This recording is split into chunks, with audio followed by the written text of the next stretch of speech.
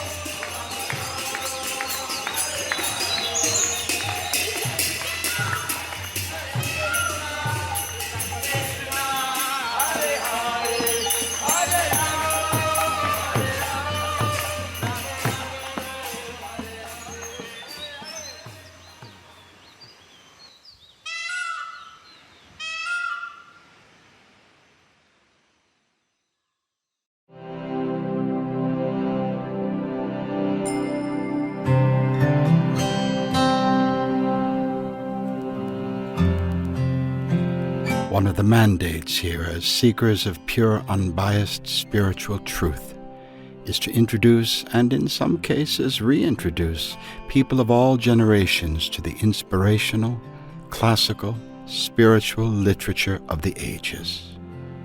The following audiobook falls into that very select and important category.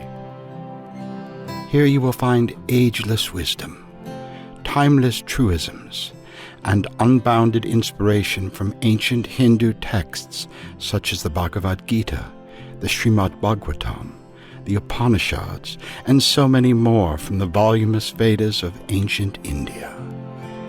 We too examine the deepest truths of the Torah, the Christian scriptures, as well as the Quran, Tao Te Ching, the teachings of Confucius, Gautama Buddha, and even the great Zoroaster. Likewise, we contemplate the wisdom of contemporary teachers such as Meher Baba, Paramahansa Yogananda, Vivekananda, A.C. Bhaktivedanta Swami Prabhupada, as well as Kihil Gibran, Swami Satchidananda, Baba Ramdas, and Terence McKenna, to name only a very few. Here we cast the net wide to include the humble parables of Jesus, the Prophet Muhammad, may peace be upon him, as well as legendary life-changing eternal avatars such as Sri Krishna, Lord Rama, Vishnu, Shiva, and the Buddha, to include the greatest insights of the ever-expanding spiritual universe. As a now old incredible string band song goes, may the long-time sun shine upon you, all love surround you, and the pure light within you guide your way home. For Inner Lion Media, I'm Jagannatha.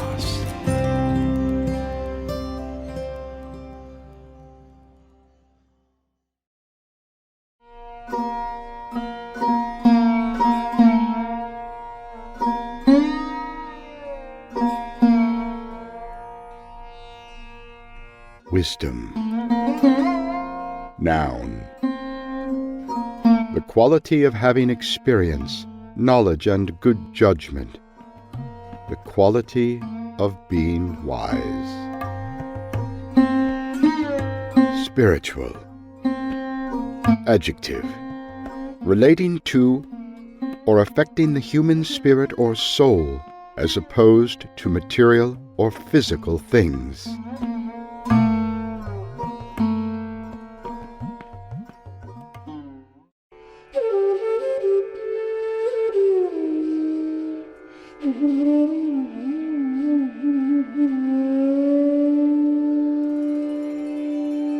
Ramakrishna Paramahansa was born February 18, 1836. He was an Indian mystic and religious leader in the 19th century. Ramakrishna approached his religious life through the path of devotion towards the goddess Kali, and by observance of various elements from Tantra, Vaishnava Bhakti, and Advaita Vedanta, as well as dalliances with Christianity and Islam. Ramakrishna, who experienced spiritual ecstasies from a very young age, started his religious life as a priest at the Dakshineshwar Kali temple. Soon, his mystical temperament and spiritual nature gained him widespread acknowledgement as a guru, attracting to him various teachers, social leaders, Bengali elites, and lay followers. Together, they formed the monistic Ramakrishna order after his death. His chief disciple, Swami Vivekananda, popularized his ideas and founded the Ramakrishna Math, which provides spiritual training to monastics and householder devotees, and the Ramakrishna Mission, to provide charity, social work, and education. Ramakrishna was born into a very small village in the Hooghly district of West Bengal, India, into a very poor but pious and orthodox Bengali Brahmin family. He was the fourth and youngest child to his parents. The couple's first son, Ram Kumar, is said to have been born in 1805, a daughter born 5 years later, and a second son, Rameshwar, in 1826.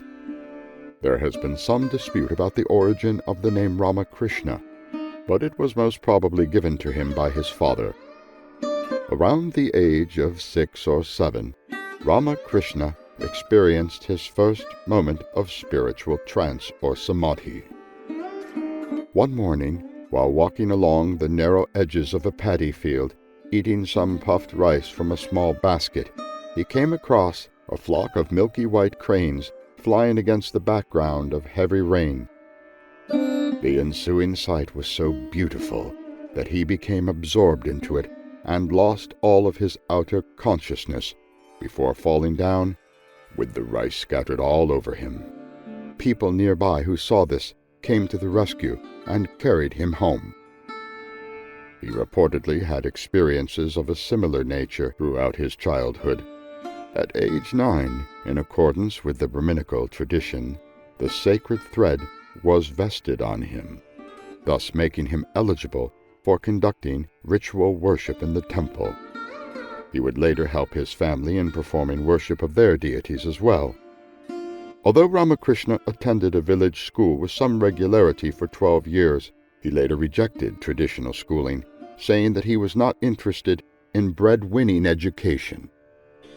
Ramakrishna became well-versed in the Puranas, the Ramayana, the Mahabharata, and the Bhagavad Purana. Hearing them from the wandering monks, a class of men in ancient India who preached and sang the Puranas, he could read and write in Bengali. Ramakrishna's father passed away in 1843, a loss which he felt very strongly, making him even more reticent. On a few occasions, visiting the nearby cremation ground alone, he would practice spiritual disciplines there. At this stage, the family responsibilities fell on his elder brother, Ram Kumar, who was about 31 years older than he. When Ramakrishna was in his teens, as the family's financial position worsened, Ram Kumar started a Sanskrit school in Calcutta. Whilst also serving as a priest there, Ramakrishna moved to Calcutta in 1852, along with his brother, to assist him in his priestly work. In Calcutta, there lived the famous Rani Rasmani, a feisty, wealthy, widowed mother of 4 daughters. Inheriting property from her husband, she managed to endear herself to the people of the city through her exceptional managerial skills and also her various philanthropic works. Well known for her kindness and benevolence to the poor, and also for her religious devotion, she was much loved and revered by all, and proved herself to be worthy of the title Rani. Being an ardent devotee of the goddess Kali, she had the words, Sri Rasmani Dasi, longing for the feet of Kali, inscribed in her estate's official seal. After having a vision of the goddess Kali in a dream on the night before her departure for a pilgrimage to the holy city of Kashi, she founded the now famous Dakshineshwar Kali temple. Reportedly, in the dream, the goddess instructed her that instead of visiting Kashi, she had better set up a stone idol of the goddess at a beautiful place on the banks of the river, and make arrangements for daily worship and prasad offerings. Then she would manifest there and receive her worship. With great delight, the Rani started the construction of the temple, but as the days passed, she began to worry about a prevalent custom in society which prevented people of low birth from offering prasad to deities in the temple. It was her heart's desire to offer prasad to the deity of Kali, and if she did so, going against the norms of society, then no devout person or a Brahmin would ever visit the temple. To find a scriptural solution to her problem, the Rani got written opinions of various pundits from different parts of the country. However, none of them were in her favor. It was a long, fruitless search for some 8 years, with the construction of the temple and deity completed, but no solution to her problem. When all hope was lost, out came a letter from Ram Kumar, who assured her that scriptural principles would be observed intact if she provides the property as a gift to a Brahmin, who can then install the deity and make arrangements for the food offerings of prasad. No blemish would be incurred by anyone who partook of the prasad there.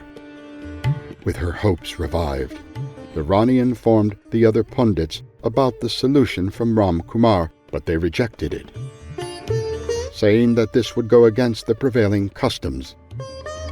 And even though it was scripturally sanctioned, they would not partake of the prasad there if she went ahead with her plan.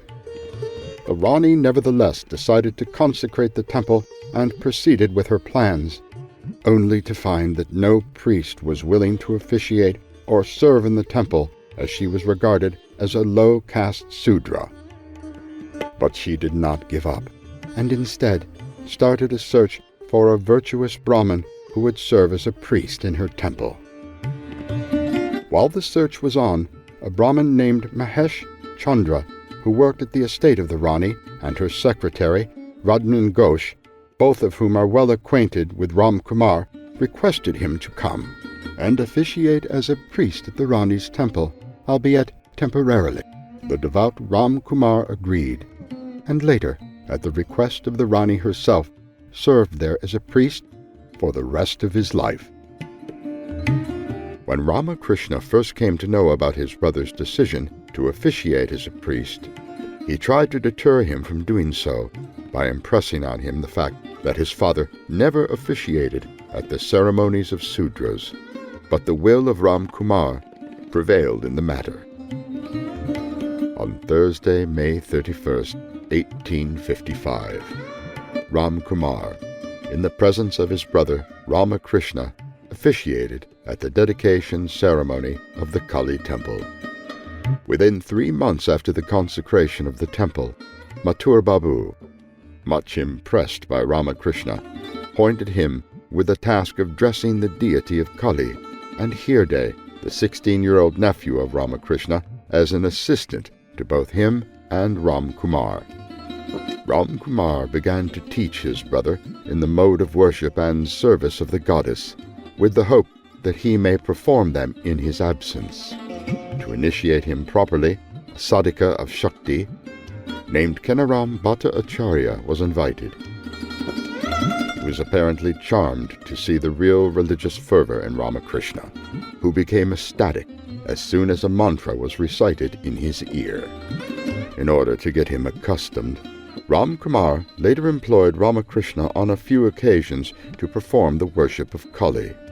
As Ram Kumar grew old and infirm to carry out the difficult duties at the temple, Mathur, with the permission of the Rani, requested him to move to the Vishnu temple in the complex for conducting worship and appointed Ramakrishna to the office of head priest.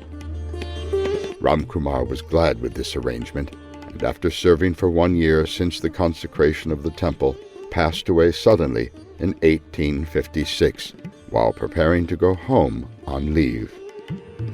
At the age of 20, Ramakrishna, who had now seen more than his share of death in the family, he realized the impermanence of life and became more engrossed in the worship of the Mother.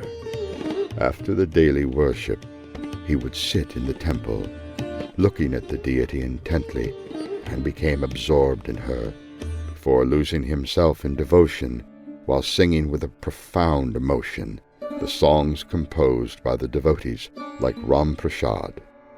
He regarded their songs as an aid in his worship, and was certain about getting the vision of the Mother as Ram Prasad did. With an ardent heart he would say, "Thou showed thyself to Ram Prasad, Mother. Why then, not me? Thou hast not revealed thyself to me. Why not? I don't want fame, friends, followers, relatives, enjoyment of pleasures, and the like. Do show thyself to me." Being adverse to wasting any time, after the closure of the temple during midday or at night, he would visit the nearby jungle to think and meditate more upon the Mother. Before meditating, he would put down his clothes and the sacred thread aside, and meditate completely nude. When Hirde, his nephew, found this out, he confronted him for a reason to explain his conduct. Ramakrishna explained that when one thinks about God, one should be free of all attachments and the 8 servitudes of hatred, fear, shame, aversion, egotism, vanity, noble descent, and even good conduct. He viewed his sacred thread as a display of the ego of his Brahmin descent, and thus kept it aside, and said, when calling upon the Mother, one should discard all such bondages and call upon her in a focused, innocent mind. He assured his nephew that he would put them back on at the end of his meditation. Hirde was aghast at hearing this, and left in dismay. In this way he spent days and nights in prayer, singing, and meditation, while his longing for her vision kept increasing daily. It was not long before the people around the temple started noticing the passion and adherence to his devotion, which was unperturbed by the opinions of people around him. The Rani was informed by her son-in-law Mathur. Thus, "We have got an extraordinary worshipper. The goddess will be awakened very soon." As the days passed, Ramakrishna's food intake and sleep gradually declined, and when not engaged in either worship or meditation, he was seen in a state of turmoil over whether he would have a vision of the Mother or not. Seeing the evening sun, he would cry, "Mother, another day is gone and still I have not seen you." Eventually he would ask, "Are you true, Mother? Or is it all a fabrication of my mind? Mere poetry without reality. If you do exist, then why? Why can I not see you?" In time, his longing for her vision became extreme, and was seen engaged in either worship or meditation for almost 24 hours a day. Despairing and feeling an unbearable pain at the thought that he might never have her vision, one day, as he later recounted, "In my agony I said to myself, 'What is the use of this life?' Suddenly my eyes fell upon the sword that hangs in the temple. I decided to end my life with it there and then. Like a madman, I ran to it and seized it, and then I had a marvelous vision of the Mother and fell down unconscious." Ramakrishna became overwhelmed, and before fainting, observed that to his spiritual sight, houses, doors, temples, and everything else around him vanished into an empty void. And what he saw in its place, he said, was a boundless, infinite, conscious sea of light. However far and in whatever direction I looked, I found a continuous succession of effulgent waves coming forward, raging and storming from all sides with a great speed. Very soon they fell upon me and made me sink into an unknown bottom. I panted, struggled, and then fell unconscious. I did not know what happened next in the external world, only that this day and the next slipped away into oblivion.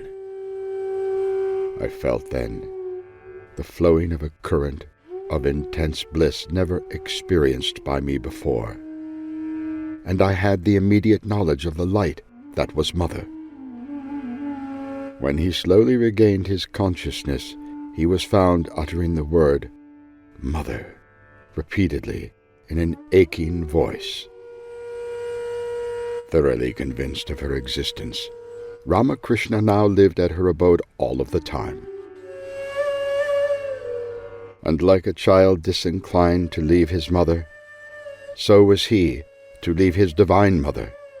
Hovering in an ocean of bliss, he guided the seekers to the Mother, realizing that one cannot experience anywhere but from her.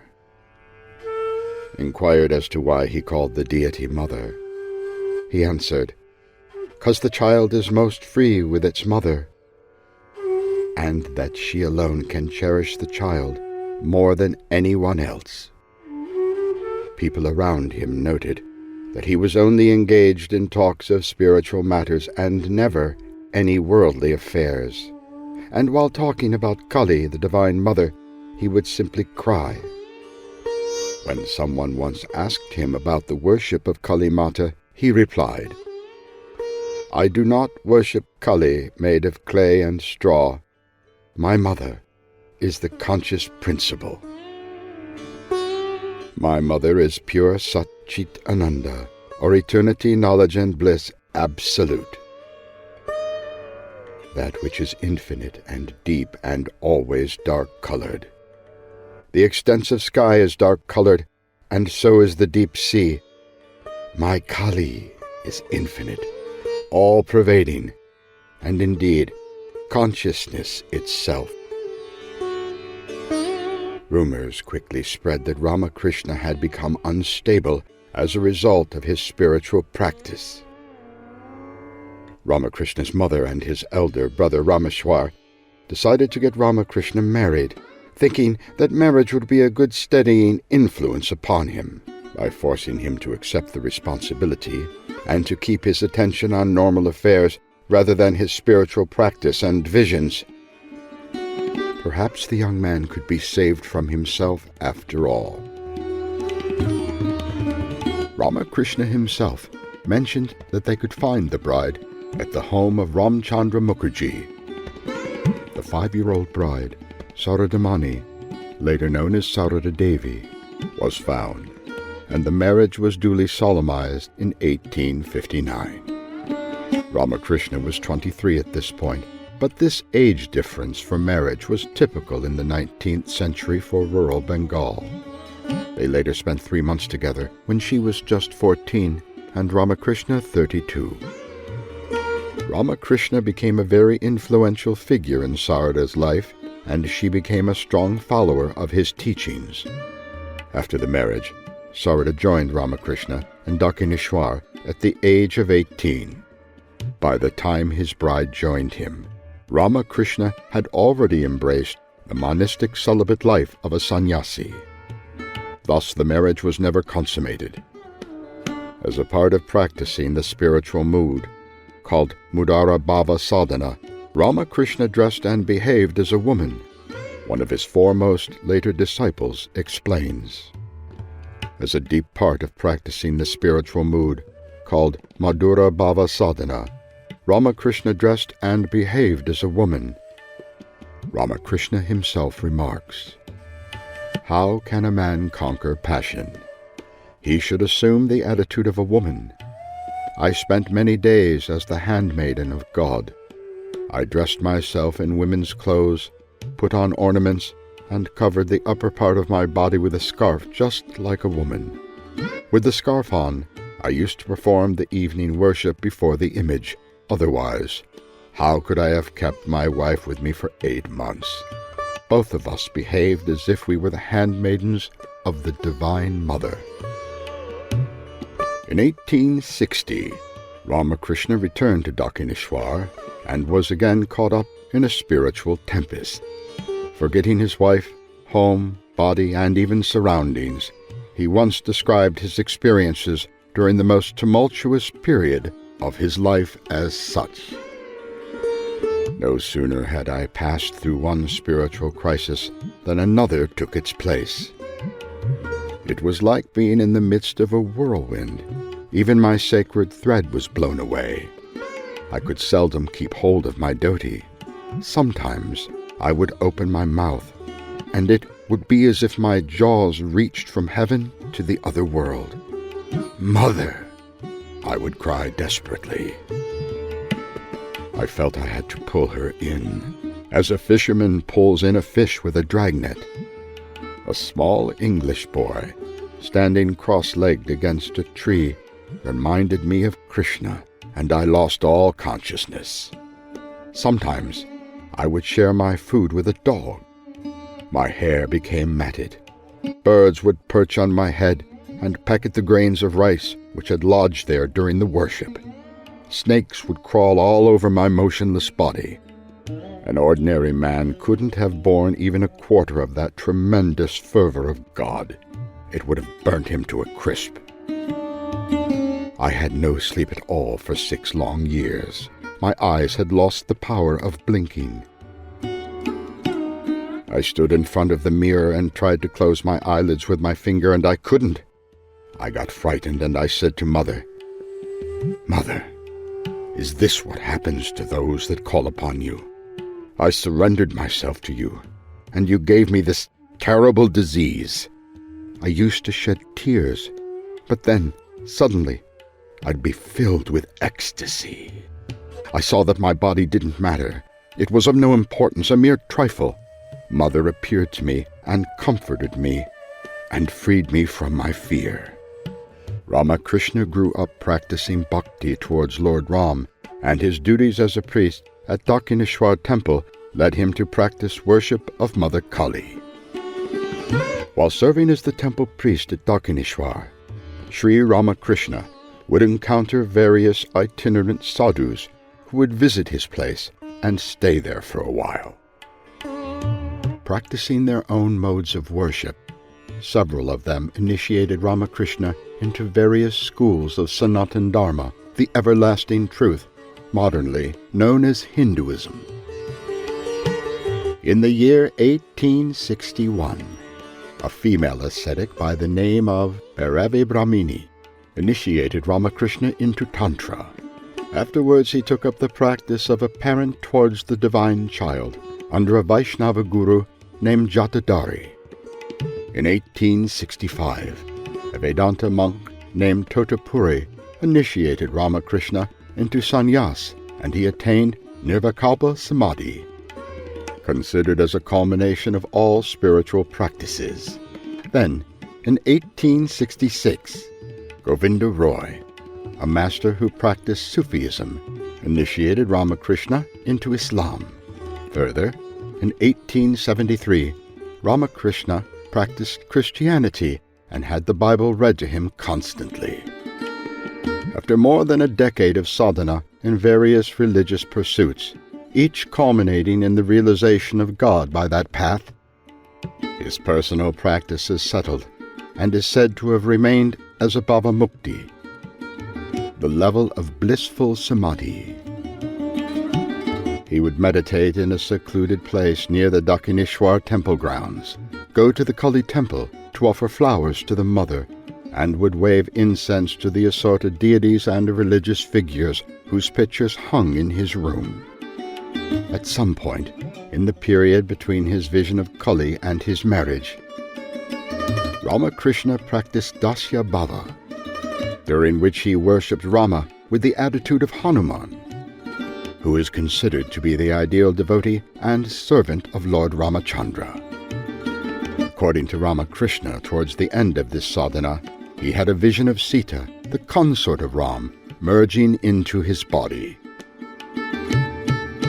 Ramani, an ascetic who used to carry with her a Raghuvir Shila, a stone idol representing Lord Rama and all Vaishnava deities, who was also well versed in the text of the Gaudiya Vaishnavism, stated that Ramakrishna was experiencing a phenomena that accompanies Mahabhava, the supreme attitude of loving devotion towards the divine. And quoting from the Bhakti Shastras, she stated that other religious figures like Radha and Chaitanya had similar experiences. The ancient art of Tantra focuses on the worship of Shakti, and the object of tantric training is to transcend the barriers between the holy and unholy as a means of achieving liberation, and to see all aspects of the natural world as manifestations of the divine Shakti. In the year 1861, an itinerant, middle-aged female ascetic initiated Ramakrishna into Tantra. Under her guidance, Ramakrishna went through 64 major tantric sadhanas, which were completed in 1863. For all the 64 sadhanas, he took only 3 days each to complete. He began with mantra rituals such as japa and purarchana, and many other rituals designed to purify the mind and establish self-control. He later proceeded towards tantric sadhanas, which generally include a set of heterosexual practices called vamachara, left-hand path, which utilizes as a means of liberation activities like eating of parched grain, fish, and meat, along with drinking of wine and sexual intercourse. According to Ramakrishna and his biographers, Ramakrishna did not directly partake in the last 2 of these activities. Some even say that he didn't indulge in meat-eating. All that he needed was a suggestion of them to produce the desired result. Ramakrishna acknowledged the left-hand tantric path, though it had undesirable features, as one of the valid roads of God realization. He consistently cautioned his devotees and disciples against associating with it. The old female ascetic also taught Ramakrishna the Kumari Puja, a form of ritual in which the virgin goddess is worshipped symbolically in the form of a young girl. Ramakrishna learned about Kundalini Yoga, which played an important part in the initial spiritual development of Ramakrishna. In 1864, Ramakrishna practiced Vatsal Bhava under a Vaishnava guru, Jatathari. During this period, he worshipped a small metal image of Rama as a child, in the attitude of a mother. According to Ramakrishna, he could feel the presence of the child Rama as a living god in the metal image. Ramakrishna later engaged in the practice of Madhura Bhava, the attitude of the gopis and Radha towards Krishna. During the practice of this bhava, Ramakrishna dressed himself in women's garments for several days and regarded himself as one of the gopis of Vrindavan. According to Ramakrishna, Madhura Bhava is one of the ways to root out the idea of sex, which is seen as an impediment in spiritual life. According to Ramakrishna, towards the end of this sadhana, he attained Savakalpa Samadhi, God seen with form and qualities, vision and union with Krishna. Ramakrishna visited Nadia, the home of Chaitanya Mahaprabhu and Nityananda Prabhu, the 15th century founders of the Bengali Gaudiya Vaishnava school of Bhakti. He had an intense vision of 2 young boys merging into his body while he was crossing the river in a boat. After his vision of Kali, he is said to have cultivated Santa Bhava, the child attitude, towards Kalimata. Towards the end of 1864, an itinerant monk named Totapuri, a Naga Baba Sadhu, probably born in Punjab, arrived at Dakshineshwar while on a pilgrimage to various holy places in India. He was the head of a monastery and claimed leadership over some 700 sannyasis. Now these sannyasis are renowned as knowers of Brahman. Being thoroughly satisfied in themselves, they see the whole universe as Brahman and its manifestations through Maya. They are always on the move, traveling to different pilgrimage places, visiting various temples, and meeting holy men.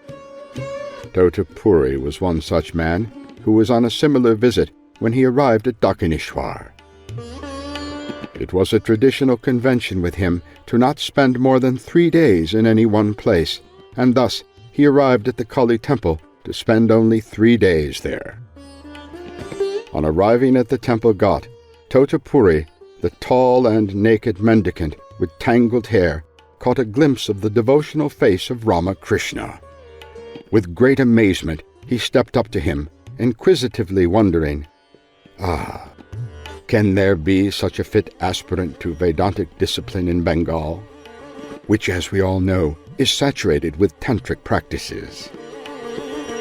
After observing Ramakrishna rigorously, he asked him, "You seem to be well qualified, brother. Do you live to practice Vedantic discipline?" Ramakrishna answered, "I know nothing of what I should do or not. My mother knows everything, and I shall do only as she commands." To which Tota replied, "Then go, ask your mother, and then come back, for I shall not stay here long." Ramakrishna silently went into the temple, and returned back ecstatically with a joyful face, and informed Tota about what the mother had said.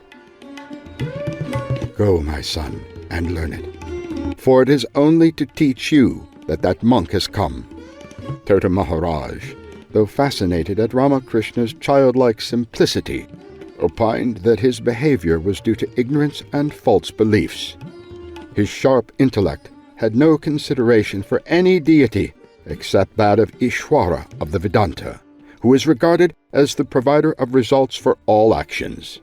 The learned Pandit monk looked upon the Devi as a delusional figure and had no need for admitting her existence, much less worshipping her. He, however, did not say anything about it to Ramakrishna, believing that his impression of mind would soon come to pass away once he initiated him into sannyas. At the Panchavati, situated to the north of the temple garden, Ramakrishna was initiated into sannyas by Totapuri. At the dawn of morning, in the auspicious moment of the Brahma Muhurta, with the Homa fire lighted, he was guided through the various rites and ceremonies involved in the procedure of becoming a sannyasi. In accordance with the Vedic scriptural injunctions and traditions of successive generations, he offered an oblation to be free from the desire of having spouse, children, wealth, admiration from people, a beautiful body, and so on, and renounced them all forever. He then also offered his sacred thread with the tuft of hair on his head as part of the oblation. An ochre cloth was then presented by Guru Tota to the sadhaka Ramakrishna, and he was instructed thus: "The one substance which alone is eternally pure, eternally awakened, unlimited by time, space, and causation, is absolutely real. Through Maya, which makes the impossible possible, causes by virtue of its influence that it is divided into names and forms. Brahman is never really so divided, for at the time of samadhi, not even a drop, so to say, of time and space and name and form produced by Maya is ever perceived.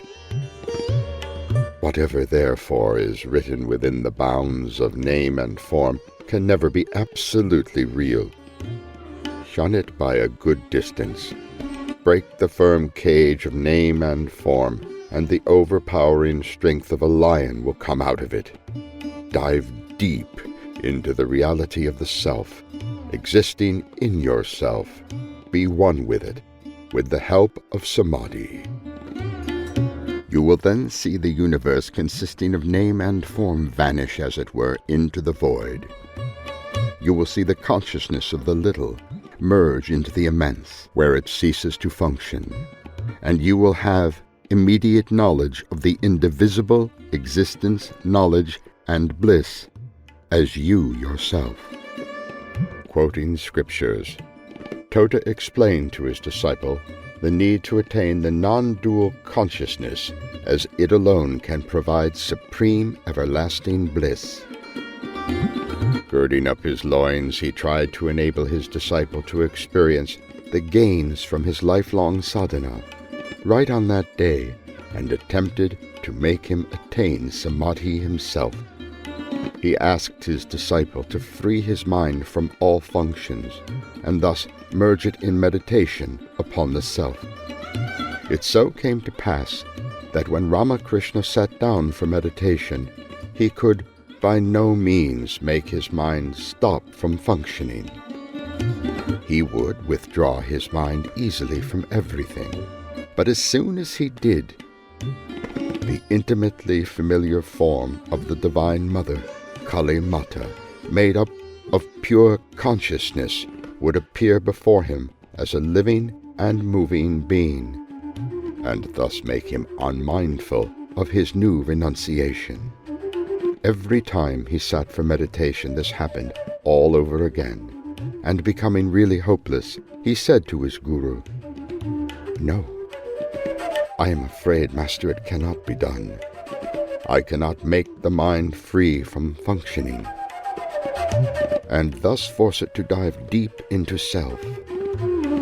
Criticizing his disciple very harshly for his utter defiance, Tota now feverishly went about searching the hut, and finding a broken piece of glass, took it into his hand and forced it, needle-like, between his eyes in the position of the third eye, most brutally. "There," he said, "collect your mind here at this point with firm determination."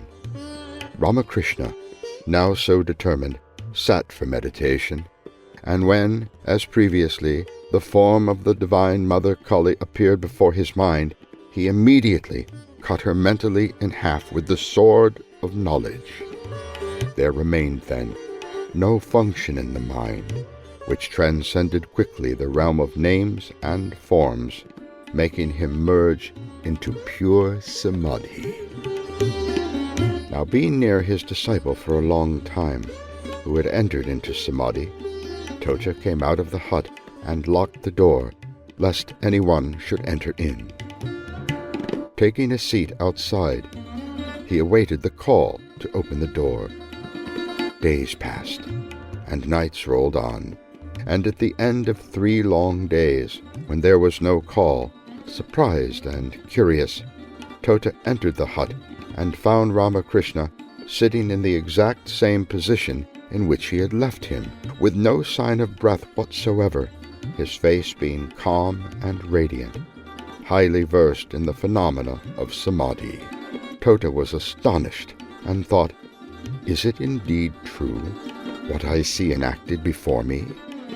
Has this great soul actually realized in a day what I could experience only by the fruit of some 40 years of severe austerity and penances?" In disbelief, he now began to examine and inspect in detail all the signs that manifested within the body of the new sannyasi, Ramakrishna. Of Ramakrishna, he particularly examined if his heart was indeed still beating, whether there was the smallest amount of breath coming from his nostrils. He touched and checked his body, which was now in a firm posture like a piece of fixed wood.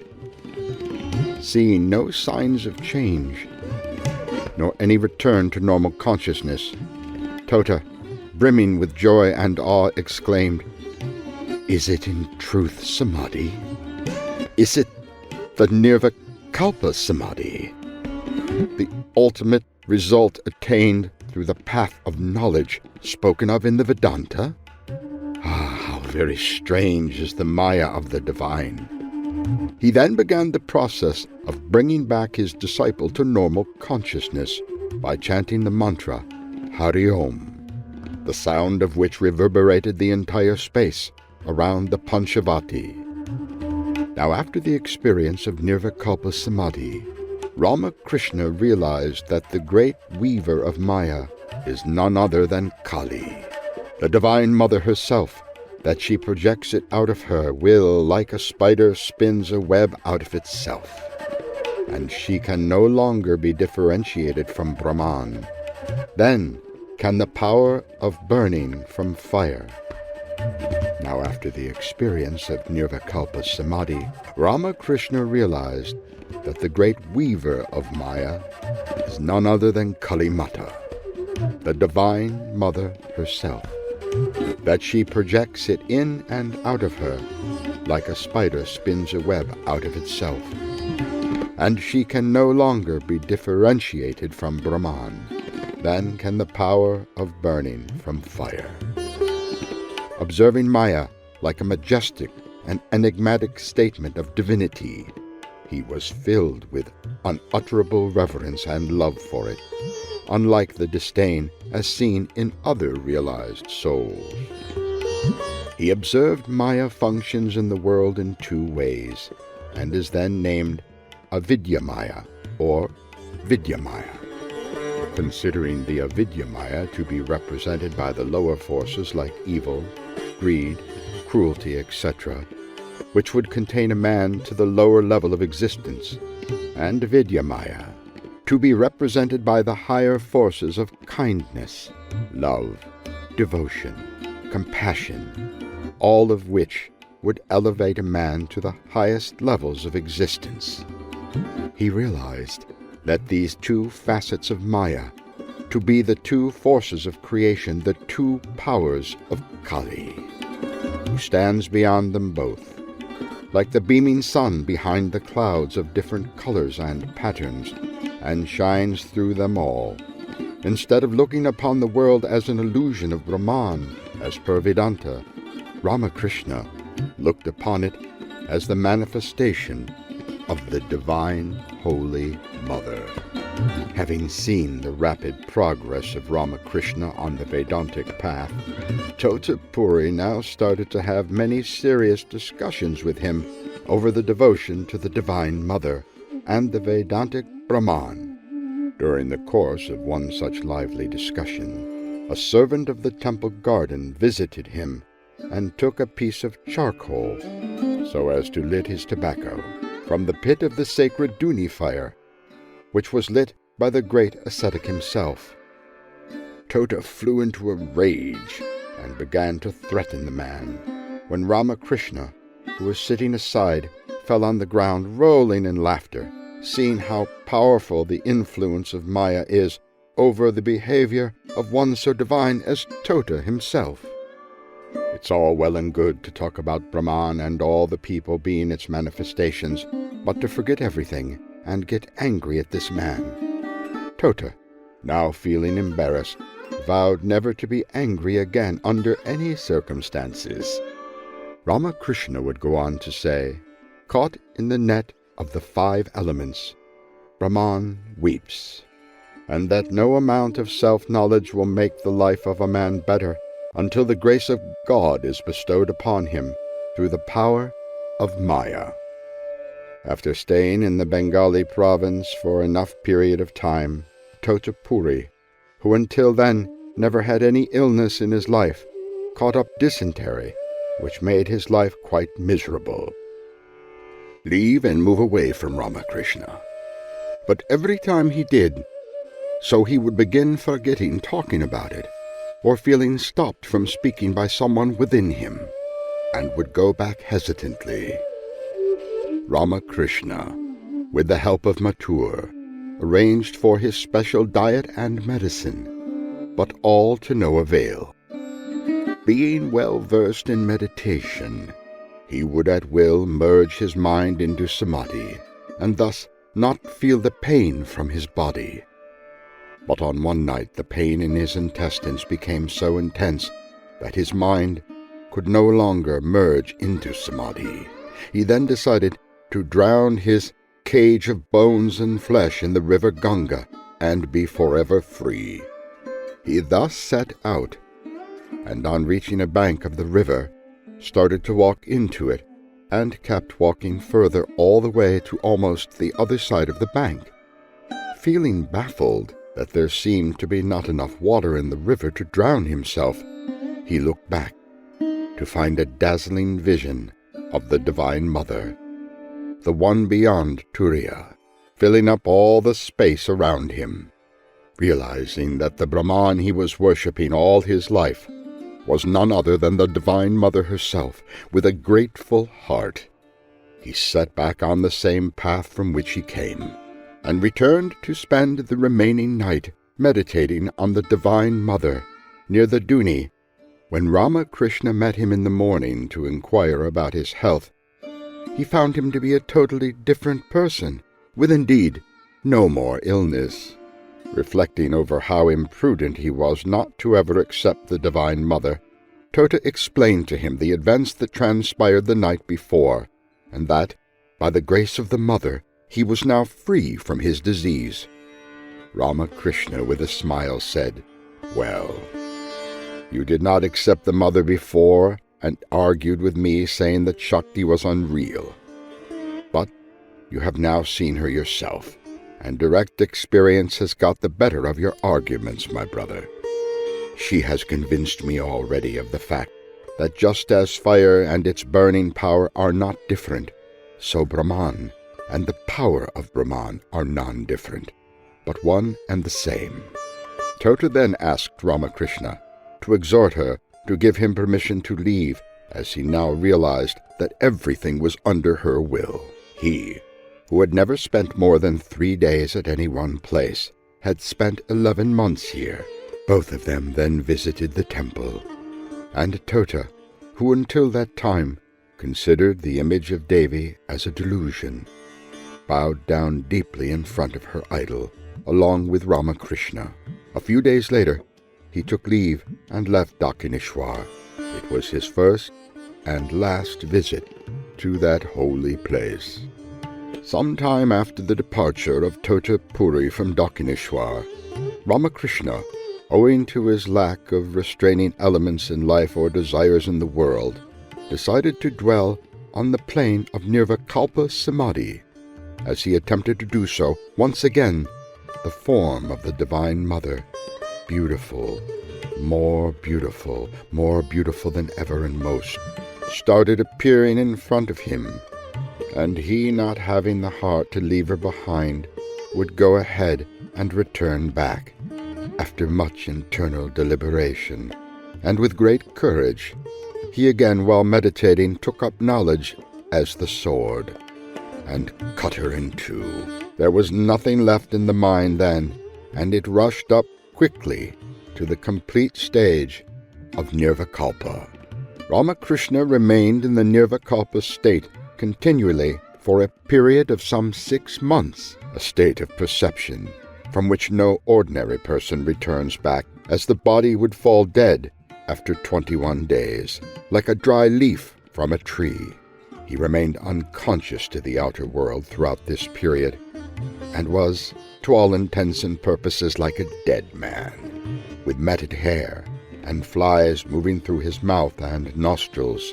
He might indeed have passed away then, if not for the untiring efforts of an unknown young monk, who happened to be present at Dakshineshwar at the time, and who, upon recognizing the state in which Ramakrishna was, thought that his body must be kept alive for the betterment of the world and the work of the Mother, who still had much to do within this earthly realm. Toward that end, he made attempts every day to bring him back to consciousness by beating him severely with a stick, and then feeding him in the resulting fleeting moments of consciousness, which, though they appeared very rarely, but for a few moments on some days. This period of Nirvikalpa Samadhi came to an end after Ramakrishna received a command from the Mother to remain thus in Bhava Mukha, a state of consciousness bordering between being absorbed in the Absolute and remaining in the relative material world for the sake of enlightening others. This was followed by an affliction with a severe bout of dysentery, with an intense pain in the intestines continually for about 6 months, after which gradually his mind returned back to normal consciousness. Before that it used to rise and be fixated at the Nirvikalpa stage every now and then. He then firmed his consciousness at the 6th chakra of Tantra, and lived there with his consciousness oscillating between being absorbed in the impersonal Absolute or remaining in personal devotion to the Mother. Later in his life, it was observed that while talking about or listening to subjects relating to God, Ramakrishna, with his face beaming a smile and body turning radiant, would become noticeably stiff and unconscious. When one of his disciples asked him why it had to happen like this, and what does he experience in that state, Ramakrishna smiled and replied, "It is called samadhi, the culmination of meditation. I borrow 1/16th part of the mind from the Divine Mother, and talk and laugh with you, but the remaining portion rests with the Mother, meditating on her real essence as existence, knowledge, and bliss absolute. When I talk or hear about the Mother, the whole mind goes to the Absolute, and samadhi immediately ensues. Do you know what samadhi really is? It is complete absorption in Brahman. Do you know how I feel at this time? Suppose there is a basin of water on the seashore, and a small fish is confined within it. If the basin is accidentally broken, the fish finds its way to the unfathomable ocean. It then frolics in the height of joy, doesn't it? Similarly, during samadhi, my mind leaps like that.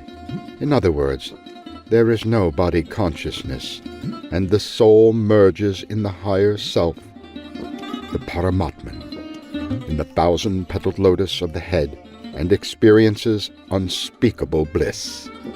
That experience sends a wave of divine bliss to the face, and the body becomes naturally radiant.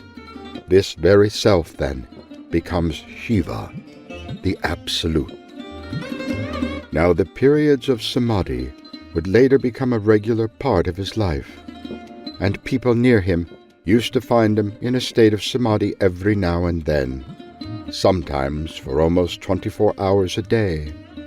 Once a government official found him remaining in a state of ecstasy straight for 3 days and 3 nights.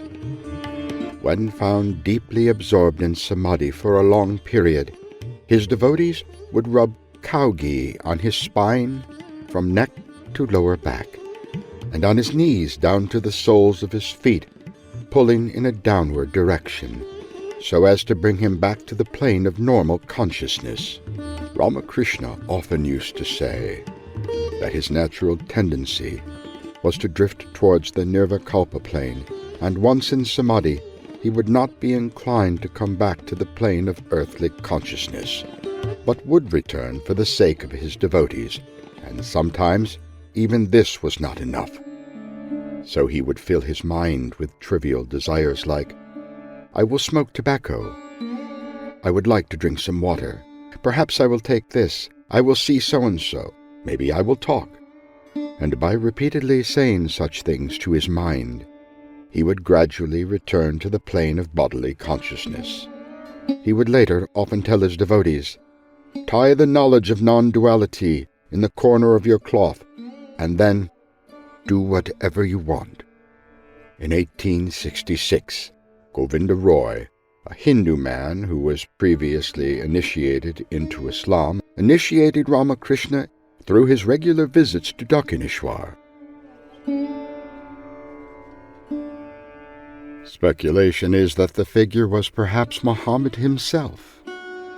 During these accounts, Ramakrishna devoutly repeated the name of Allah, and felt disinclined even to see the images of Hindu gods and goddesses, much less worship them. for the Hindu way of thinking had disappeared altogether from his mind. After 3 days of practice, he had a vision of a radiant personage with grave countenance and white beard resembling the prophet, and merging with his body. He opined that this vision be of the all-pervasive Brahman with attributes.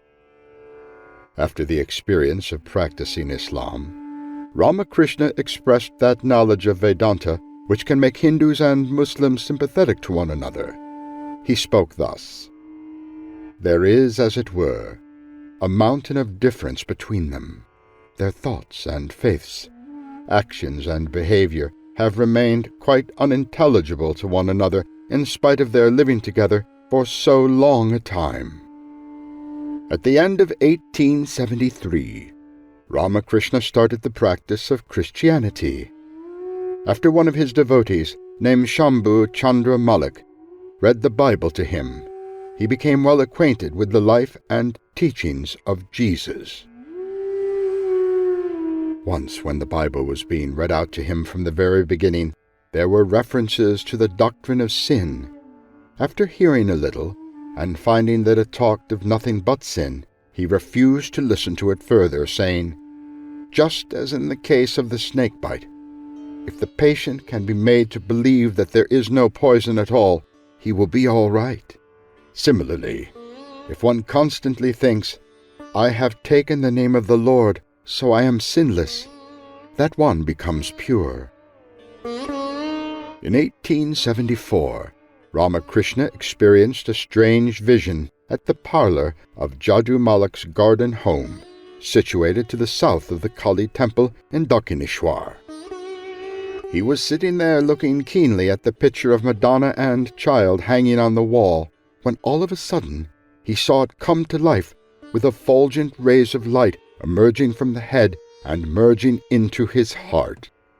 A few days later, while walking in the Panchavati, he reportedly had a vision of Jesus coming towards him, embracing, and then merging into his body. At this moment, he reportedly lost his normal consciousness and remained there for some time, identified with the all-pervasive Brahman with attributes. In 1875, Ramakrishna met with the influential Brahmo Samaj leader Keshab Chandra Sen. Keshab had accepted Christianity and separated from the Adi Brahmo Samaj. Formerly, Keshab had rejected idolatry, but under the influence of Ramakrishna he accepted Hindu polytheism and established the new dispensation, based on Ramakrishna's principles of worship God as Mother. All religions are true, and assimilation of Hindu polytheism into Brahmoism. Keshab also published Ramakrishna's teachings in the journals of New Dispensation over a period of several years, which was instrumental in bringing Ramakrishna to the attention of a wider audience, especially Europeans residing in India. Following Keshab, other Brahmos such as Vijay Krishna Goswami started to admire Ramakrishna, propagate his ideals, and reorient their socio-religious outlook. Among the Europeans who were influenced by Ramakrishna was Principal Dr. William Hastie of the Scottish Church College in Calcutta. In the course of explaining the world trance in the poem The Excursion by William Wordsworth, Hastie told his students that if they wanted to know its real meaning, they should go to Ramakrishna of Dakshineshwar. This prompted some of his students, including Narendranath Dutta, later Swami Vivekananda, to visit Ramakrishna. Despite initial reservations, Vivekananda became Ramakrishna's most influential follower, popularizing a modern interpretation of Indian traditions which harmonized Tantra, Yoga, and Advaita Vedanta. Vivekananda established the Ramakrishna Order, which originally spread its mission posts throughout the world. Monastic disciples who renounced their family and became the earliest monks of the Ramakrishna Order included Rakhal Chandra Ghosh, Swami Brahmananda, Kali Prasad Chandra, Swami Abhinanda, Tarkanath Ghoshal, Swami Shivananda, Swami Turiyananda, and many others. In the beginning of 1885, Ramakrishna suffered from clergyman's throat, which gradually developed into throat cancer. But when his condition aggravated, he was relocated to a large garden home at Kosipur on 11 December 1885. During his last days, he was looked after by monastic disciples and Sarada Devi. Ramakrishna was advised by the doctors to keep the strictest silence, but ignoring their advice, he incessantly conversed with visitors. According to traditional accounts, before his death, Ramakrishna transferred his spiritual powers to Vivekananda and assured him of his avataric status, requesting other monastic disciples to look upon him in the same light. Ramakrishna asked Vivekananda to look after the welfare of the disciples, saying, "Keep my boys together," and asked him to teach them well. Ramakrishna's condition gradually worsened, and he died in the early morning hours of August 16, 1886, in the garden house. According to his disciples, this was Mahasamadhi. His last word, on one account, was Ma. After the death of their master, the monastic disciples led by Vivekananda formed a fellowship at a half-ruined house at Banagar, near the river Ganga, with the financial assistance of the household disciples. This became the first mott, or monastery, of the disciples who constituted the first Ramakrishna order. Ramakrishna is an important cultural figure in the Bengali Renaissance of the 19th-20th century. Several organizations have been established in his name. The Ramakrishna Math and Mission is the main organization, founded by Swami Vivekananda in 1897. The mission conducts extensive work in healthcare, disaster relief, rural management, tribal welfare, and higher education. The movement is considered one of the revitalization movements of India.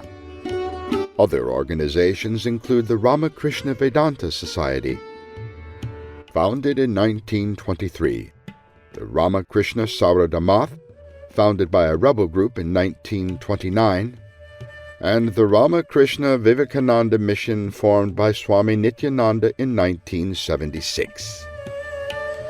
Rabindranath Tagore wrote a poem on Ramakrishna. To Ramakrishna, Paramahansa Deva, diverse courses of worship from varied springs of fulfillment have mingled in your meditation. The manifold revelation of the joy of the infinite has given form to a shrine of unity in your life, where from far and near arrive salutations to which I join my own. During the 1937 Parliament of Religions, which was held at the Ramakrishna Mission in Calcutta, Tagore acknowledged that Ramakrishna was indeed a great saint. In addition, Max Muller, Mahatma Gandhi, Sri Aurobindo, and Leo Tolstoy have acknowledged Ramakrishna's great contribution to humanity. Ramakrishna's influence is also seen in the works of great artists, such as Franz Dvorak, 1862 to 1927, and more contemporaneously, Philip Glass.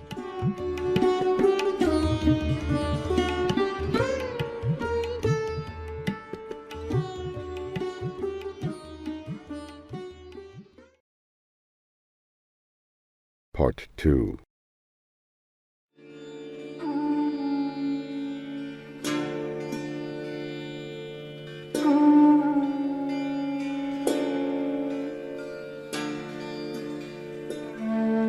Quotations. Ramakrishna. Sugar and sand may be mixed together, but the ant rejects the sand and goes off with the sugar. So pious men lift the good from the bad. As a toy fruit or a toy elephant reminds us of the real fruit and the living animal, so do the images that are worshipped remind us of the God who is formless and eternal.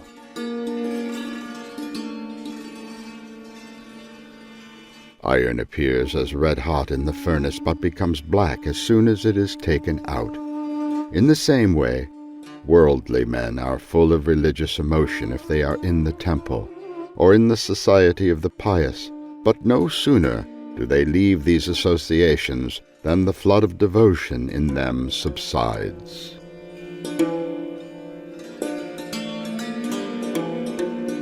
When a certain quantity of milk is mixed with double the quantity of water, it requires a good deal of time and labor to condense it. The mind of the worldly man is diluted with the filthy water of impure thoughts, and he has to work long and hard to purify it.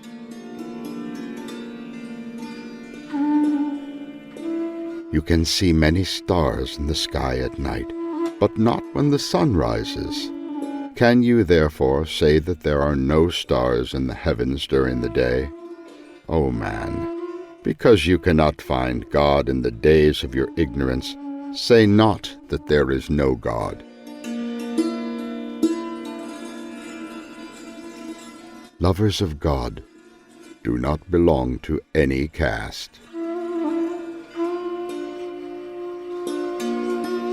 Butter churned early in the morning is the best, and that churned after sunrise is really not so good.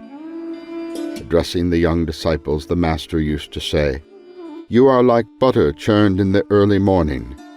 My housekeeper disciples are like butter churned late in the day."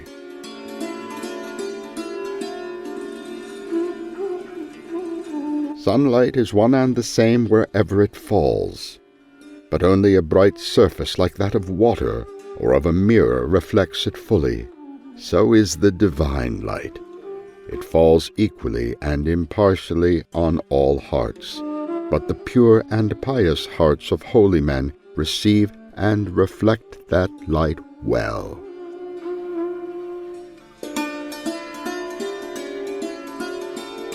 Common men talk bagfuls of religion, but do not practice even a grain of it. The wise man speaks but a little, even though his whole life is religion expressed in action.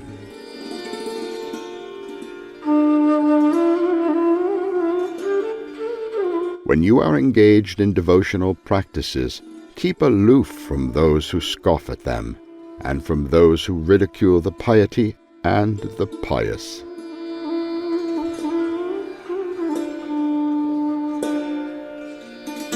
Women are, all of them, the veritable images of Shakti.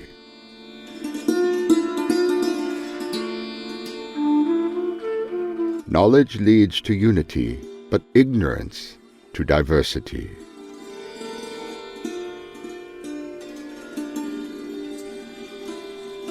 Never get into your head that your faith alone is true and that every other is false.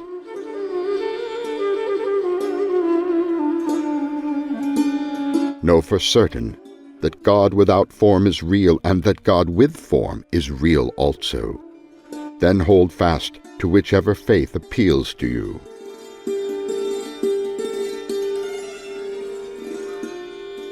Through selfless work, love of God grows within the heart.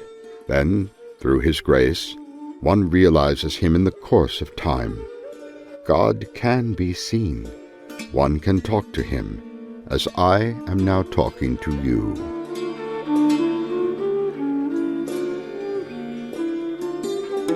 Many are the names of God, and infinite the forms that lead us to know Him. In whatsoever name or form you desire to call Him, in that very name and form you will see Him.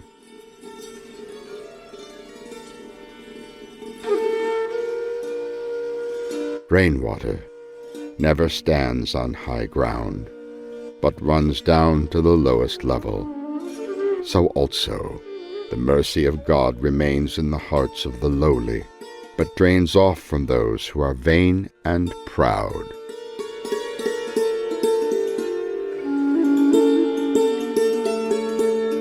As you pray to God for devotion, so also pray that you may not find fault with anyone.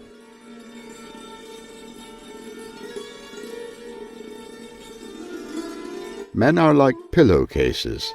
The color of one may be red, that of another blue, and that of a third black, but all contain the same cotton within. So it is with man. One is beautiful, yet another is ugly, a third holy, and a fourth wicked, but the divine being dwells within them all.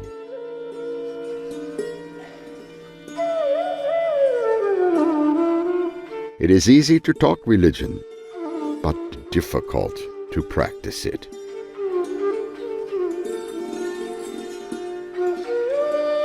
We laugh at the efforts of the musk deer to find the source of the scent which comes from itself, and despair at our efforts to find the peace which is our essence.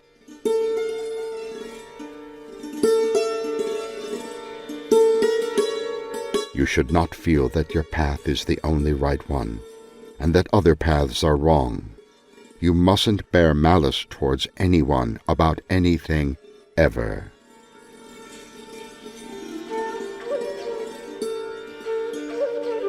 When the flower blooms, the bees come uninvited.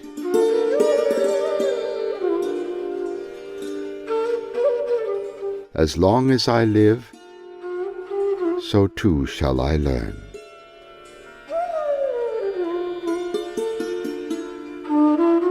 If you spent 1/10 of the time you devoted to distractions, like chasing women or making money, to spiritual practice, you would be enlightened in just a few short years.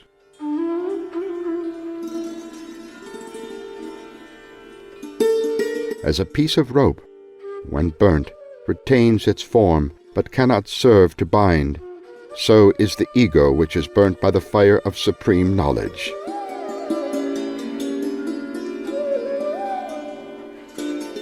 God is in all men, but all men are not in God.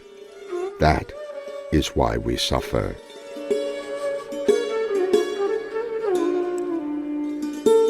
As a lamp does not burn without oil, so a man cannot live without God. When the flower blooms, the bees come.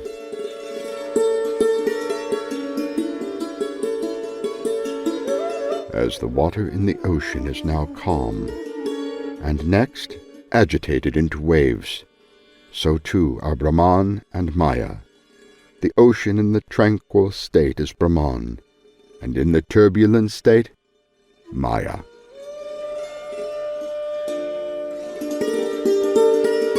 Attribute to yourself the bliss of God consciousness, then you too will experience ineffable joy. The bliss of God consciousness always existed in you. It is only hidden by the veiling and projecting power of Maya, illusion, or that which is not. The less you are attached to the material world, the more you will love God.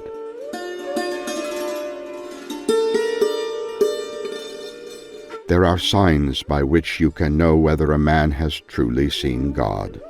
One of these signs is joy. There is no hesitancy in him. He is like the ocean. The waves and sounds are on the surface, but below are the profound depths.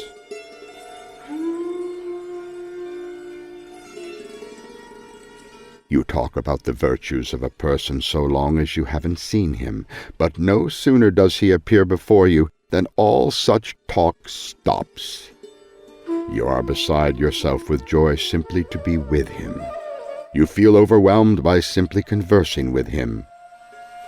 You don't talk about his virtues anymore.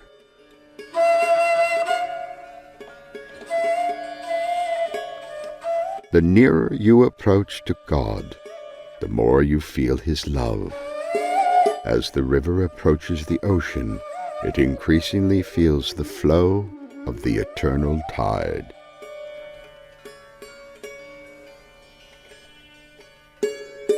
Why then do I take care of the body? It is to enjoy God, to sing his name and glories, and to go with him, and to go about visiting his jnanis and bhaktas.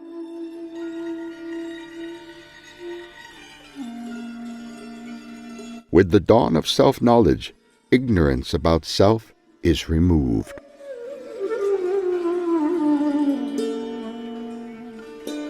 Like the Akasha, Brahman is without any modification. Brahman itself is beyond the three gunas, goodness, passion, and ignorance.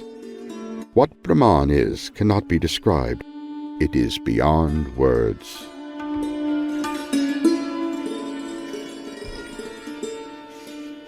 That which remains after everything is eliminated by the Vedantic process of not this, neti neti, and which is of the nature of bliss, that is Brahman.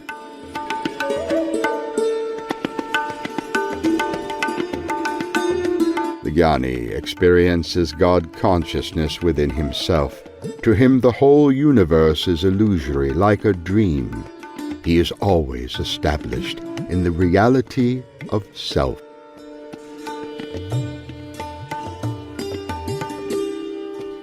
The non-dualists say, that is, I am the Supreme Self. This is according to the view of the sannyasis of the Vedantic school. According to the non-dualistic, the self is unattached. Good and bad, virtue and vice, and the other pairs of opposites cannot go in any way to injure the self.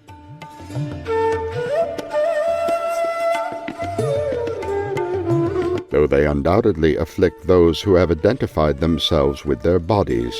Smoke soils the wall, certainly, but it cannot in any way affect akasha or space.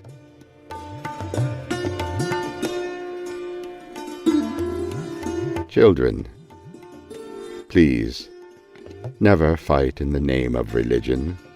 All of these are true. There is complete harmony in the soul. All of them are based on certain noble, eternal principles.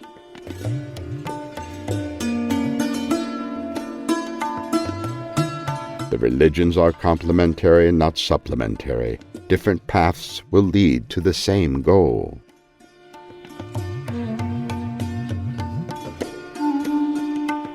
Destroy the evil tendencies in man like lust, greed, and anger, and not the man. These tendencies are the real kafirs, and not the man.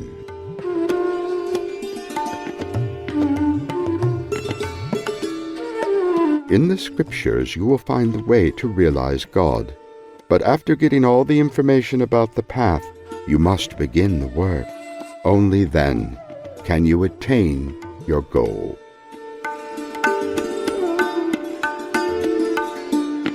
Do all your duties in the world, but keep your mind always upon God. It is the mind that makes one wise or ignorant, bound or emancipated.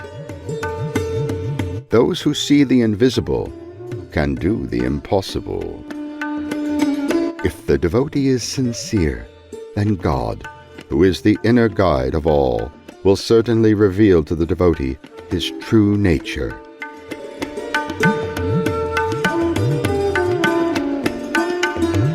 The winds of grace are always blowing, but we must raise our sails. If you meditate on your ideal, you will acquire its nature.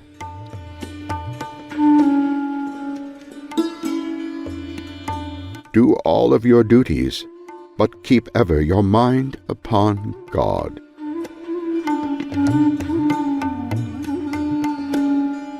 If you must be mad, be it not for the things of the world, be mad for the love of God.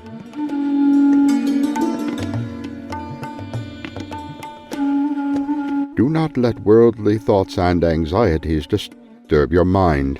Do everything in the proper time, and let your mind be always fixed upon the supreme reality of God.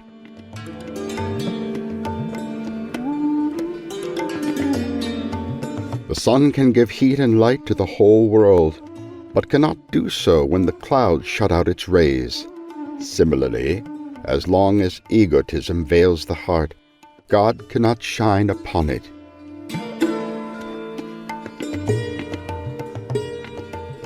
Spirituality automatically leads to humility.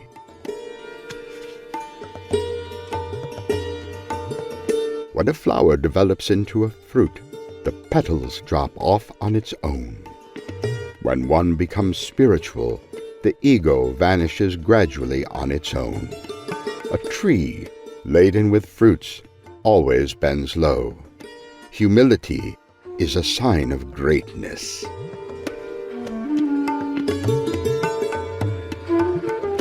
All religions are true. God can be reached by different religions. You should know that. Many rivers flow by many ways, but yet they all fall into the sea. They are all one.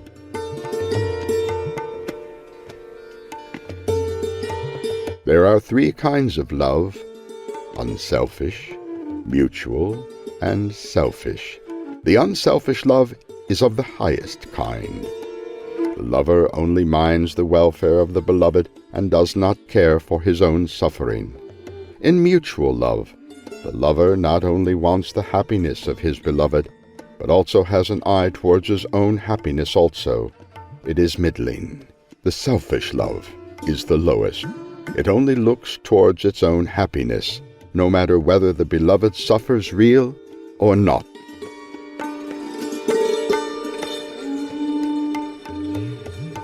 If you meditate upon your ideal, you will acquire its nature. If you think of God day and night, you will acquire the nature of God.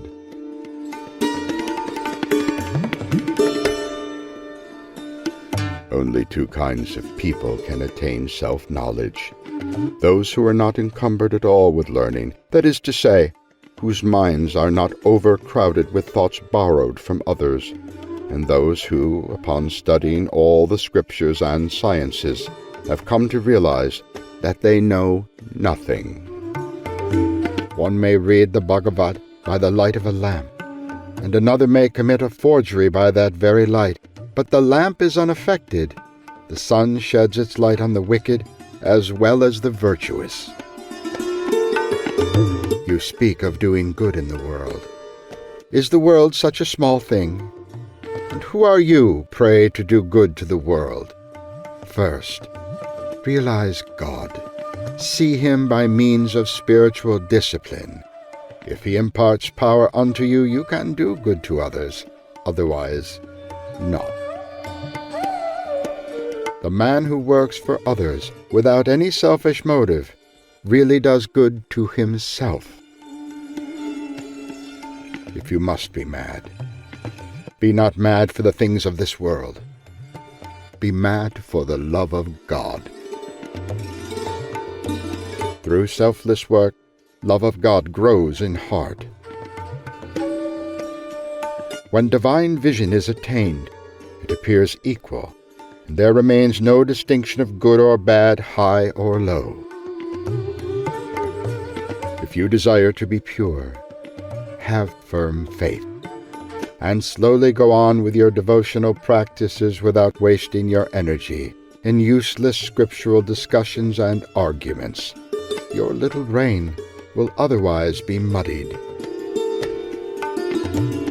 Many good sayings are to be found in holy books, but merely reading them will not make one religious, or indeed spiritual.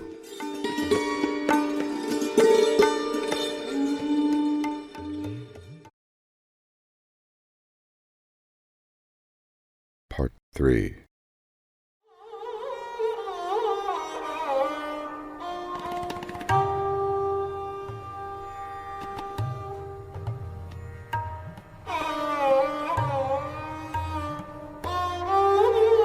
Sri Sarada Devi, the Holy Mother, 1853 to 1920.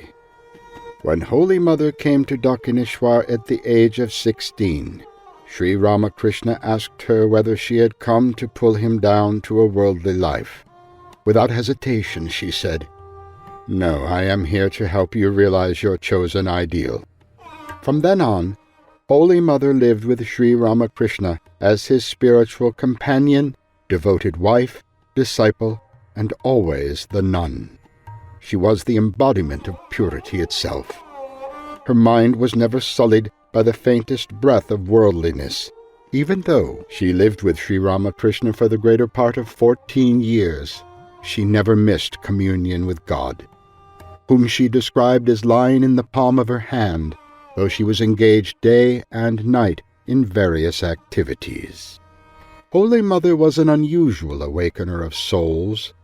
With her disciples she served as teacher, dissolving their doubts, as mother, who through love and compassion won their hearts, and as the divinity, who assured them of liberation. Herself nearly illiterate, through simple words she taught them the most profound truths. Her affectionate maternal love tamed their rebellious spirits, and her great power lay in her solicitude for all.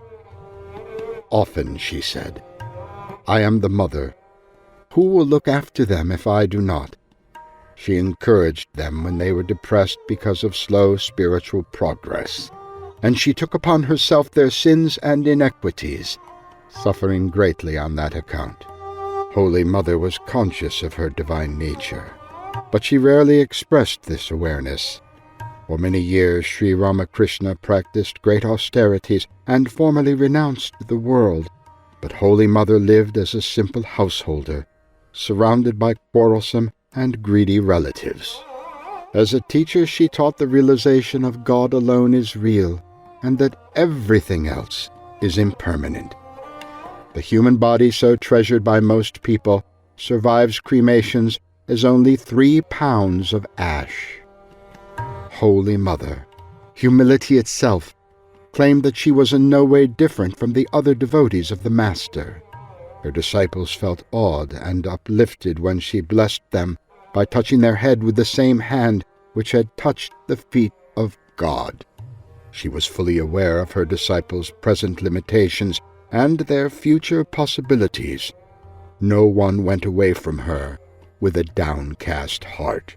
The outstanding virtues of all womanhood are courage, serenity, self-control, sweetness, compassion, wisdom, and an intuitive relationship with God.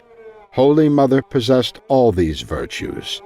Since the acquisition of such gifts is the dream of all women, Holy Mother may aptly be seen as the symbol of aspiration of women everywhere.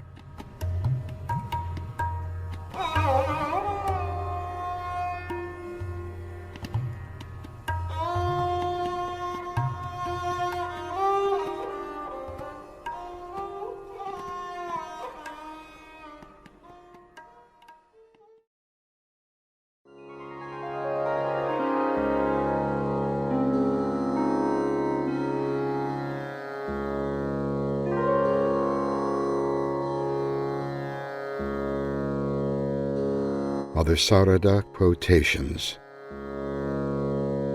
I am the mother of the wicked, as I am the mother of the virtuous, so never fear. Whenever you are in distress, say to yourself, I have a mother. The happiness of the world is transitory. The less you become attached to the world, the more you will enjoy peace of mind. Let me tell you how to love all equally. Do not demand anything of those you love. If you make demands, some will give you more and some less. In that case, you will love more those who give you more and less those who give you less. Thus your love will not be the same for all. You will not be able to love all impartially. You see, my son, it is not a fact that you will never face danger. Difficulties will always come, but they do not last forever. You will see that they pass away like water under a bridge. Don't be afraid. Human birth is full of suffering, and one has to endure everything patiently, taking the name of God upon your lips. Not even God in human form can escape the sufferings of the body and mind. God cannot be realized without love. Yes, sincere love. We suffer as a result of our own actions. It is unfair to blame anybody for it. One should not hurt others even by words. One must not speak an unpleasant truth unnecessarily. No one can suffer for all time. No one will spend his days on this earth in suffering. Every action brings its own result, and one gets one opportunities accordingly. We have to surrender ourselves completely to the Lord with our faith and devotion in Him.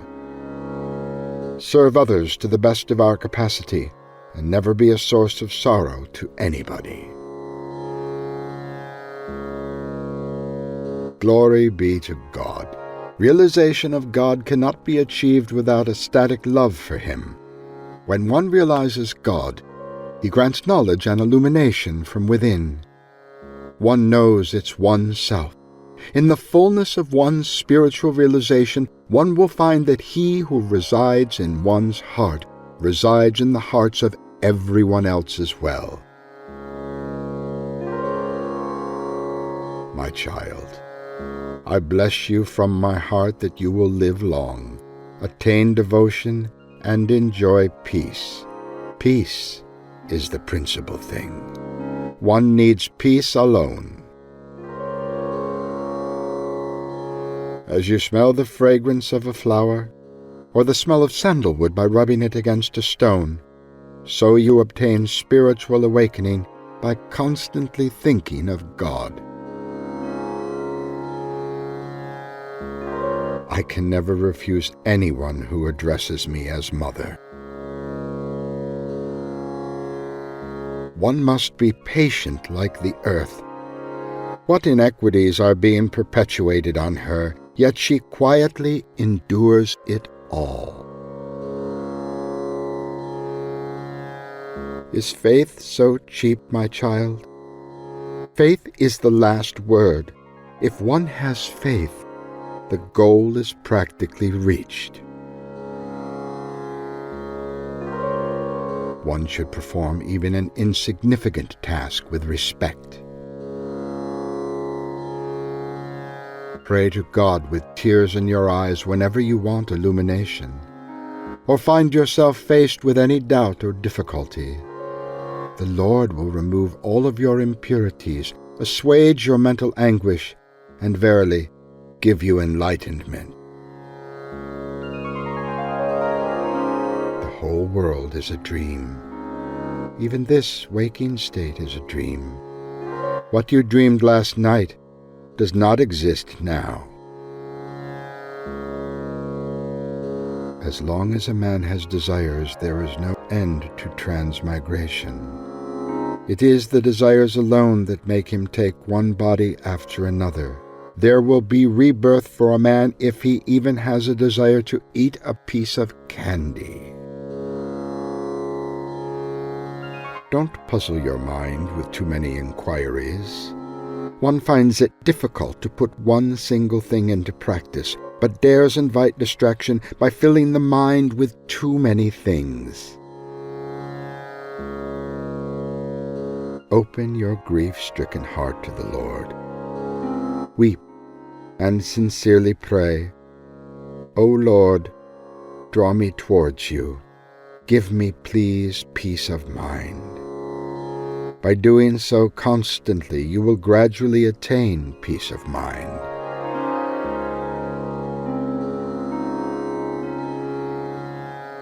What an illusion Mahamaya has conjured up. Here is the infinite world, and what one claims as his possessions will all be left behind at death. Still, men cannot understand this simple truth.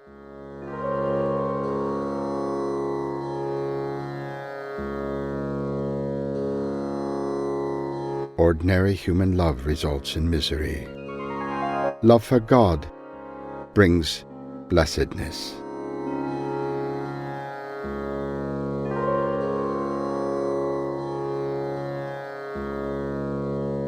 Even avatars, saints, yogis, and sages have to undergo the ordeal of suffering, for they take upon themselves the burden of sins of omission and commission of ordinary human beings, and thereby sacrifice themselves for the good of humanity.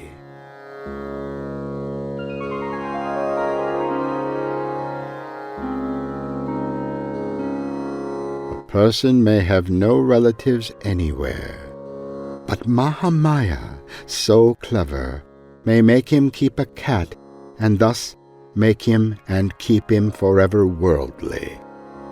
This is how she plays.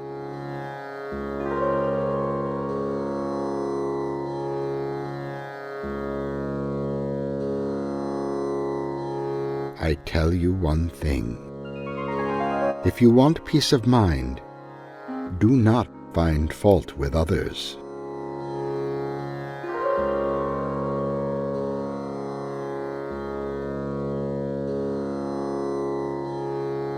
One suffers as a result of one's own actions.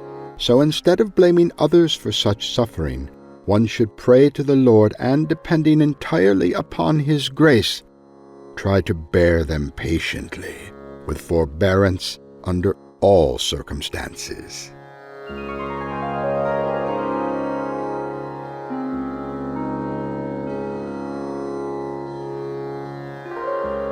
Give up this dry discussion, this hodgepodge of philosophy. Who has ever been able to know God by reasoning, or even less, bickering?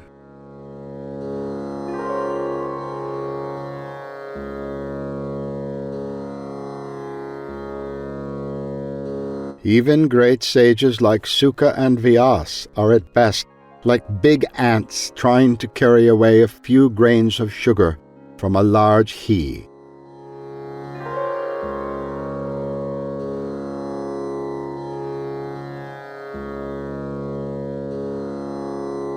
The conjunction of the day and the night is the most auspicious time for calling upon God. The mind remains pure at this time, and the world quiet.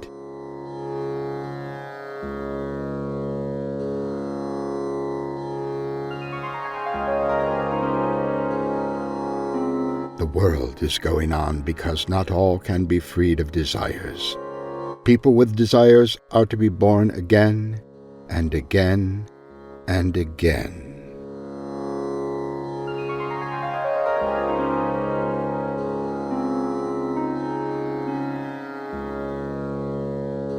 People complain about their griefs and sorrows, and how they pray to God but find no relief from pain.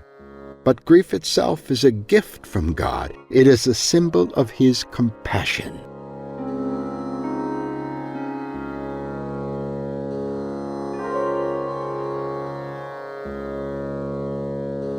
If you do a good act, it will cancel the effect of your evil deeds. If one prays, take the name of God and think upon Him. The effects of evil are then immediately cancelled. If one calls upon Him repeatedly, He becomes compassionate, and so a devoted attachment comes into being. This love for love's sake should be hidden from all eyes of the worldly man.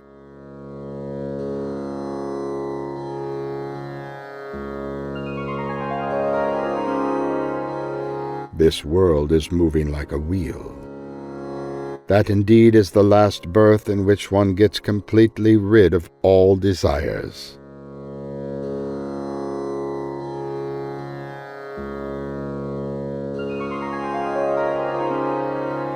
The grace of God is the thing that is needful. One should pray for the grace of God.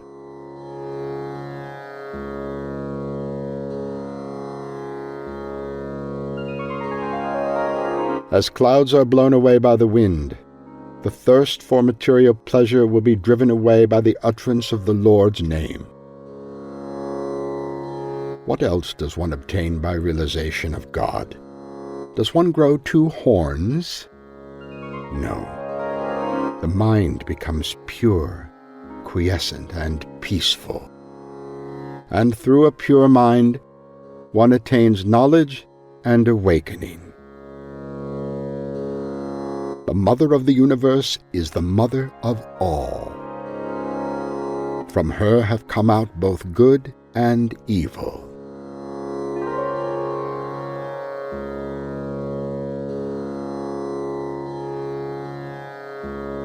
The creation is full of grief. How can one understand joy if there is no sorrow? And how can everyone be happy at the same time?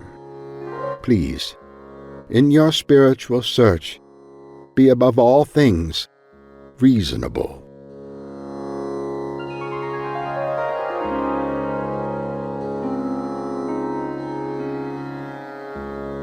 In the course of eternal time, you may be surprised to learn that one does not even feel the existence of God. After attaining enlightenment, one sees that all gods and goddesses are simply Maya, or illusion, that which is not.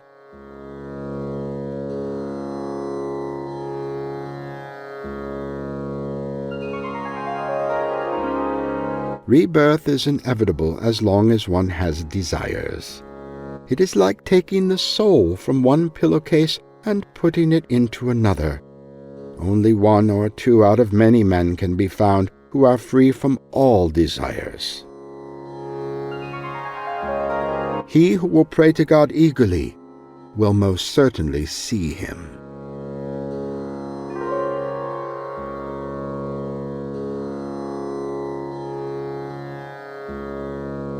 In one word, one should desire of God desirelessness. For desire alone is the root of all suffering, as the Buddha himself said. It is the cause of repeated birth and death. Of birth, death, disease, old age, and suffering. It is the obstacle in the way of liberation, and it can be avoided.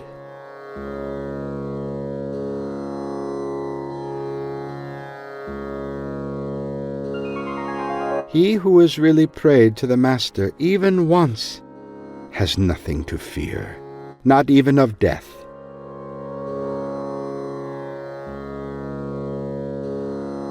Why do people argue? Even the wisest of men have not found God through argument, or even bickering. Is God the subject for argument? Is He that small that He can be contained in the abusive words of one man to another? Does one get real faith merely by studying books? Too much reading creates confusion. The Master used to say that one should learn from the Scriptures that God alone is real and the world is illusory. That is all. He who thinks always of the Lord, in which way can evil come to him? No doubt, God alone has become all of these objects animate and inanimate. But in the relative world, all beings act and suffer according to their past karma and innate tendencies.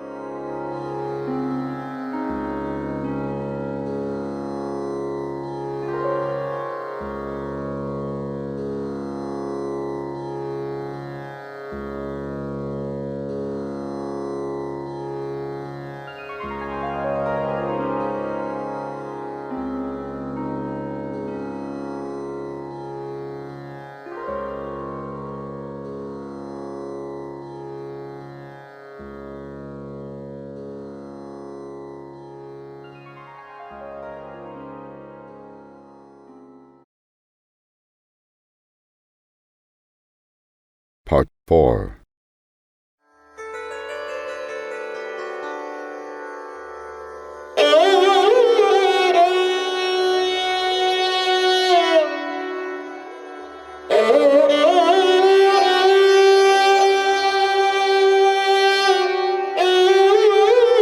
Swami Vivekananda, born Narendranath Datta, was an Indian Hindu monk and philosopher.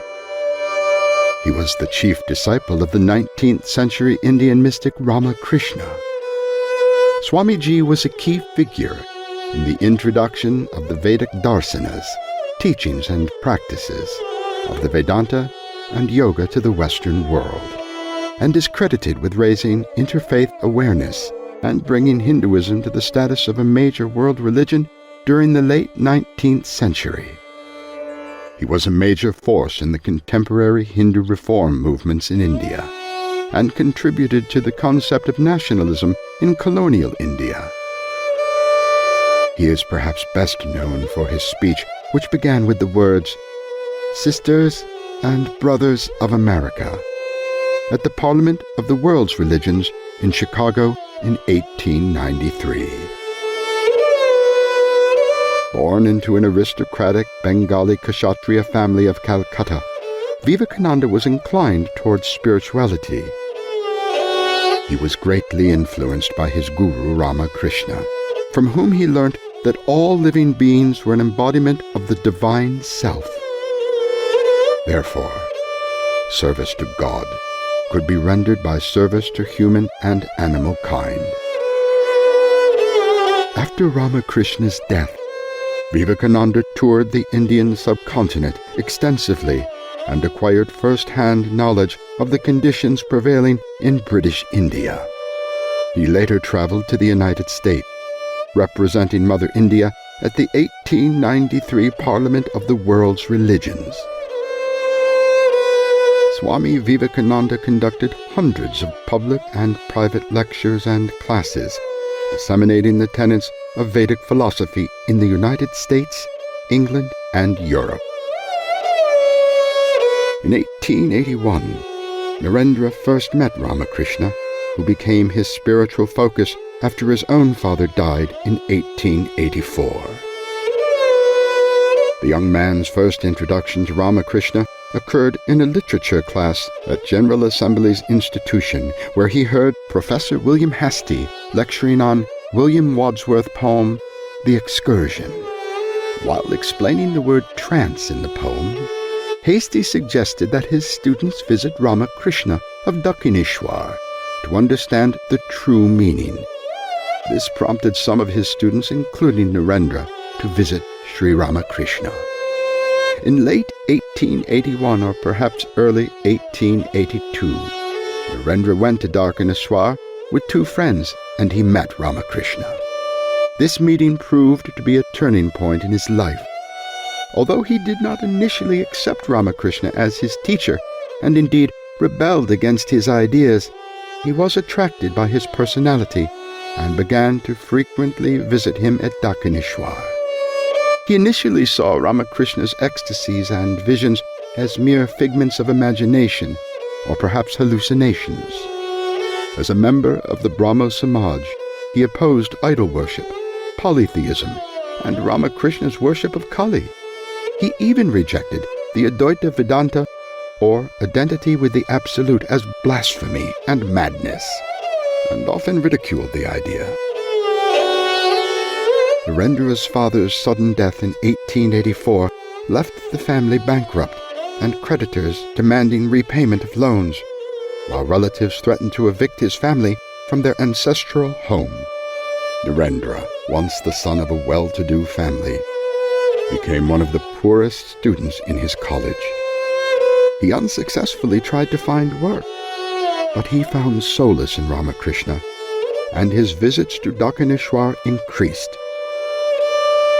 In 1885, Ramakrishna developed throat cancer. It was at this time that Narendra and several other close disciples received the ochre robes from Ramakrishna, forming his first monastic order. There he was taught that service to men was the most effective worship of God. After Ramakrishna's death, his devotees and admirers stopped supporting his disciples. Unpaid rent accumulated, and Narendra and the other disciples had to find a new place to live. Many returned home, adopting the grihastha, or householder way of life. Narendra, however, decided to convert a dilapidated house into a new mutt or monastery for the remaining disciples. Now named Swami Vivekananda, he and the other disciples used to spend many hours practicing meditation and religious austerities in their new temple. Swami Vivekananda started his iconic journey to the West on May 31, 1893, and visited several cities in Japan, including Nagasaki, Yokohama, Osaka, Kyoto, and Tokyo. He also stopped briefly in China and Canada en route to the United States, reaching Chicago on July 30, 1893. It was there he gave his famous speech at the Parliament of Religions, introducing himself as a monk of the Order of Sannyasi, founded by Sankar. On July 4, 1902, now back in India, Vivekananda awoke early, went to the monastery, and meditated for 3 hours. At 7 p.m., Vivekananda went to his room, asking not to be disturbed. He passed away at 9:20 p.m. while meditating intensely. According to his disciples, Swami Vivekananda attained Mahasamadhi. The rupture of a blood vessel in his brain was reported as a possible cause of death. His disciples, however, believed that the rupture was due to an opening in the crown of the head being pierced when he attained Mahasamadhi. Vivekananda fulfilled his earlier prophecy that he would not live to see 40 years. He was cremated on a sandalwood funeral pyre on the bank of the Ganges River, opposite where Ramakrishna was cremated just 16 years earlier.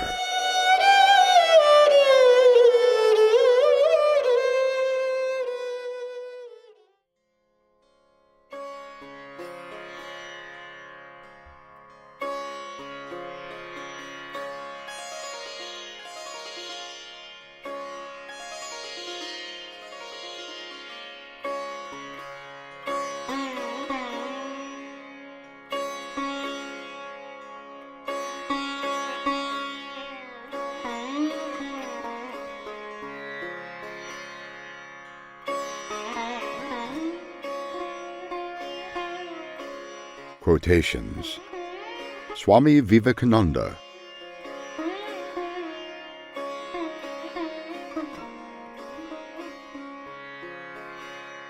We are what our thoughts have made us, so take care, please, what you think. Words are secondary, thoughts live, they travel far.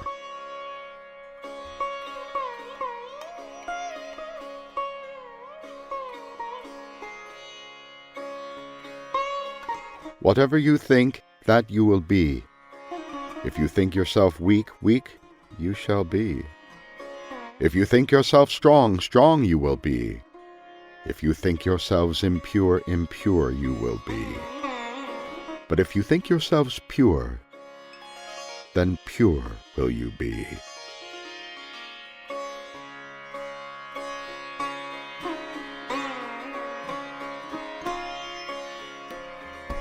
To succeed, you must have tremendous perseverance, tremendous will. I will drink the ocean, says the persevering soul. At my will, mountains will crumble up. Have that sort of energy, that sort of will. Work hard, and you will reach your goal.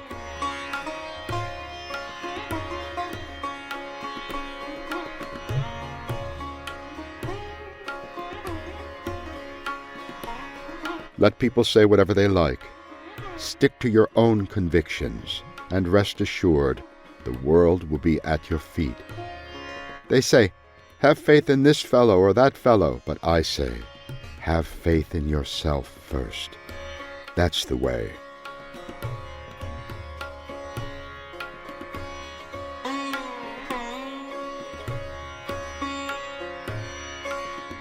If you are pure, if you are strong, you, one man, are equal to the whole world.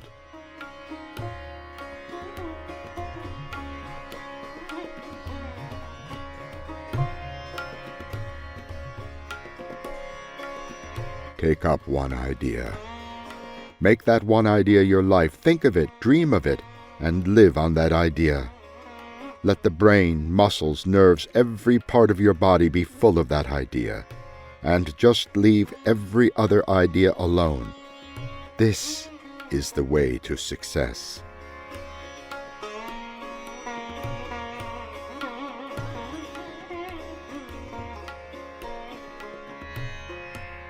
Never mind the struggles, the mistakes. I never heard a cow tell a lie, but it is only a cow, never a man. So never mind these failures, these little backslidings. Hold the ideal 1,000 times, and if you fail 1,000 times, please make one more attempt.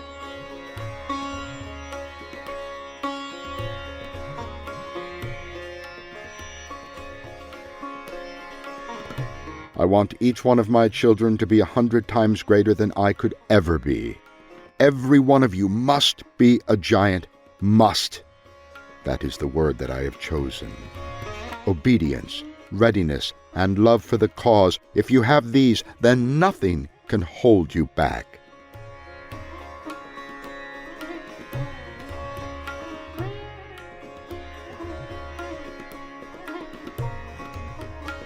I hate cowardice. I will have nothing to do with cowards or political nonsense. I do not believe in any politics. God and truth are the only politics in the world. Everything else is trash.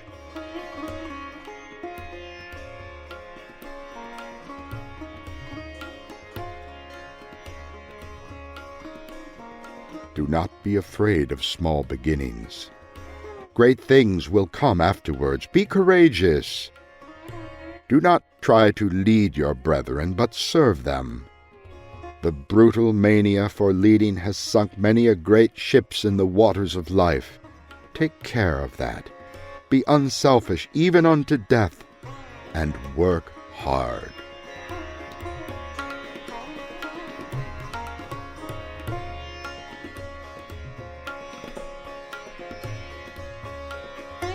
Be strong, my young friends. That is my advice to you. You will be nearer to heaven through football than through the Gita. These are bold words, but I have to say them, for I love you, and I know where the shoe pinches.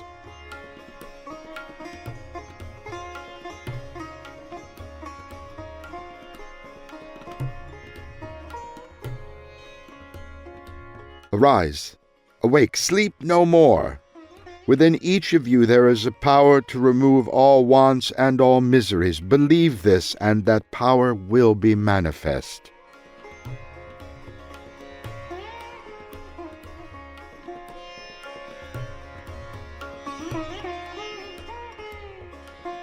Be free. Hope for nothing from anyone. I am sure if you look back upon your lives, you will find that you were always vainly trying to get help from others, which never came.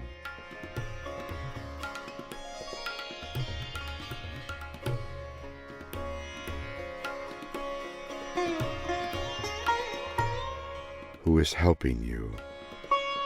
Don't forget them. Who is loving you? Don't hate them. Who is believing you? Don't cheat them.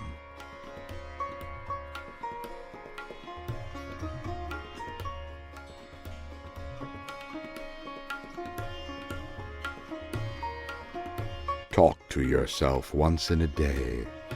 Otherwise you may miss a meeting with an excellent person in this world.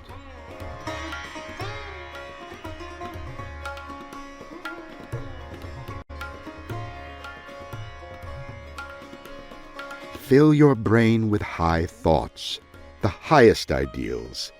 Place them day and night before you, and out of that will come great work.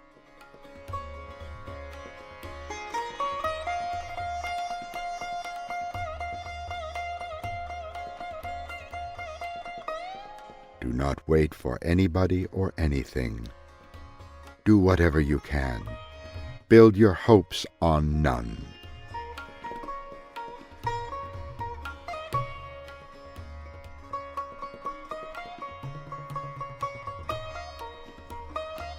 best thermometer to the progress of a nation is its treatment of women.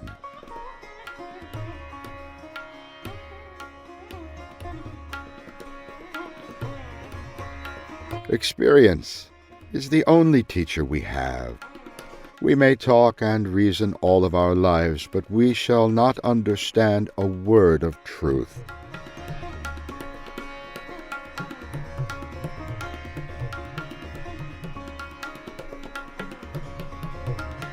Take risks in your life. If you win, you can lead. If you lose, you can guide.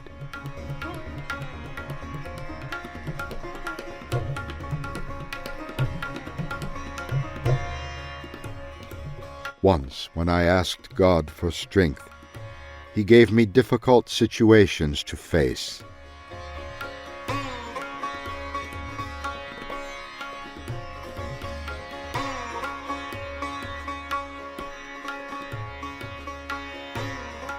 The reason for every misunderstanding is that we see the people as we are, but not as they are.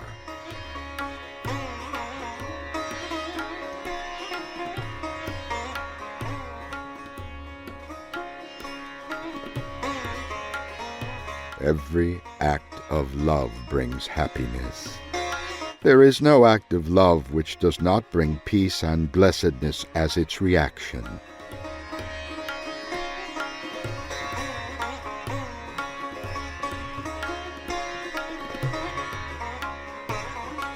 All differences in this world are but of degree and not kind, because oneness is the secret of everything.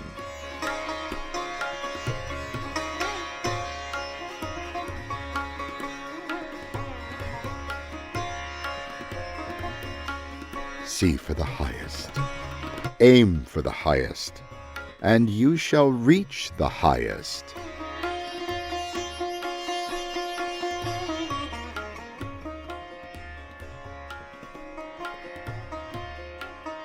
The fire that warms us can also consume us.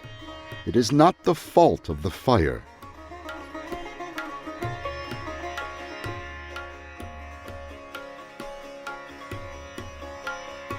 He who struggles is far better than he who never even attempts.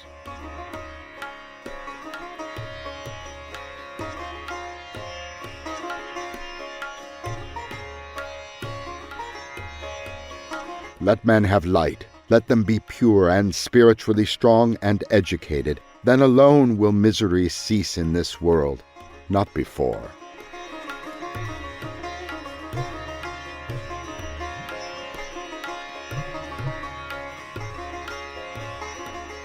When an idea exclusively occupies the mind, it is transformed into an actual physical or mental state.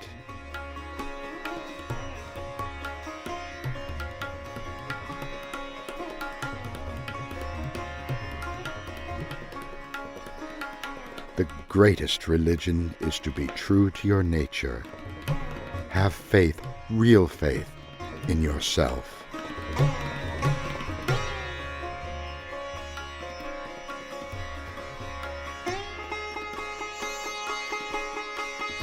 When a man is under the control of the senses, he is of the world. When he has controlled his senses, the world is of him.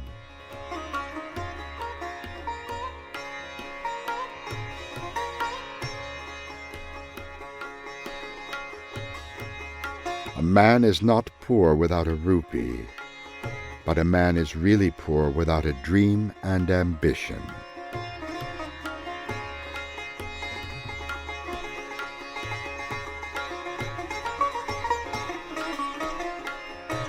External nature is only internal nature writ large.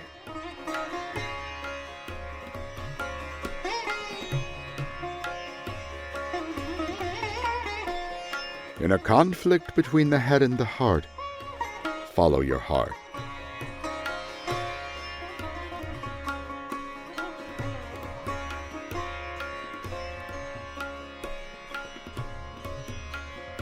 You have grown from the inside out.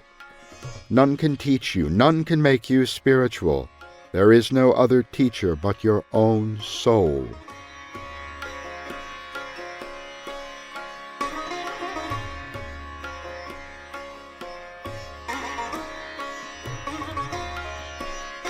Anything that makes you weak, physically, intellectually, and spiritually, reject it as poison.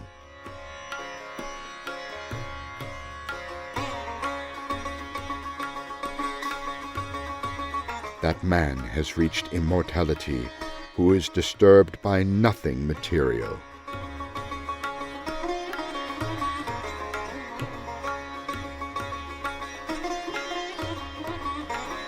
The world is a great gymnasium where we come to make ourselves strong. True progress is slow but sure.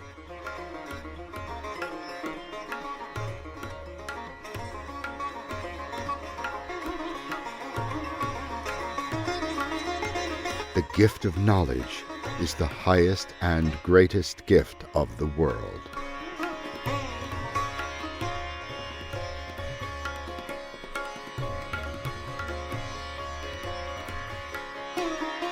The brain and the muscles must develop simultaneously. Iron nerves with an intelligent brain, and the whole world is at your feet.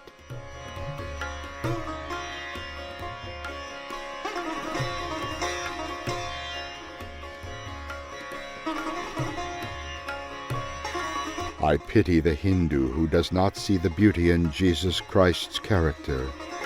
You can follow these spiritual quotes in your daily life. Had I lived in Palestine in the days of Jesus of Nazareth, I would have washed his feet not with my tears, but with my heart's blood.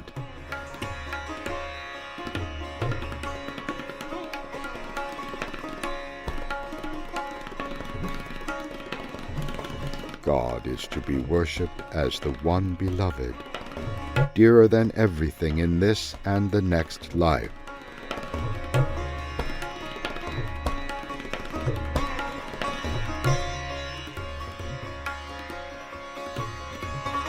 Christ, being man, had to see impurity and denounce it, but God, infinitely higher, does not see iniquity and cannot therefore be angry.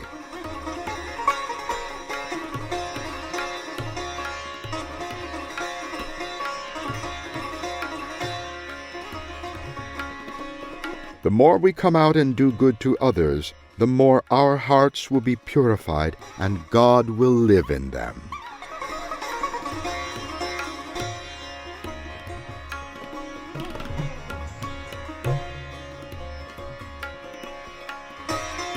You cannot believe in God until you believe in yourself.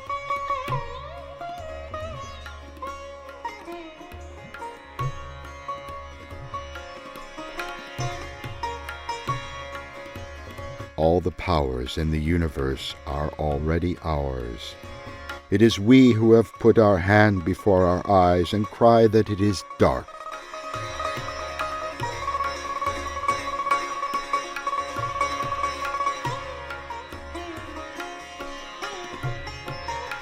You are looking for God.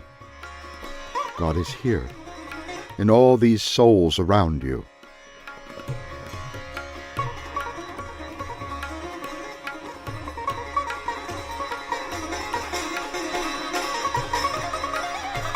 In one word, this ideal is that you are divine.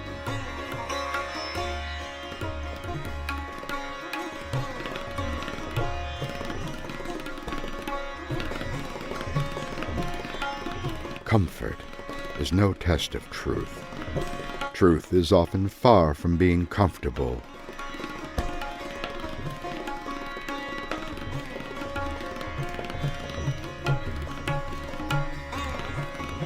Do not lower your goals to the level of your ability. Instead, raise your ability to the height of your goals.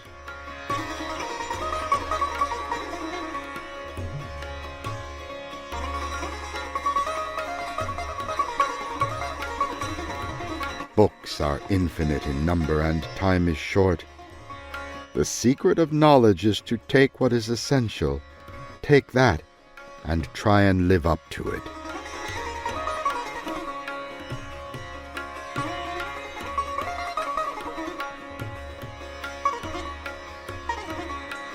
The mind is but the subtle part of the body. You must retain great strength in your mind and words.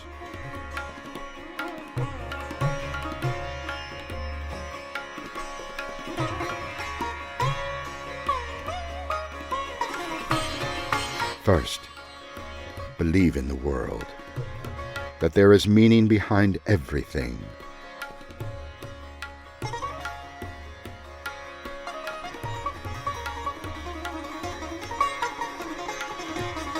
Death is the result of inaction.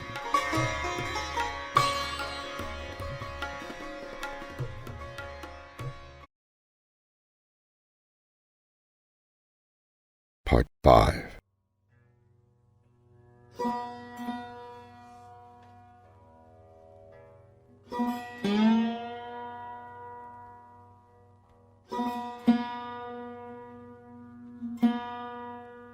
Mohandas Karamchand Gandhi was an Indian lawyer, anti-colonial nationalist, and politician who employed nonviolent resistance to lead the successful campaign for India's independence from British rule, and to later inspire movements for civil rights and freedom across the world.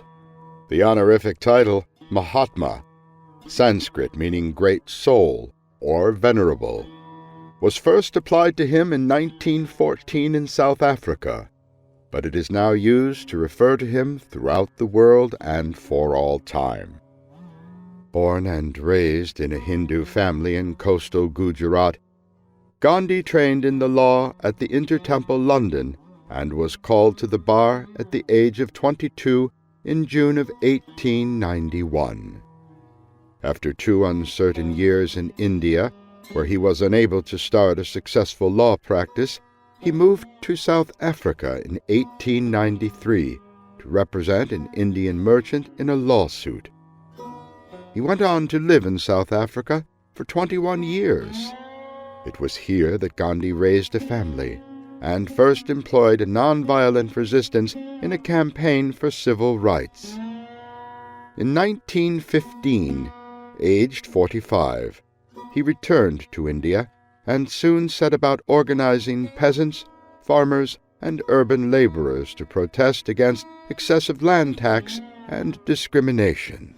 Assuming leadership in the Indian National Congress Party in 1921, Gandhi led nationwide campaigns for easing poverty, expanding women's rights, building religious and ethnic amity, ending untouchability, and above all, achieving self-rule. Gandhi adopted the short dhoti, woven with hand-spun yarn, as a mark of identification with India's rural poor. He began to live in a self-sufficient residential community, to eat simple food, and undertake long fasts as a means of both introspection and political protest. Bringing anti-colonial nationalism to the common Indians, Gandhi led them in challenging the British-imposed salt tax with the 400-kilometer Dandi Salt March in 1930, and in calling for the British to quit India in 1942. He was imprisoned many times and for many years in both South Africa and India. Gandhi's great vision of an independent India, based upon religious pluralism, was challenged in the early 1940s by a Muslim nationalism which demanded a separate homeland for Muslims within British India. In August 1947, Britain granted independence, but the British Indian Empire was partitioned into 2 dominions, a Hindu-majority India and a Muslim-majority Pakistan. As many displaced Hindus, Muslims, and Sikhs made their way to their new lands, religious violence broke out, especially in the Punjab and Bengal. Abstaining from the official celebration of independence, Gandhi visited the affected areas, attempting to alleviate the distress. In the months following, he undertook several hunger strikes to stop religious violence. The last of these began in Delhi on January 12, 1948, when he was 78. He also had the indirect goal of pressuring India to pay out some cash assets owed to Pakistan. Although the government of India relented, as did the religious rioters, the belief that Gandhi had been too resolute in his defense of both Pakistan and Indian Muslims, especially those besieged in Delhi, spread amongst Hindus in India. Among these was a militant Hindu nationalist from western India who assassinated Gandhi by firing 3 bullets into his chest at an interfaith prayer meeting in Delhi on January 30th, 1948.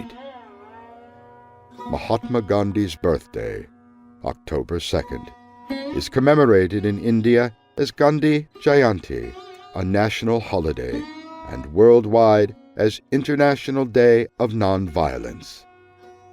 Gandhi is commonly, though not formally, considered the father of the nation in India, and was commonly called Bapu, an affectionate Gujarati term for Papa.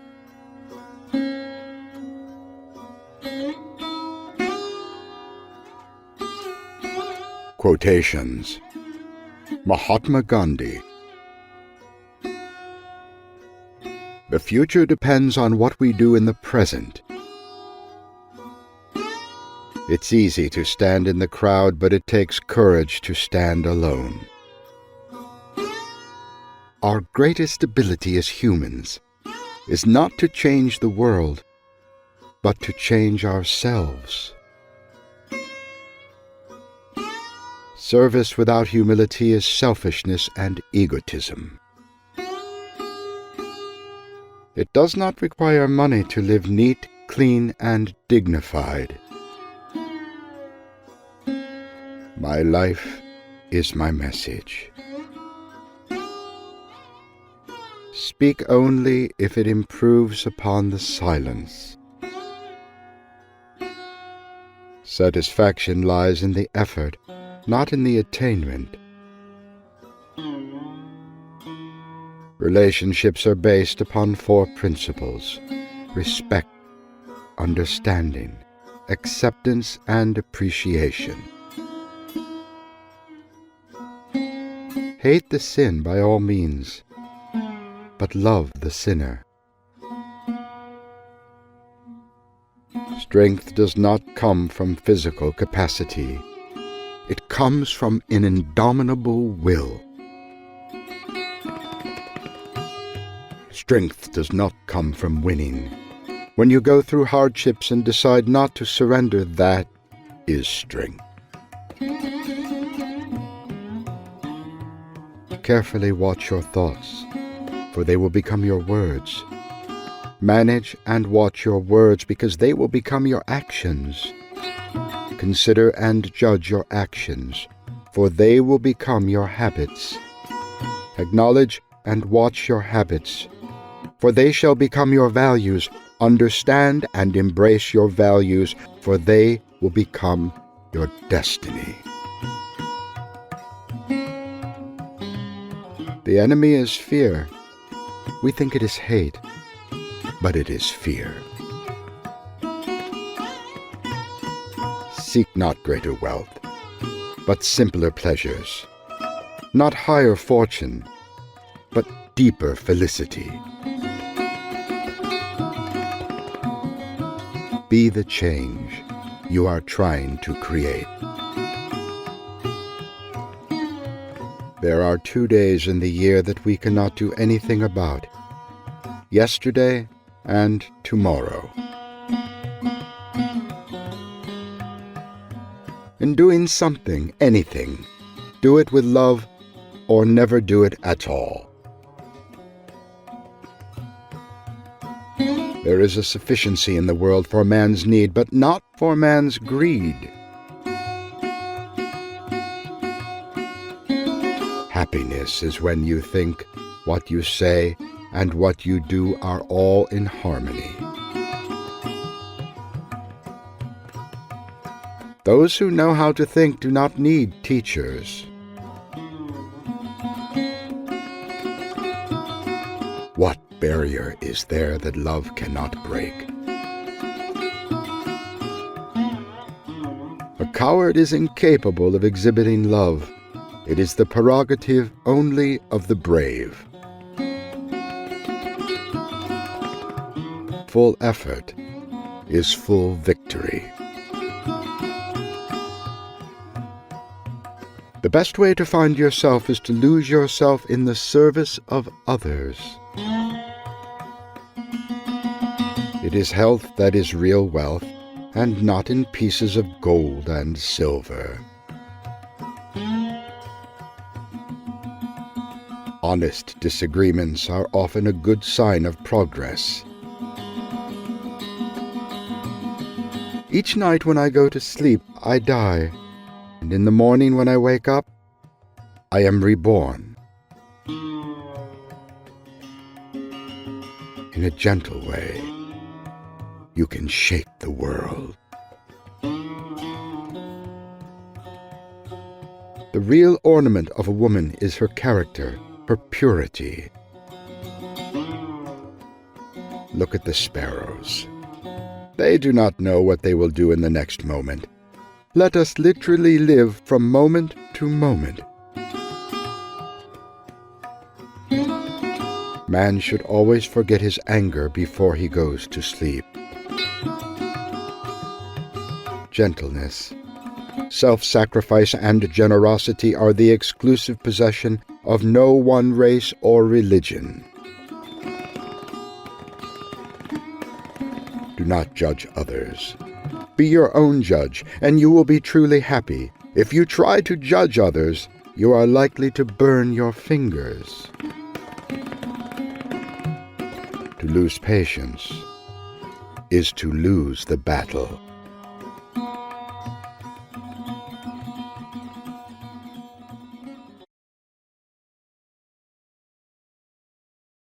Part 6.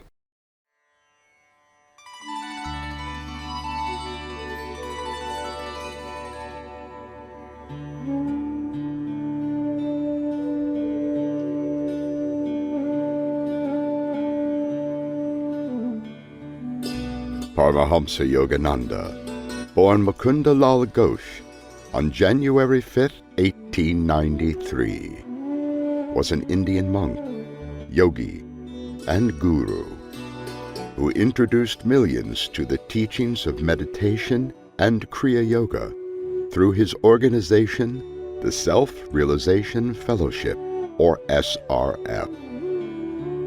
Interestingly, he lived his last 32 years in America. A chief disciple of Bengali yoga guru Swami Sri Yukteswar Giri, he was sent by his philosophical school to spread the teachings of yoga to the West, to prove the unity between Eastern and Western religions, and to preach a balance between Western material growth and Indian spirituality. His long-standing influence in the American yoga movement, and especially the yoga culture of Los Angeles, led him to be considered by yoga experts as the father of yoga in the West. Yogananda was the first major Indian teacher to settle in America, and the prominent Indian to be hosted in the White House by President Calvin Coolidge in 1927. His early acclaim led to him being dubbed the 20th century's first superstar spiritual master by the Los Angeles Times. Arriving in Boston in 1920, he embarked upon a successful transcontinental speaking tour before settling in Los Angeles in 1925. For the next 2.5 decades, he gained local fame as well as expanded his influence worldwide. He created a monastic order and trained disciples, went on teaching tours, bought properties for his organization in various California locales, and initiated thousands into Kriya Yoga. By 1952, SRF had over 100 centers in both India and the US. Today, they have groups in nearly every major American city. His plain living and high-thinking principles attracted people from all backgrounds amongst his followers. He published his iconic Autobiography of a Yogi in 1946 to critical and commercial acclaim. Since its first printing, it has sold over 4 million copies, with Harper San Francisco listing it as one of the 100 best spiritual books of the 20th century. Former Apple CEO Steve Jobs ordered 500 copies of the book for his own memorial for each guest to be given a copy.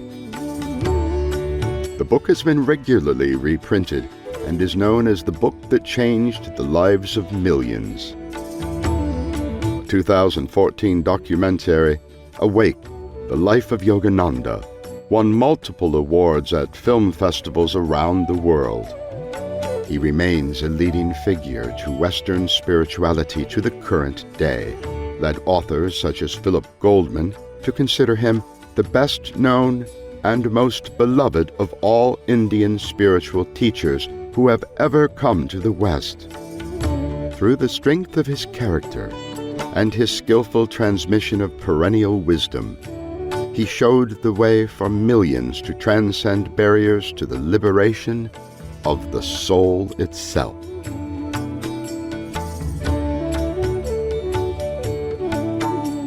Quotations. Paramahansa Yogananda. Live quietly in the moment and see the beauty of all before you. The future will take care of itself. Be as simple as you can be. You will be astonished to see how uncomplicated and happy your life can become. You may control a mad elephant. You may shut the mouth of the bear and the tiger. Ride the lion. Play with the cobra. By alchemy, you may earn your living. You may wander through the universe incognito. Make vassals of the gods and be ever youthful. You may walk in water and live in fire. But control of the mind is better than all of these, and more difficult. Read a little. Meditate more. Think of God all the time. You must not let your life run in the ordinary way. Do something that no one else has done. Something that will dazzle the world. Show that God's creative principle works within you. Making others happy through kindness of speech and sincerity of right advice is a sign of true greatness. To hurt another soul by sarcastic words, looks, or suggestions is despicable. You have come to earth to entertain and to be entertained. Live each moment completely, and the future will take care of itself. Fully enjoy the wonder and beauty of each moment.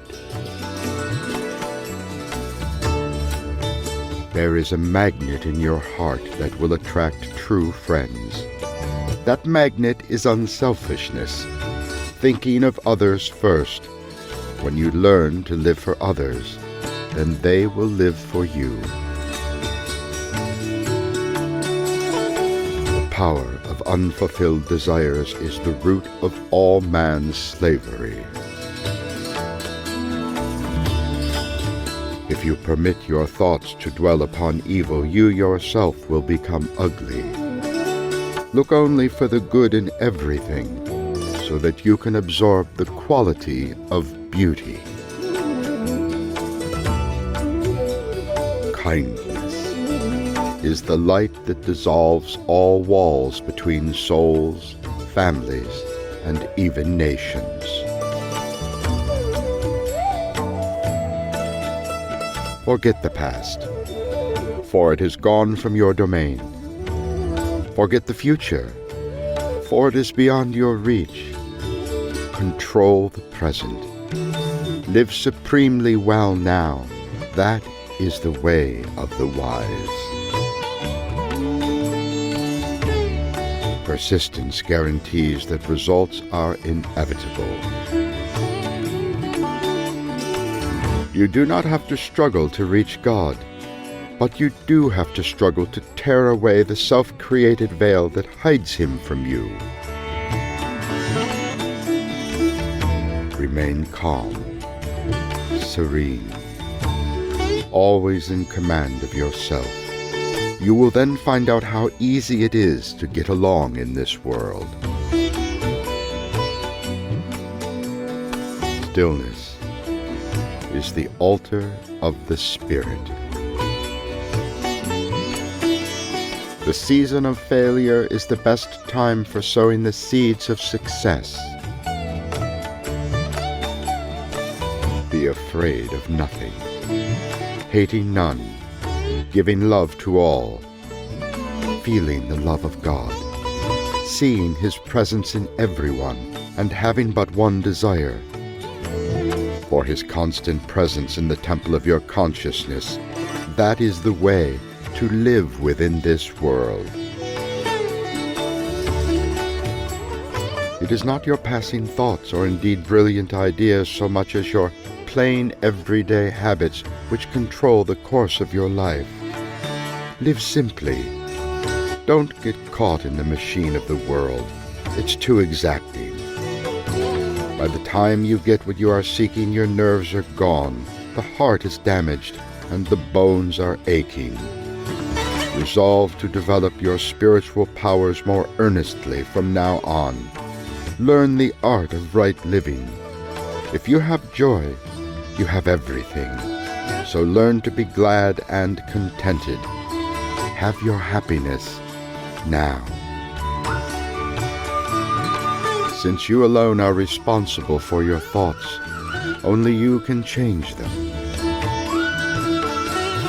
The secret of health for both mind and body is not to mourn for the past, worry about the future, or anticipate trouble, but to live in the present moment wisely and earnestly. Having lots of money while not having inner peace is like dying of thirst while bathing in the ocean.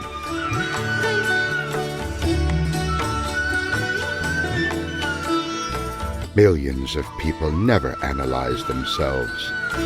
Mentally, they are mechanical products of the factory of their environment, preoccupied with breakfast, lunch, and dinner, working and sleeping, and going here and there to be entertained. They don't know what or why they are seeking, nor why they never realize the complete happiness and lasting satisfaction which is their birthright. By evading self-analysis, people go on being robots, conditioned by their environment. True self-analysis is the greatest art of progress.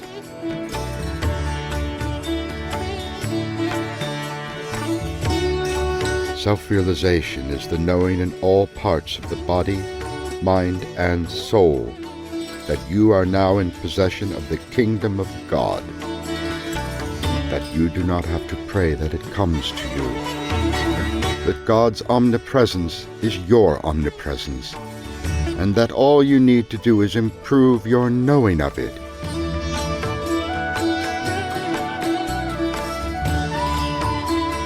Every tomorrow is determined by every today.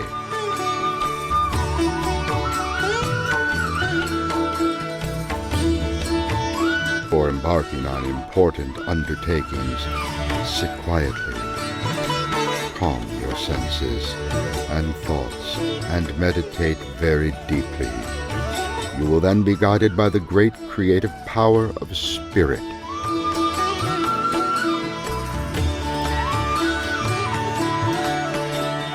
So long as we believe in our heart of hearts that our capacity is limited, and we grow anxious and unhappy, we are lacking in faith.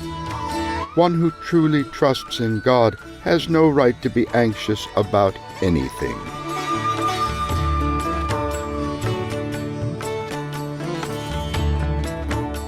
The true basis of religion is not belief but intuitive experience. Intuition is the soul's power of knowing God. To know what religion is really all about, one must know God.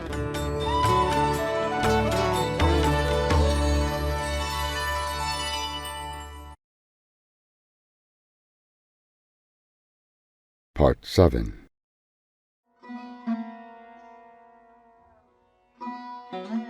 Meher Baba, a brief biography. Meherwan Shehryar Irani was born February 25, 1894 in Pune, India, into a Zoroastrian family. His father, a genuine seeker for God, was informed by the spiritual hierarchy that God realization would come to him through his son. He came out of his desert retreat, married, and established a family. Meherwan, his second son, was an exceptionally fair and loving boy in all respects, and everyone recognized his high destiny. He attended the Christian High School and Deccan College.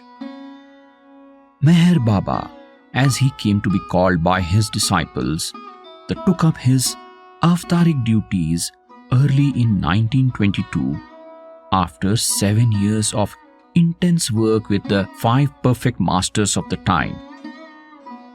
Hazrat Babajan, the aged woman master of Pune, initiated his spiritual awakening in January 1914 by kissing him on the forehead. Almost immediately, he entered into a transcendental state of mind, out of touch with normal gross consciousness. He scarcely ate or slept for 9 months. Dazed and apparently insane, he made his way during the next year to Shirdi Sai Baba, the chief of the 5 perfect masters, who acknowledged him publicly as the sustainer of the universe and sent him to Upasni Maharaj. As soon as that master saw the young man approaching, he picked up a stone and threw it with great force. It struck him on the forehead exactly where the old woman had kissed him. Thus began a painful 5-year process of regaining normal consciousness while retaining his divine state. During the 1920s, he gathered and rigorously trained his inner circles of disciples while founding an active spiritual community in Ahmednagar, India, with schools, hospitals, and other public service projects. In the middle of the decade, he became silent and never again uttered a word. For 44 years, he communicated by spelling words on an alphabet board and through hand gestures, including 2 important books, God Speaks and Discourses. In 1931, he came to the West for the first time, traveling on the same ship that took Mahatma Gandhi to the Round Table Conference in London. During that voyage, he became Gandhi's spiritual advisor. In England and America, he gathered a select group of Western disciples, some of whom joined him in India later on. He visited his disciples in the West a half-dozen times before the Second World War. During the 1940s, he traveled all over India in his work with the poor, with lepers, with the insane, and with the mass, a category of mentally disturbed people seldom found in the West, whose afflictions come from unwise use of powerful spiritual practices, overwhelming and unbalanced love for God, or enthrallment by a sudden vision of divinity. He set up temporary mad and masked ashrams in every part of the country where he contacted and served them in his own silent way. He established 2 places of pilgrimage outside of India during the 1950s. Meher Spiritual Center in Myrtle Beach, South Carolina, USA, and Avatar's Abode near Brisbane, Australia. It was necessary to spill his blood in America, he said, and while there to dedicate his center, major bones were broken and his face severely smashed in a car accident. A few years later, he suffered a similar fate in India. He became well known in the West during the 1960s by opposing the use of LSD and other drugs in the quest for spiritual experiences. In the last years, he largely withdrew from public life and intensified his work in seclusion, announcing in the fall of 1968 that his work was completed 100% to his satisfaction. On January 31st, 1969, 1 month before his 76th birthday, he left his body, which now lies in the tomb near Ahmednagar, a place of pilgrimage for those who love him. He said that his tomb, called his Samadhi, takes the place of his physical body. For a period of 100 years, entering his Samadhi is equal to coming to his physical presence. Many pilgrims take advantage of this opportunity to keep his company. After 70 years, he said, his Samadhi will be the most frequented place of pilgrimage in the world.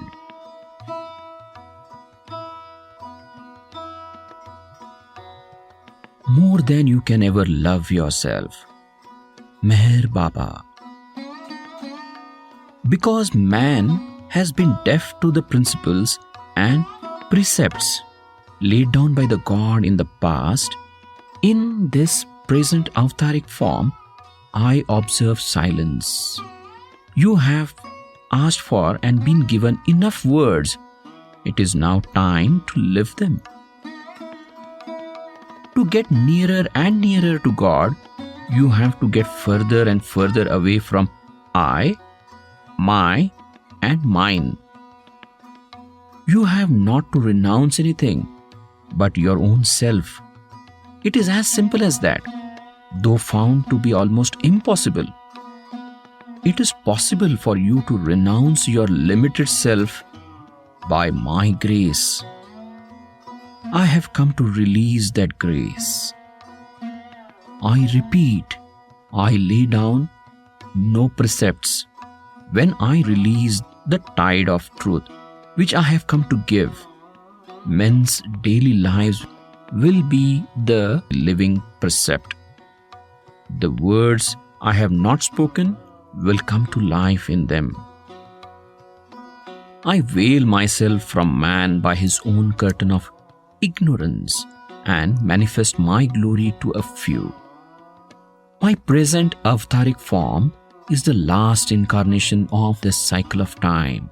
Hence, my manifestation will be the greatest. When I break my silence, the impact of my love will be universal, and all life in creation will know, feel, and receive of it. It will help every individual to break himself free from his bondage in his own way. I am the divine beloved who loves you more than you can ever love yourself. The breaking of my silence will help you to help yourself in knowing your real self.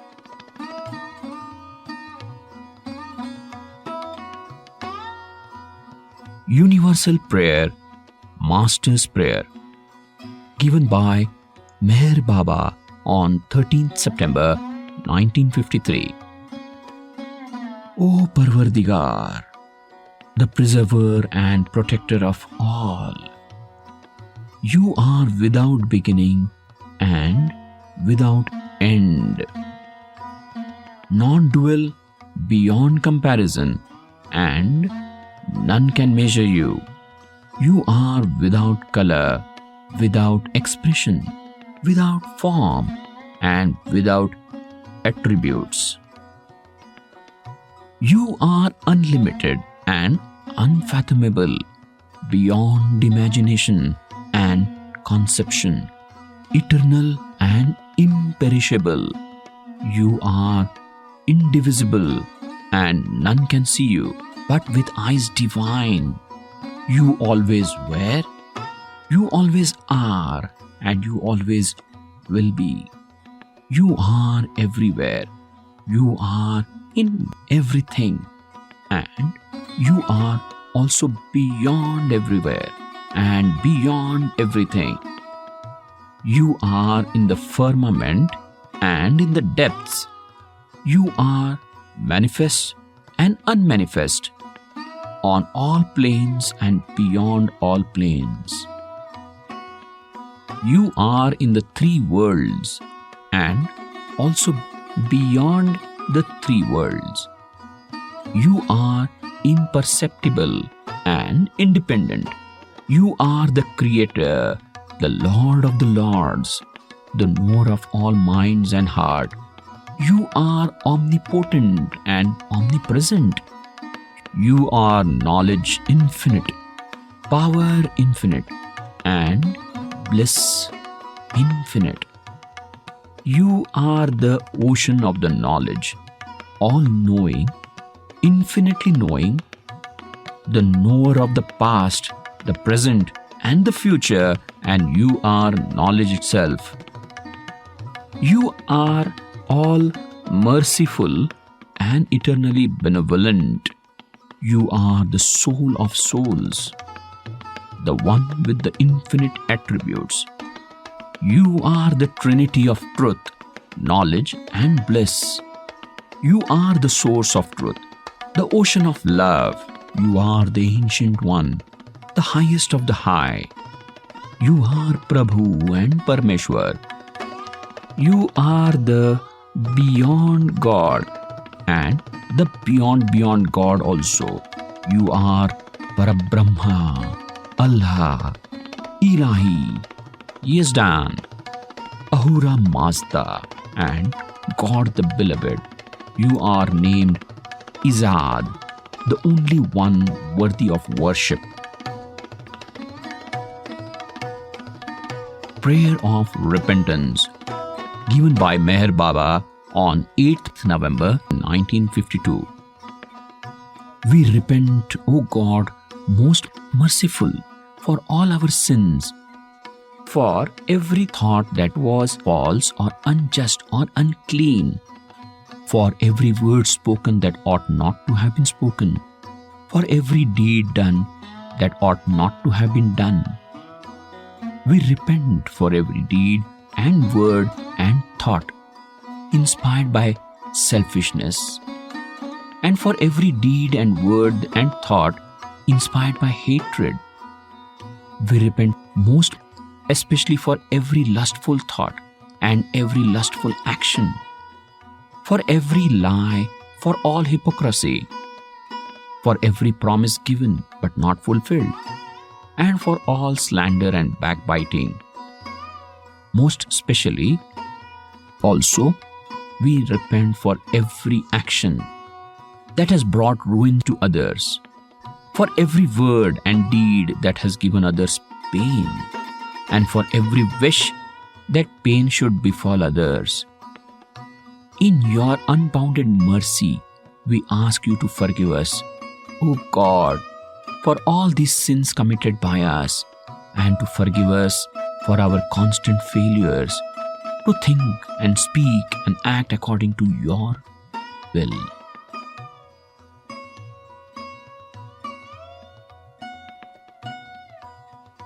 journey of the soul to the oversoul. Soul and its illusion. Atma, or the soul, is in reality identical with Paramatma, the oversoul, which is one, infinite and eternal. The soul is in fact beyond the gross, subtle and mental worlds, but it experiences itself as being limited owing to its identification with the sharir, sthula sharir or gross body, the pran, sukshma sharir or subtle body, which is the vehicle of desires and vital forces, and the manas, karna sharir or mental body, which is the seat of the mind. The soul in its transcendental state is one, formless, eternal and infinite, and yet identifies itself with the phenomenal world of forms, which are many and finite and destructible. This is Maya, or cosmic illusion. States of phenomenal world. The phenomenal world of finite objects is utterly illusory and false. It has three states: the gross, the subtle, and the mental. Although all three of these states of the world are false, they represent different degrees of falseness. Thus, the gross world is furthest from the truth, or the subtle world is nearer truth, and the mental world is nearest to truth. All three states of the world owe their existence to cosmic illusion, which the soul has to transcend before it realizes the truth. Purpose of creation. The sole purpose of creation is for the soul to enjoy the infinite state of the oversoul consciously. Although the soul eternally exists in and with the oversoul in an inviolable unity, it cannot be conscious of this unity independently of creation, which is within the limitations of time.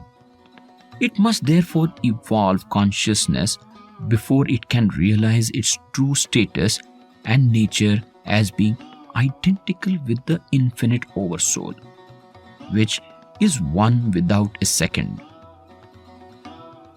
The evolution of consciousness requires the duality of subject and object, the center of consciousness and the environment, that is, the world of forms.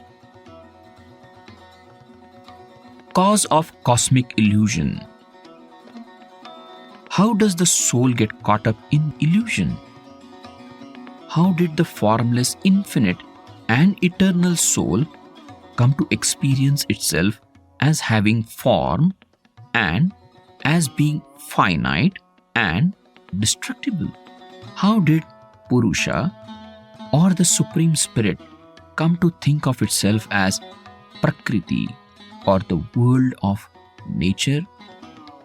In other words, what is the cause of the cosmic illusion in which the individualized soul finds itself?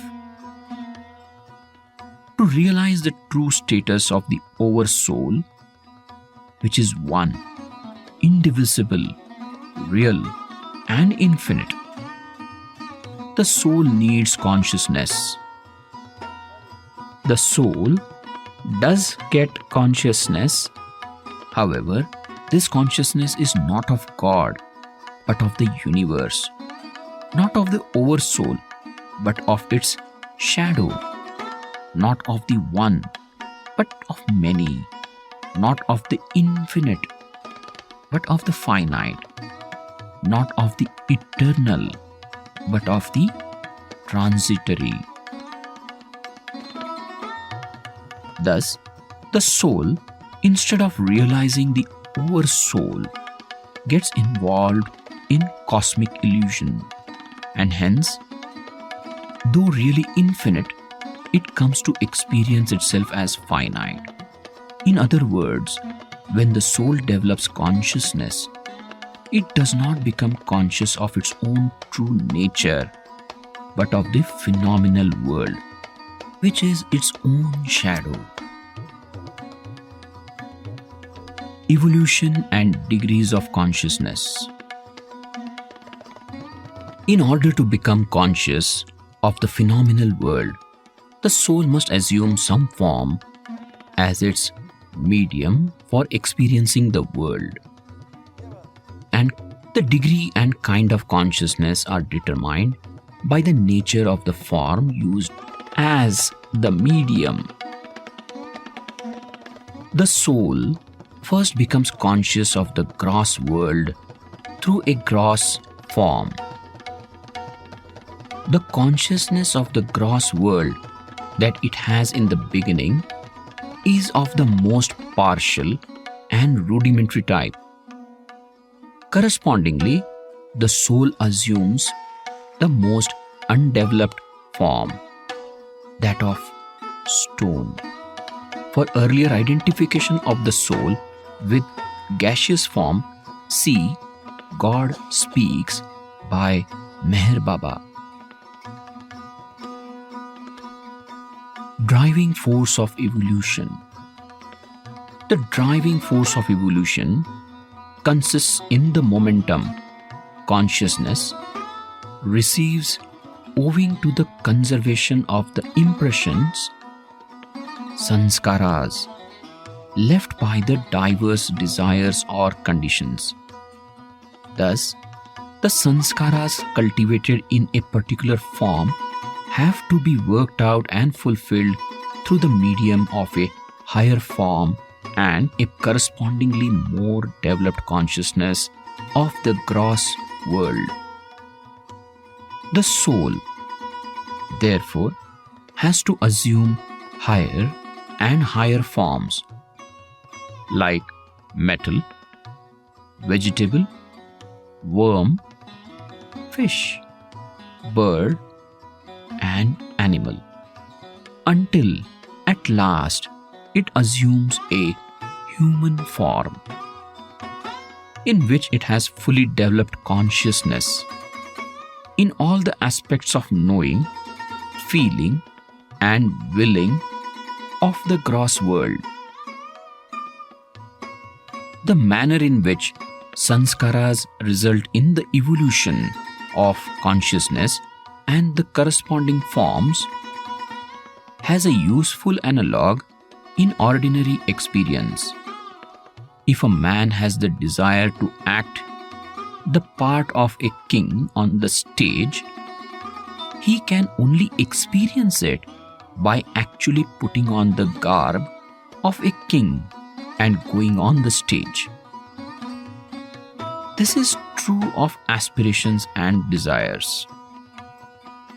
They can only be worked out and fulfilled by bringing about an actual change in the entire situation, as well as the medium through which the situation may be adequately experienced.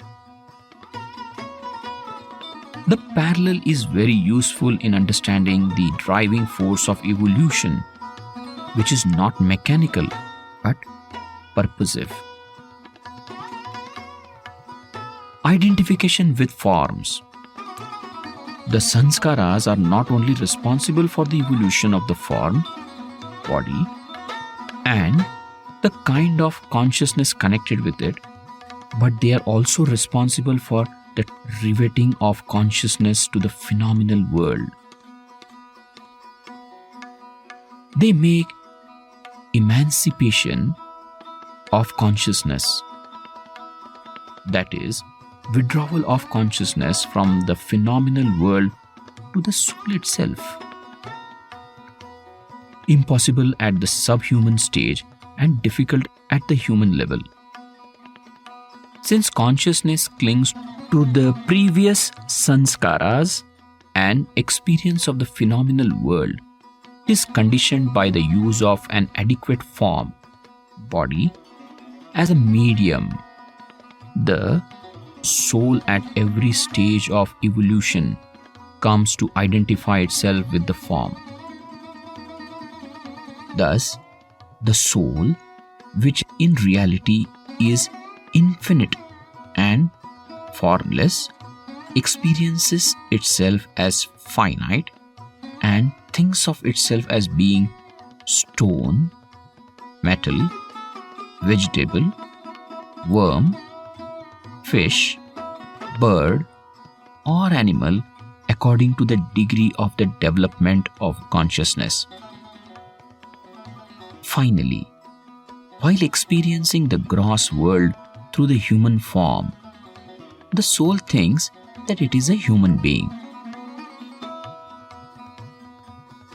Reincarnation and law of karma. The soul has fully developed and complete consciousness in the first human form, and therefore there is no need for any further evolution of the gross form, body. The evolution of form thus comes to an end with the attainment of the human form. To experience the sanskaras cultivated in the human form, the soul has to reincarnate again and again in human forms. The innumerable human forms through which the soul has to pass are determined by the law of karma, or the nature of its previous sanskara, whether of virtue or vice, happiness or misery. During these lives, the soul, which is eternal, identifies itself with the gross body, which is destructible. Subtle and mental bodies. While developing full consciousness of the gross world, the soul simultaneously develops subtle and mental bodies. But as long as its consciousness is confined to the gross world alone, it cannot use these bodies consciously in wakefulness. It becomes conscious of these bodies and the corresponding worlds only when its full consciousness turns inward, that is, towards itself.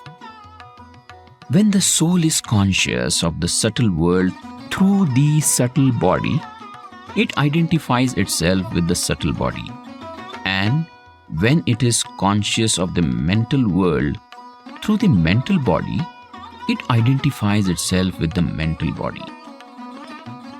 Just as it identifies itself with the gross body when it is conscious of the gross world through the gross body.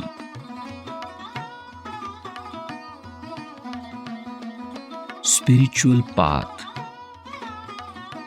The homeward journey of the soul consists in freeing itself from the illusion of being identical with its bodies, gross, subtle, and mental.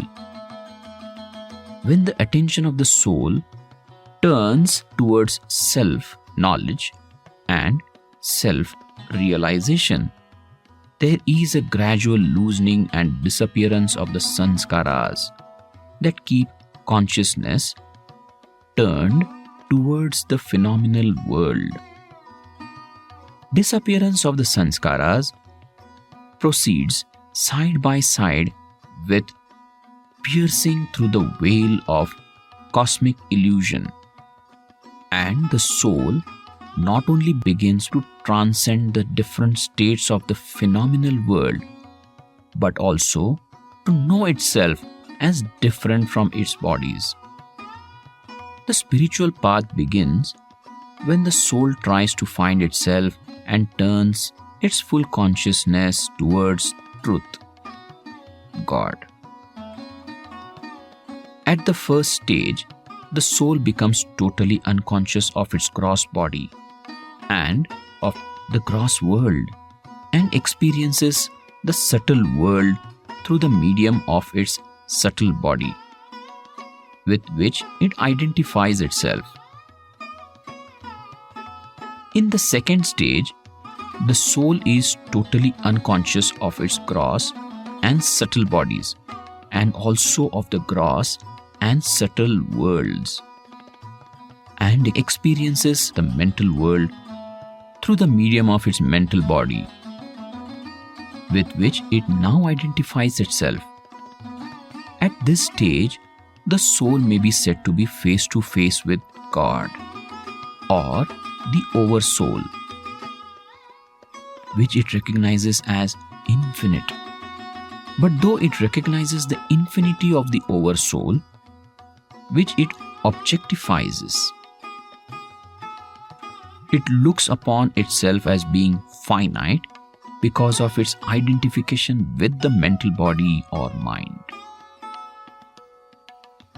Thus, we have the paradox that the soul, which in reality is infinite, sees its infinite state but still continues to regard itself as finite, because while seeing its infinite state, it looks upon itself as the mind. It imagines itself to be the mind and looks upon the Oversoul as the object of the mind. Further, it not only longs to be one of the objectified Oversoul, but also tries hard to fulfill that longing.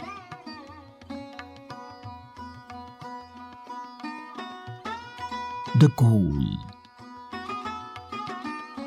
In the third stage, the full consciousness of the soul is drawn still further inward toward itself, and it ceases to identify itself even with the mental body.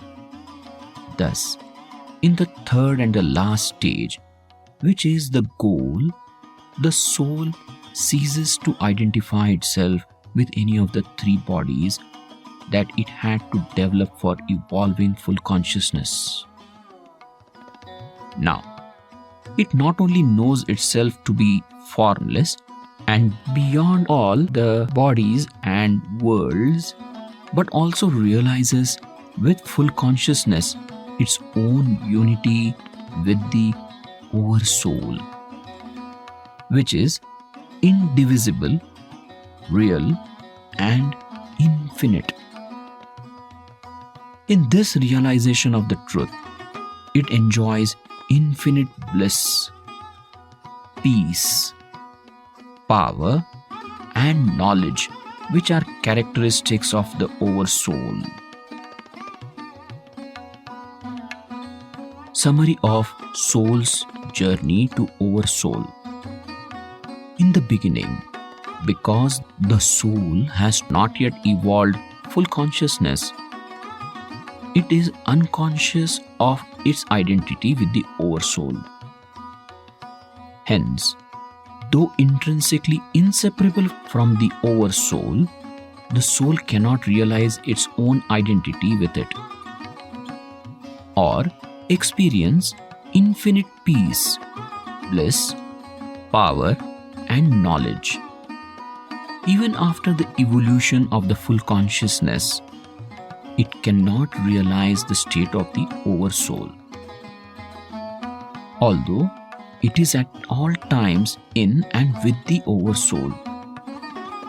Because its consciousness is confined to the phenomenal world, owing to the sanskaras connected with the evolution of the consciousness. Even on the path, the soul is not conscious of itself, but is conscious only of the gross, subtle, and mental worlds, which are its own illusory shadows. At the end of the path, however, the soul frees itself from all sanskaras and desires connected with the gross, subtle, and mental worlds. It then becomes possible for it to free itself from the illusions of being finite, which came into existence owing to its identification with the gross, subtle, and mental bodies. At this state, the soul completely transcends the phenomenal world and becomes self-conscious and self-realized. To attain this goal, the soul must retain its full consciousness and at the same time know itself to be different from the sharir, gross body, the pran, subtle body, which is the vehicle of desires and vital forces, and the manas, mental body, which is the seat of the mind, and also know itself as being beyond the gross, subtle, and mental worlds.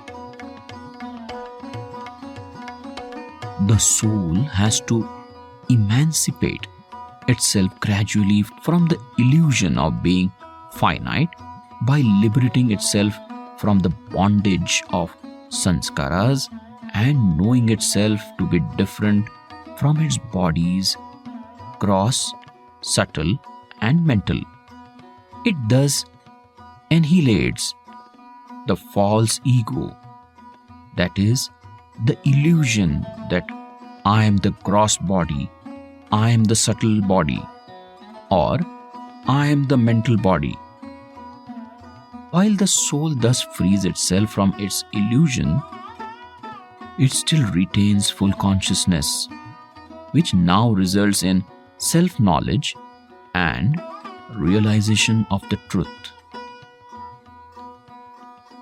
Escaping through the cosmic illusion and realizing with full consciousness its identity with the infinite Oversoul is the goal of the long journey of the soul.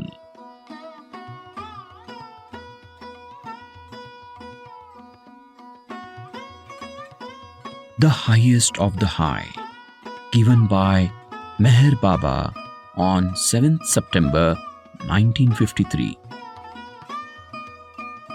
Consciously or unconsciously, directly or indirectly, each and every creature, each and every human being, in one form or the other, strives to assert individuality.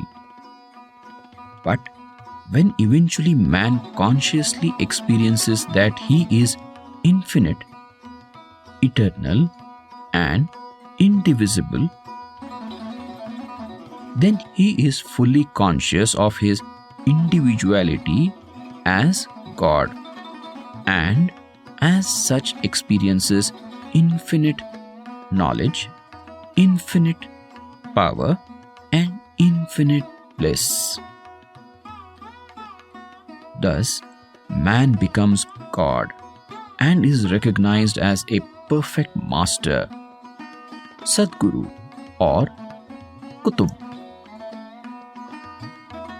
To worship this man is to worship God. When God manifests on earth in the form of a man and reveals his divinity to mankind, he is recognized as the Avatar, the Masiha, the Prophet. Thus, God becomes man. And so infinite God, age after age, throughout all cycles, wills through his infinite mercy to effect his presence amidst mankind by stooping down to human level in the human form. But his physical presence amidst mankind not being apprehended, he is looked upon as an ordinary man of the world. When he asserts, however, his divinity on earth by proclaiming himself the avatar of the age, he is worshipped by some who accept him as God and glorified by a few who know him as God on earth. But it invariably falls to the lot of the rest of humanity to condemn him while he is physically in their midst. Thus, it is that God as man, proclaiming himself as the avatar, suffers himself to be prosecuted and tortured, to be humiliated and condemned by humanity, for whose sake his infinite love has made him stoop so low, in order that humanity, by its very act of condemning God's manifestation in the form of avatar, should, however, indirectly assert the existence of God in his infinite eternal state. The avatar is always one and the same, because God is always one and the same. The eternal, indivisible, infinite one who manifests himself in the form of man as the avatar, as the Masiha, as the prophet, as the ancient one, the highest of the high. This eternally one and the same avatar repeats his manifestation from time to time in different cycles, adopting different human forms and different names in different places to reveal truth in different garbs and different languages in order to raise humanity from the pit of ignorance and help free it from the bondage of delusion. Of the most recognized and worshipped manifestation of God as avatar, that of Zoroaster is the earliest, having been before Rama, Krishna, Buddha, Jesus, and Muhammad. Thousands of years ago, he gave to the world the essence of truth in the form of three fundamental precepts: good thoughts, good words, and good deeds. These precepts were and are constantly unfolded to humanity in one form or other, directly or indirectly, in every cycle by the avatar of the age, as he leads humanity imperceptibly towards the truth. To put these precepts of good thoughts, good words, and good deeds into practice is not as easily done as it would appear. Though it is not impossible, but to live by these precepts honestly and literally is as apparently impossible as it is to practice a living death in the midst of life.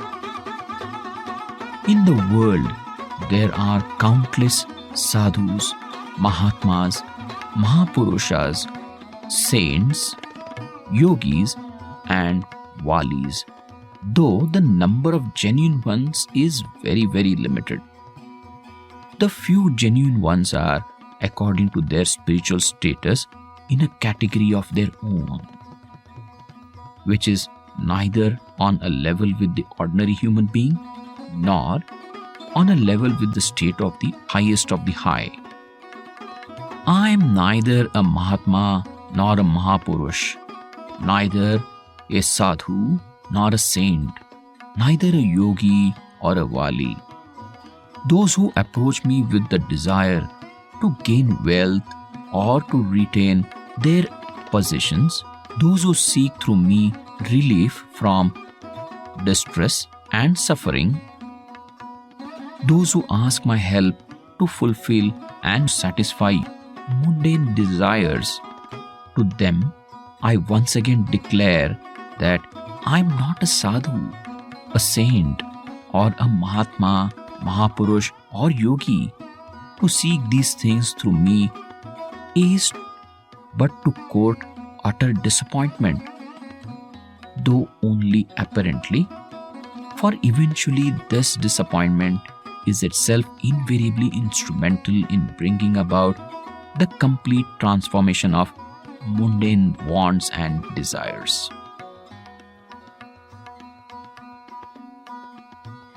The sadhus, saints, yogis, valis, and such others who are on the via media can and do perform miracles and satisfy the transient material needs of individuals who approach them for help and relief.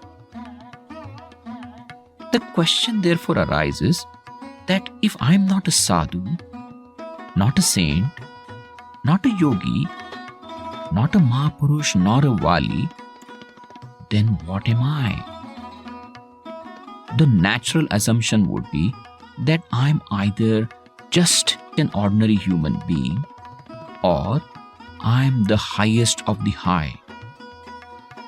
But one thing I say definitely, and that is that I can never be included among those having the intermediary status of the real sadhus, saints, yogis, and such others. Now, if I'm just an ordinary man, my capabilities and powers are limited. I'm no better or different from an ordinary human being. If people take me as such, then they should not expect any supernatural help from me in the form of miracles or spiritual guidance, and to approach me to fulfill their desires would also be absolutely futile. On the other hand, if I am beyond the level of an ordinary human being and much beyond the level of saints and yogis, then I must be the highest of the high. In which case, to judge me with your human intellect and limited mind and to approach me with mundane desires would not only be the height of folly but sheer ignorance as well, because no amount of intellectual gymnastics would ever understand my ways or judge my infinite state. If I am the highest of the high, my will is my law, my wish governs the law, and my love sustains the universe. Whatever your apparent calamities and transient sufferings, they are but the outcome of my love for the ultimate good. Therefore, to approach me for deliverance from your predicaments, to expect me to satisfy your worldly desires, would be asking me to do the impossible, to undo what I have already ordained. If you truly and in all faith accept your Baba as the highest of the high, it behooves you to lay down your life at his feet, rather than to crave the fulfillment of your desires. Not your one life, but your millions of lives would be small sacrifice to place at the feet of one such Baba, who is the highest of the high.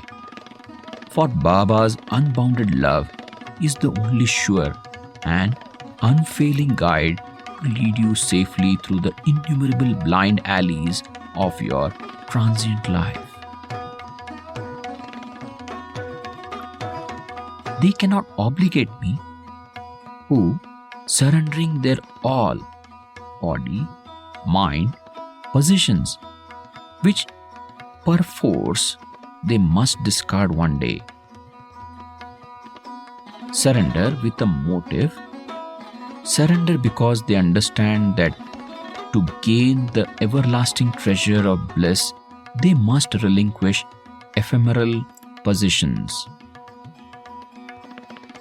This desire for greater gain is still clinging behind their surrender, and as such, the surrender cannot be complete. Now you know that if I am the highest of the high, my role demands that I strip you of all your possessions and wants, consume all your desires and made you desireless rather than satisfy your desires. Sadhus, saints, yogis and walis can give you what you want, but I take away your wants and free you from attachments and liberate you from the bondage of ignorance. I am the one to take, not the one to give what you want or as you want. Mere intellectuals can never understand me through their intellect. If I am the highest of the high, it becomes impossible for the intellect to gauge me, nor is it possible for my ways to be fathomed by the limited human mind. I am not to be attained by those who, loving me, stand reverentially by in rapt admiration. I am not for those who ridicule me and point at me with contempt. To have a crowd of tens of millions flocking around me is not what I am for.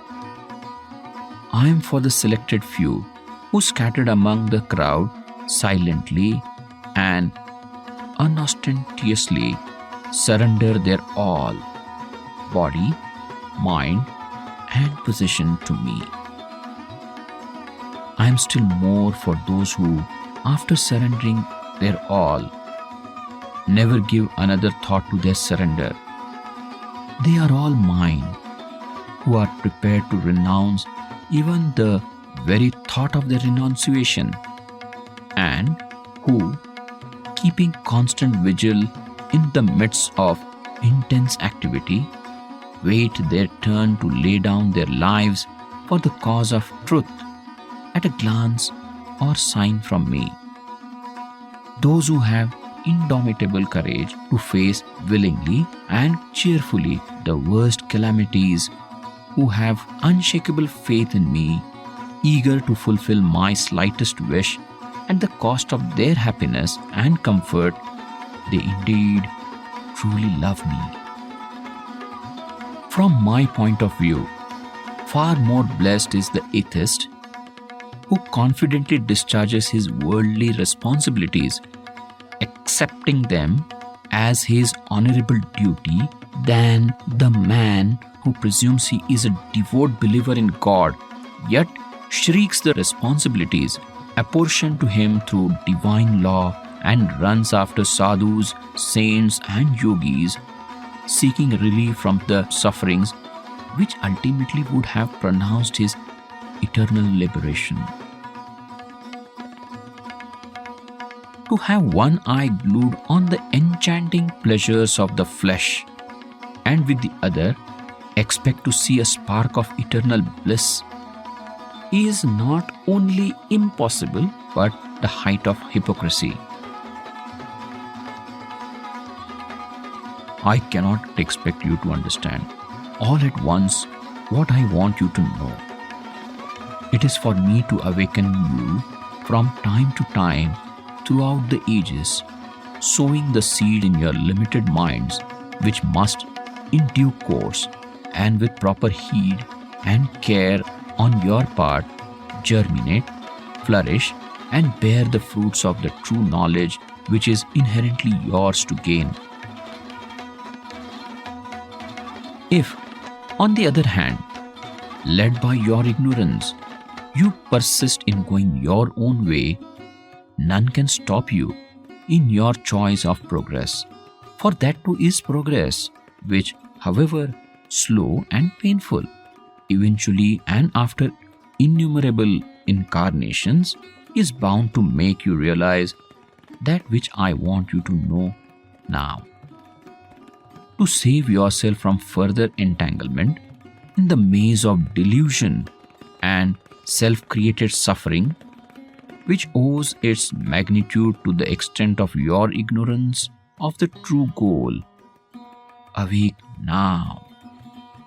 Pay heed and strive for freedom by experiencing ignorance in its true perspective.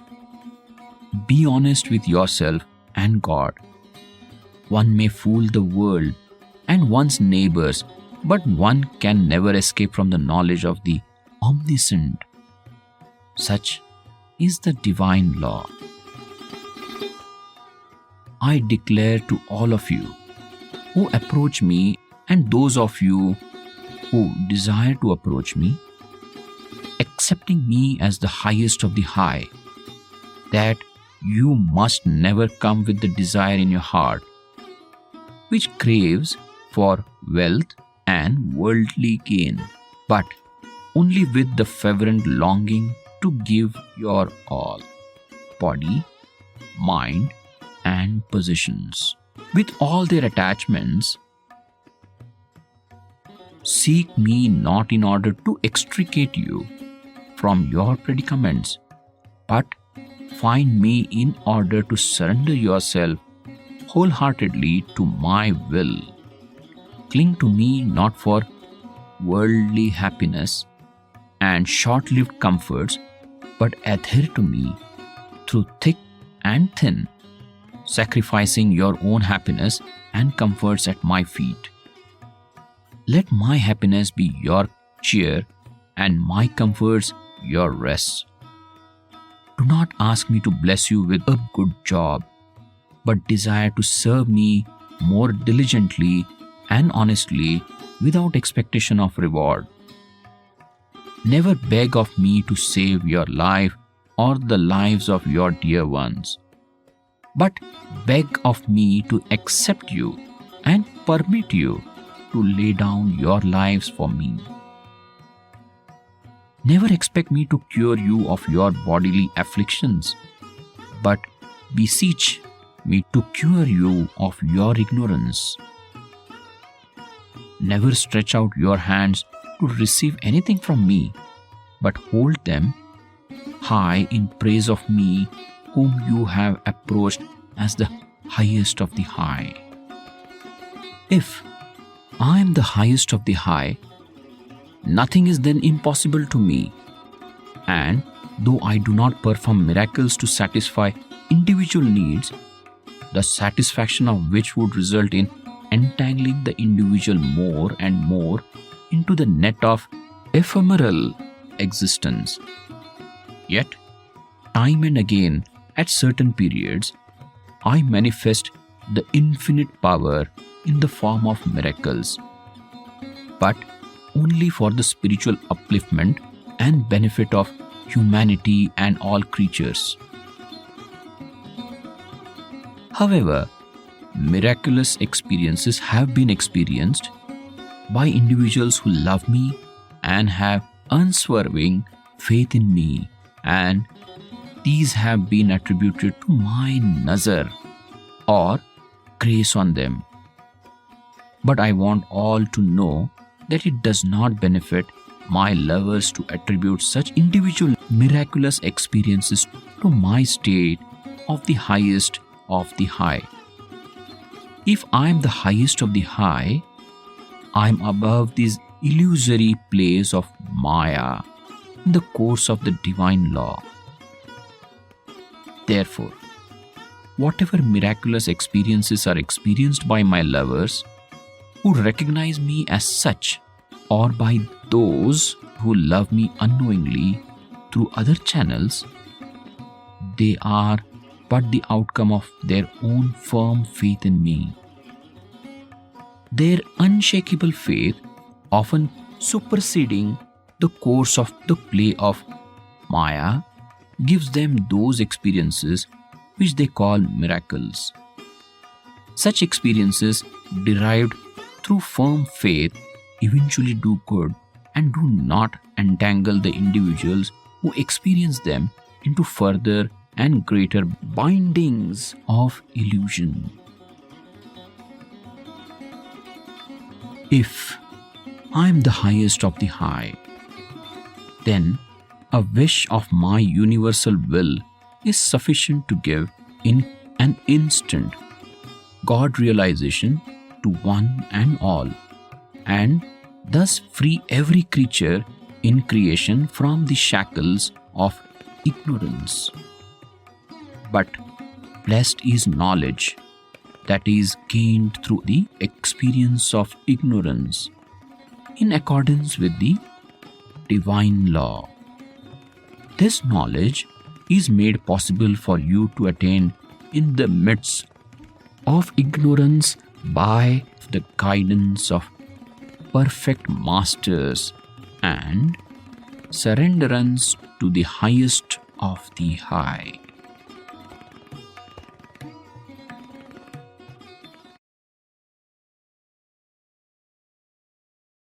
Part 8.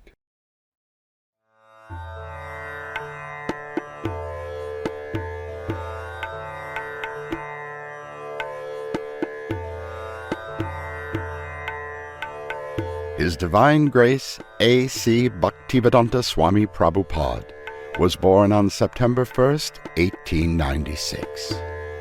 He was an Indian spiritual teacher and the founder Acharya of the International Society for Krishna Consciousness, or ISKCON. Born into an aristocratic Kshatriya family in Calcutta, he was educated at the Scottish Church College there. Before adopting the life of a novice renunciate, or vanaprastha, in 1950, he was married with children and owned a small pharmaceutical business. In 1959, he took a vow of renunciation, or sannyas, and started writing commentaries on Vaishnava scriptures. In his later years as a traveling Vaishnava monk, he became an influential communicator of Gaudiya Vaishnava theology in India, and specifically to the West through his leadership of ISKCON, or the Hare Krishna movement. As the founder of ISKCON, he emerged as a major figure of the Western counterculture, initiating thousands of young Americans.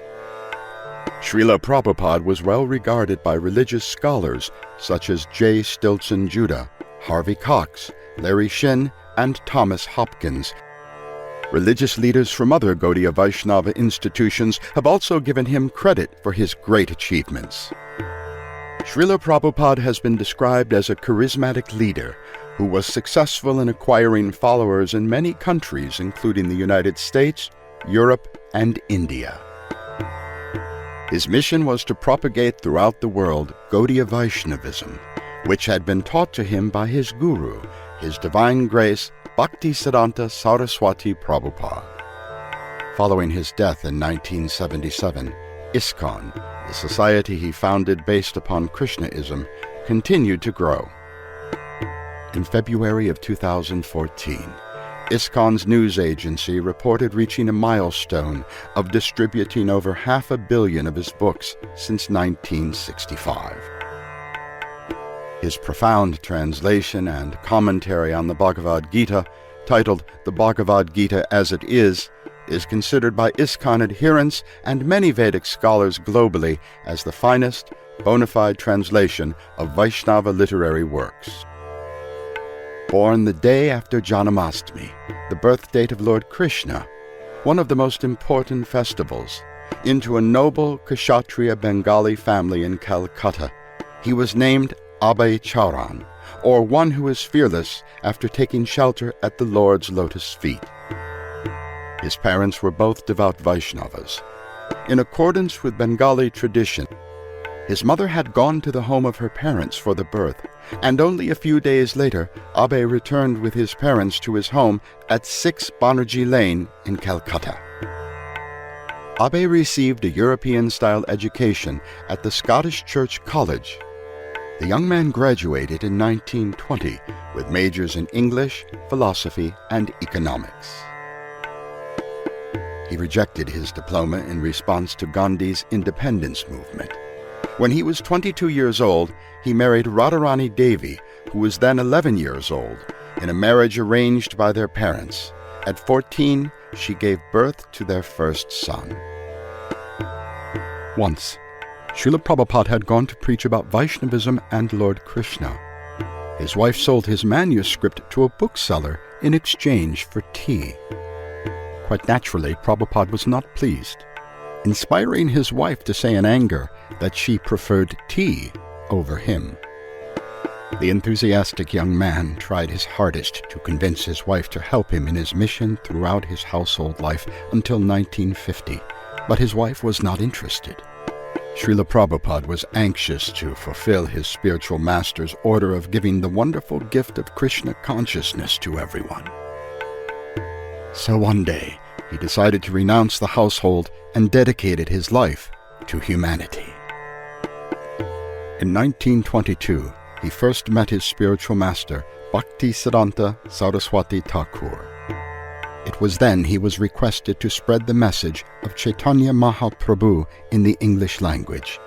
In 1933, he became a formally initiated disciple of Bhaktisiddhanta Maharaj.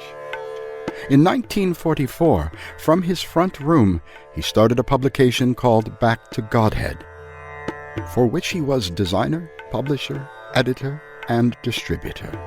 He personally designed the logo, an effulgent figure of Chaitanya Mahaprabhu in the upper left corner with the motto, "Godhead is light, nescience is darkness."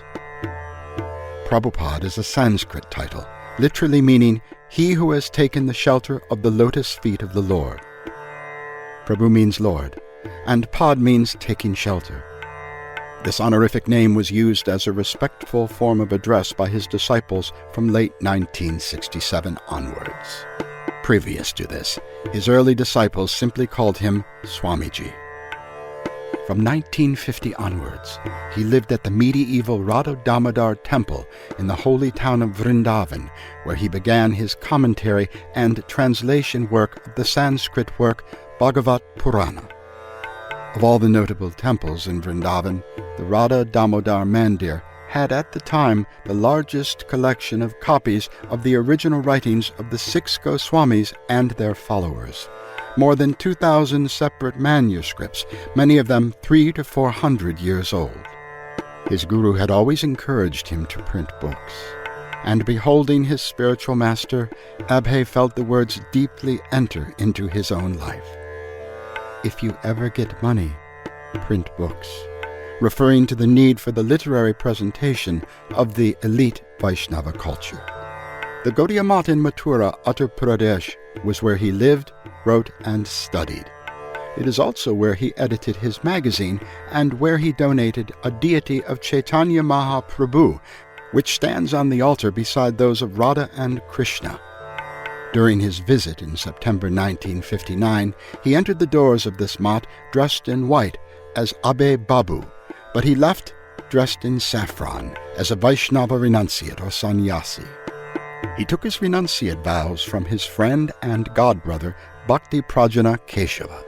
On becoming a sannyasi, he also took the title of Swami. He single-handedly published the 17-chapter first book of the Bhagavat Purana, filling 3 volumes of 400 pages each, enriched with a detailed commentary. The introduction to the first volume was a biographical sketch of Chaitanya Mahaprabhu. He then left India, obtaining a free passage on a freighter named the Jaladuta, with the aim and hope of fulfilling his spiritual master's instruction to preach Krishna consciousness in the Western world. In his possession was a single suitcase, an umbrella, a supply of dry cereal, and about $8 worth of Indian currency, as well as several boxes of his self-published book. Prabhupada's Jaladuta diary, kept between August 25, 1965, and the 30th of the same month, falls silent for 6 days. On the 7th day, August 31st, the silence is broken with 3 simple words. Passed over a great crisis on the struggle for life and death. When he sailed to the United States in 1965, his trip was not sponsored by any religious organization, nor was he met upon his arrival by a group of loyal followers. As the Indian freighter Jaladuta neared its destination, the magnitude of his intended task weighed heavily upon him. On the 13th of September, he wrote in his diary, "Today, I have disclosed my mind to my companion, the Lord Sri Krishna." On this occasion, and on a number of others, Prabhupada called on Krishna for help in his native Bengali. Examining these compositions, academics regard them as intimate records of his prayerful preparation for what lay ahead, and a view on how Bhaktivedanta Swami understood his own identity and mission. "I do not know why you have brought me here," he wrote. "Now you can do whatever you like with me. But I guess you have some business here, otherwise why would you bring me to this terrible place? How will I make them understand this message of Krishna consciousness? I am very unfortunate, unqualified, and most fallen. Therefore I am seeking your benediction so that I might convince them, for I am powerless to do so on my own." By journeying to the United States, he was attempting to fulfill the wish of his guru, possible only by the grace of his dear Lord Krishna. It was in July of 1966 that he brought global missionary Vaishnavism to the Western world, founding the International Society for Krishna Consciousness, or ISKCON, in New York City. He spent much of the last decade of his life setting up the institution. Since he was the society's leader, his personality and his management capabilities were responsible for much of ISKCON's growth and the great reach of his mission. When it was suggested to him at the time of founding ISKCON in '66, a broader term of God consciousness would be preferable to Krishna consciousness in the title, he rejected this recommendation, suggesting that the name of Krishna includes all other forms and concepts of God. After a group of devotees and a temple had been established in New York, another center was started in San Francisco in 1967. From there he traveled throughout America with his disciples, popularizing the movement through street chanting or sankirtan, book distribution, and public lectures. Once ISKCON was established in San Francisco, a small number of devotees from the temple were sent to London, England, where they came into contact with the Beatles. George Harrison took the greatest interest, spending a significant amount of time speaking with Prabhupada, and even producing a record with members of what became the London Radha Krishna Temple for the Beatles' Apple label. Over the years, his continuing leadership role took him around the world several times, setting up temples and communities on all continents. By the time of his death in Vrindavan in 1977, ISKCON had become an internationally known expression of Vaishnavism. Through his great mission, he followed and communicated the teachings of Lord Chaitanya Mahaprabhu and introduced Bhakti Yoga to an international audience. His Divine Grace A.C. Bhaktivedanta Swami Prabhupada died on November 14, 1977, at the age of 81 in Vrindavan, India. His body was interned in the ISKCON Krishna Balaram Temple, in that holy, dusty, transcendental town of Vrindavan.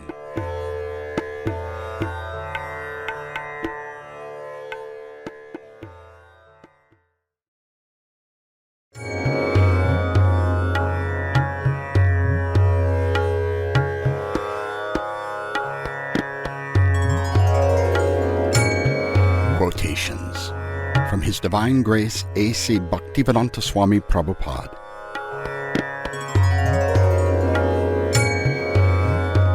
If you sell diamonds, you cannot expect to have many customers. But a diamond is a diamond, even if there are no customers. A tree full of ripened fruit bows down naturally because of the weight of the fruits and its willingness to make its fruit accessible to others. Humility means that one should not be anxious to have the satisfaction of being honored by others. The beginning of all knowledge comes from humility. When a Krishna-conscious person is elevated to a responsible position, he never becomes puffed up. Similarly, a great soul in Krishna consciousness becomes humbler than the grass, and bows down like the fruit trees, because such a person acts as the agent of Krishna. Therefore he discharges his duty with great responsibility. When a pure devotee or a spiritual master speaks, what he says should be accepted as having been directly spoken by the Supreme Personality of Godhead in the Parampara system. One should not be happy or distressed over desirables or undesirables, knowing that such feelings are simply created by the mind. Books are the basis. Purity is the force. Preaching is the essence. Utility, the principle. To kill nothing, that is love. The artist draws a picture of a rose very nicely with all attention and artistic sense, and yet it does not become as perfect as the real rose. If that is the real fact, how can we say that the real rose has taken its shape without intelligence behind the beauty? It is better to be an outspoken atheist than a hypocrite. A single grain of devotion is far more valuable than tons of faithfulness. Our first duty is to satisfy the spiritual master who can arrange for the Lord's mercy. A common man must first begin to serve the spiritual master or devotee. Then, through the mercy of the devotee, the Lord will be satisfied. Unless one receives the dust of a devotee's lotus feet on one's head, there is no possibility of advancement. Unless one approaches a pure devotee, he cannot understand the Supreme Personality of Godhead. This chanting of the Hare Krishna mantra is enacted from the spiritual platform, and thus this sound vibration surpasses all lower strata of consciousness, namely sensual, mental, and intellectual. Be very humble, so that Krishna is happy with you. There is a word Christos in the Greek dictionary, and this word is supposed to be borrowed from the Sanskrit word Krishna, and Christ is derived from Christos. Anyone who is steady in his determination for the advanced stage of spiritual realization and can easily tolerate the onslaughts of distress and happiness is certainly a person eligible for liberation. Out of many millions of wandering living entities, one who is very fortunate gets an opportunity to associate with a bona fide spiritual master by the grace of Krishna. By the mercy of both Krishna and the spiritual master, such a person receives the seed of the creeper of devotional service or bhakti. Faith is unflinching trust in something divine. Indulgence in animal killing for the taste of the tongue is the grossest kind of ignorance. First, birth is from your parents. But real birth, real life, begins when one accepts a bona fide spiritual master and renders service unto him.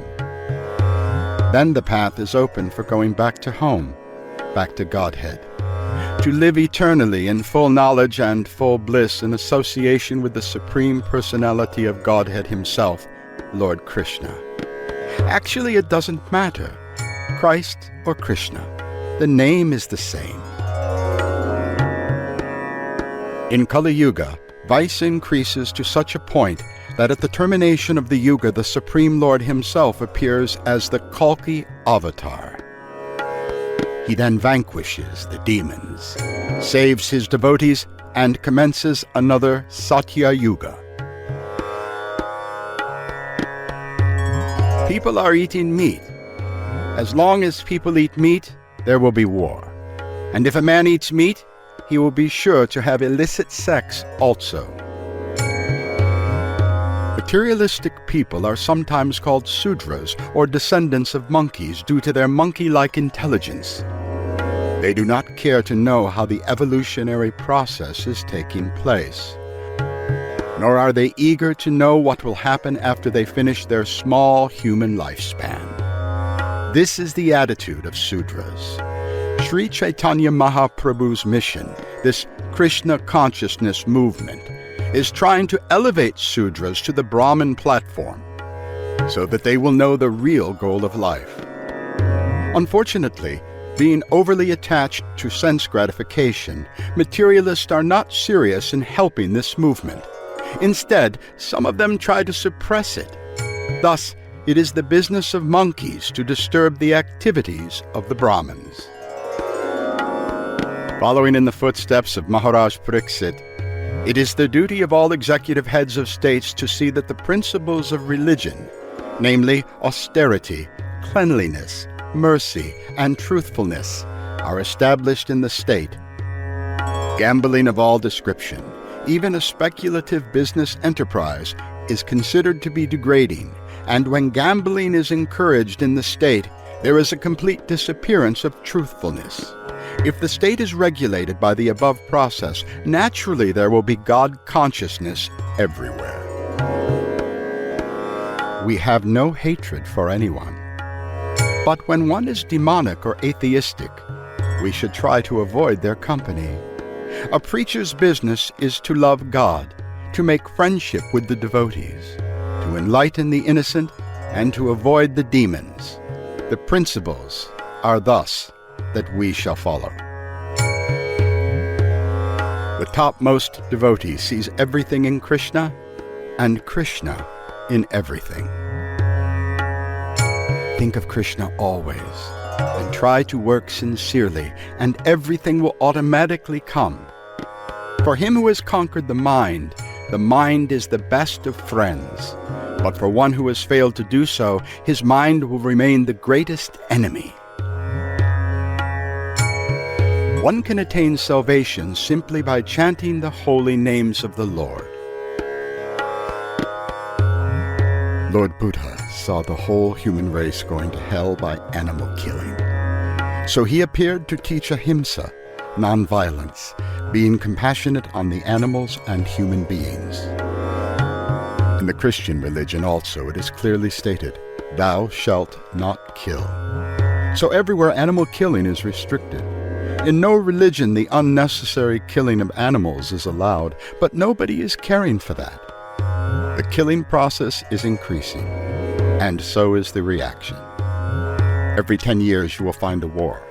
These are the reactions. Religion without philosophy is sentiment, or sometimes fanaticism, while philosophy without religion is mental speculation.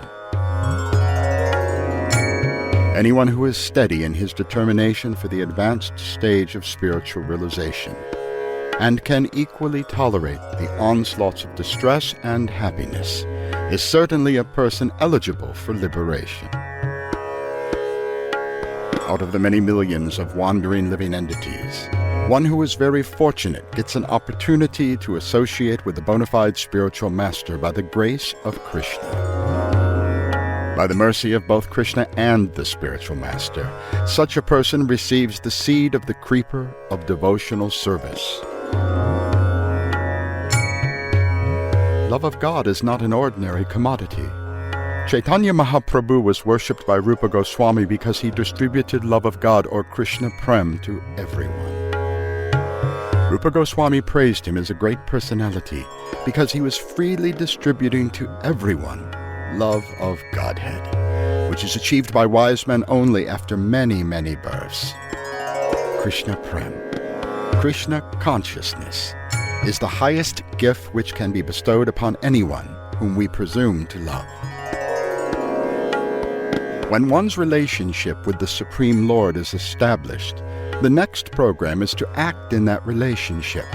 After executing such prescribed duties, when one attains the highest goal of life, love of Godhead, he achieves the fulfillment of his human mission.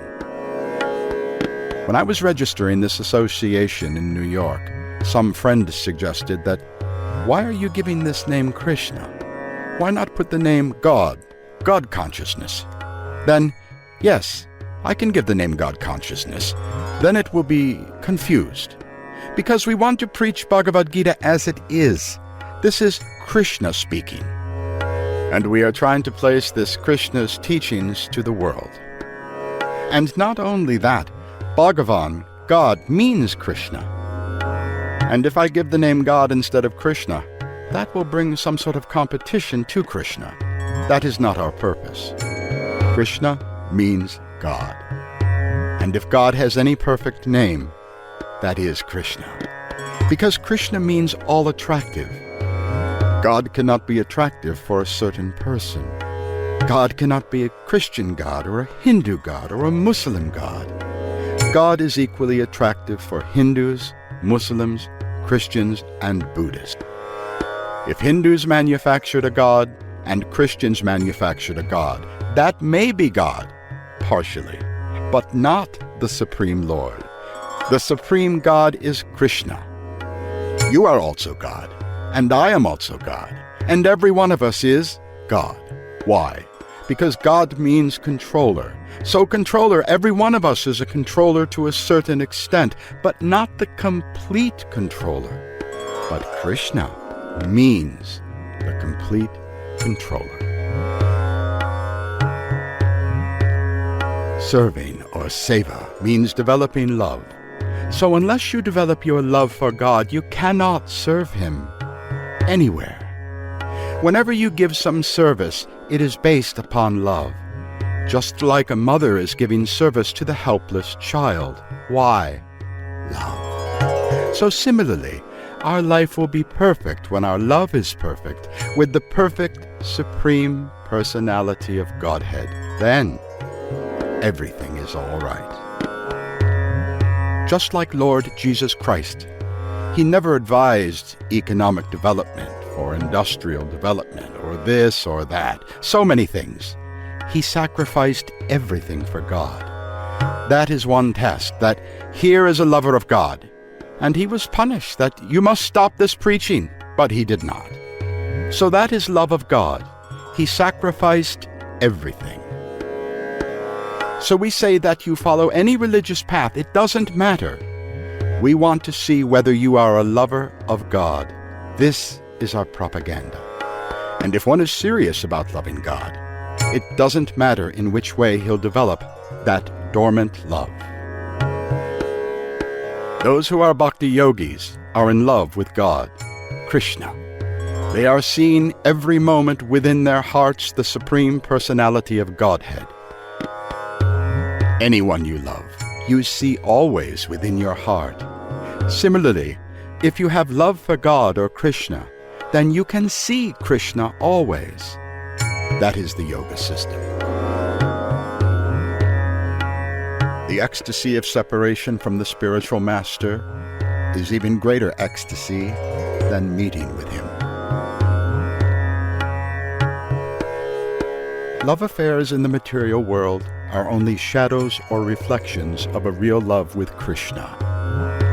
If you love Krishna in any capacity, you shall never be frustrated, because everything in Krishna is perfect, eternal, blissful, and full of knowledge. There are 4 classes of men: lazy intelligent, busy intelligent, lazy fool, and busy fool. First-class man is lazy intelligent. Busy fool is very dangerous. If Krishna wants to kill somebody, oh, nobody can protect him. And if God wants to protect him, oh, well, then nobody can kill him. In the spiritual world, there is competition for the best satisfaction of Krishna. Whatever Krishna said, that is good, and everything else is bad. Our confusion is now finished. 5 plus 5 is equal to 10. 2 plus 2 is equal to 4. So Krishna plus everything is Vrindavan. Do not forget Krishna, and you will always be in Vrindavan. A snake can be charmed by herbs and mantra, but the man envious cannot be. Therefore, he is more dangerous than a snake. The life of material existence is just like hard wood. And if we can carve Krishna out of it, that is the success of life. Something has dropped in the water, in the river.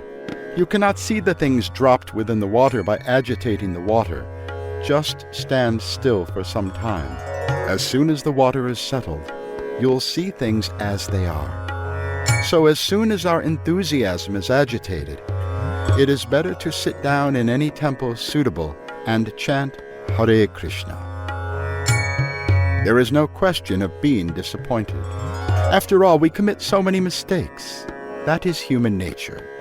To err is human. That is not a fault, but try to rectify it with a cool head. As your devotional service becomes mature, you shall see Krishna more and more, and more and more. You shall realize the qualities of the holy land of Vraj.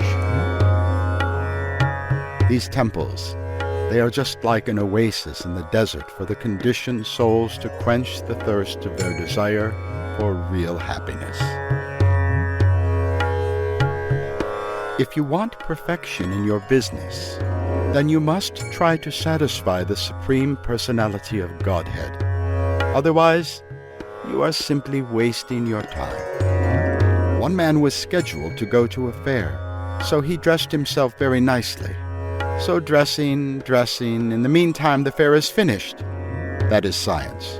All rascals, simply promising with no solution of any problem. You require water immediately. If we become Krishna conscious and chant Hare Krishna, there will be rainfall. And then, even barren land will be fertile. They do not know this. Instead, they are importing water. We must all become ideal in our character, and then people will be very impressed with such purity. A devotee is faultless. He has no flaws. Cleopatra, you have heard the Egyptian history. She was very beautiful, and she conquered many great warriors.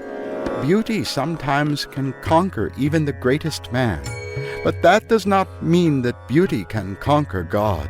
To conquer God is bhakti. If you are advanced in devotional service, then you can conquer God, just like the gopis. You said that your job is Maya, but you must know that Maya is illusion. As soon as there is the absence of Krishna consciousness, that is Maya. But you are working just to help and push Krishna's interest. Therefore, it is not Maya. Anything used in Krishna consciousness is real renouncement. The more you cleanse the temple, the more you decorate the deity, the more your heart becomes cleansed, and soon you will become spiritually decorated yourself.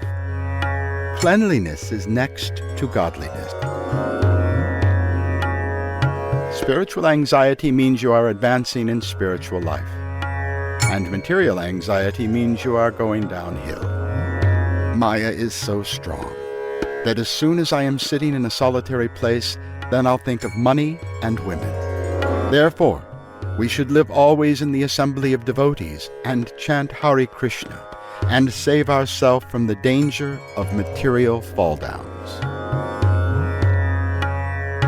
When we are children, innocent, we have no bad habits. But as we grow and associate with bad company, we also acquire all of those bad habits. To give up all these bad habits means that we have to associate with sadhus or devotees, saintly persons. Then we can give it up. These are called anarthas, or giving up all bad habits. A devotee always accepts his distress as minimized by God's mercy. Anyone who accepts this philosophy of God's mercy and suffering and still makes progress in Krishna consciousness, it is said that he is sure to go back to home, back to Godhead. The spiritual master and Krishna are two parallel lines. The train on two tracks moves forward. The spiritual master and Krishna are like these two tracks. They must be served simultaneously. Krishna helps one to find the bona fide spiritual master, and the bona fide spiritual master helps one to understand Krishna. If one does not get a bona fide spiritual master, then how can he ever understand Krishna? You cannot serve Krishna without the spiritual master, or serve the spiritual master without serving Krishna. In God's creation there is male and female, even in the spiritual world, and there is purpose for such a creation. The purpose is so that the male and female may join together, not for sex life, but to glorify the Lord. In Vaikuntha, the women are much more beautiful in their figure, smiling, dressing, etc. But the men and women there are so much attracted by the chanting of Hare Krishna that they do not get any sex impulse, even by intimate mingling. Suicide is never justified. It is a violation of nature's law. Nature gives you a certain type of body to live in for a certain number of days, and suicide means you go against the law of nature. You untimely stop the duration of life. Therefore, he becomes a criminal. Suicide is criminal, even in ordinary state law. One cannot commit suicide. Women are by nature endowed with many artistic tendencies, and from the Vedic age we will find high-grade women and girls were highly qualified in 64 arts. Srimati Radharani was fully qualified in those arts, and therefore, by her super excellent transcendental qualities, she could charm Krishna.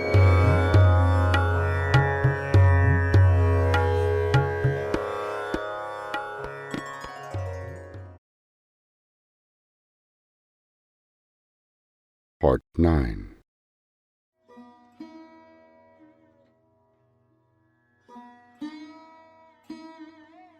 The wisdom of Swami Satchidananda. Swami Satchidananda was the founder of the Integral Yoga International. He taught that the goal and the birthright of all individuals is to realize the spiritual unity behind the diversity throughout creation and live harmoniously as members of one universal family.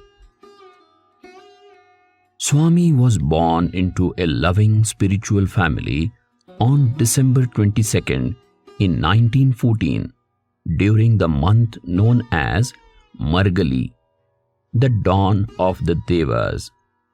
His parents were Sri Kalyanesundaram Gaundar and his wife Srimati Vela Mai. From an early age, Swami Satchidananda, or Ramaswamy as he was known at the time, displayed many spiritual tendencies and a dedication to the truth. He says he felt an absence of attachment to material objects. Somehow I can't recollect anything I was attached to very much, even as a youth. I had the same affection towards everybody and everything.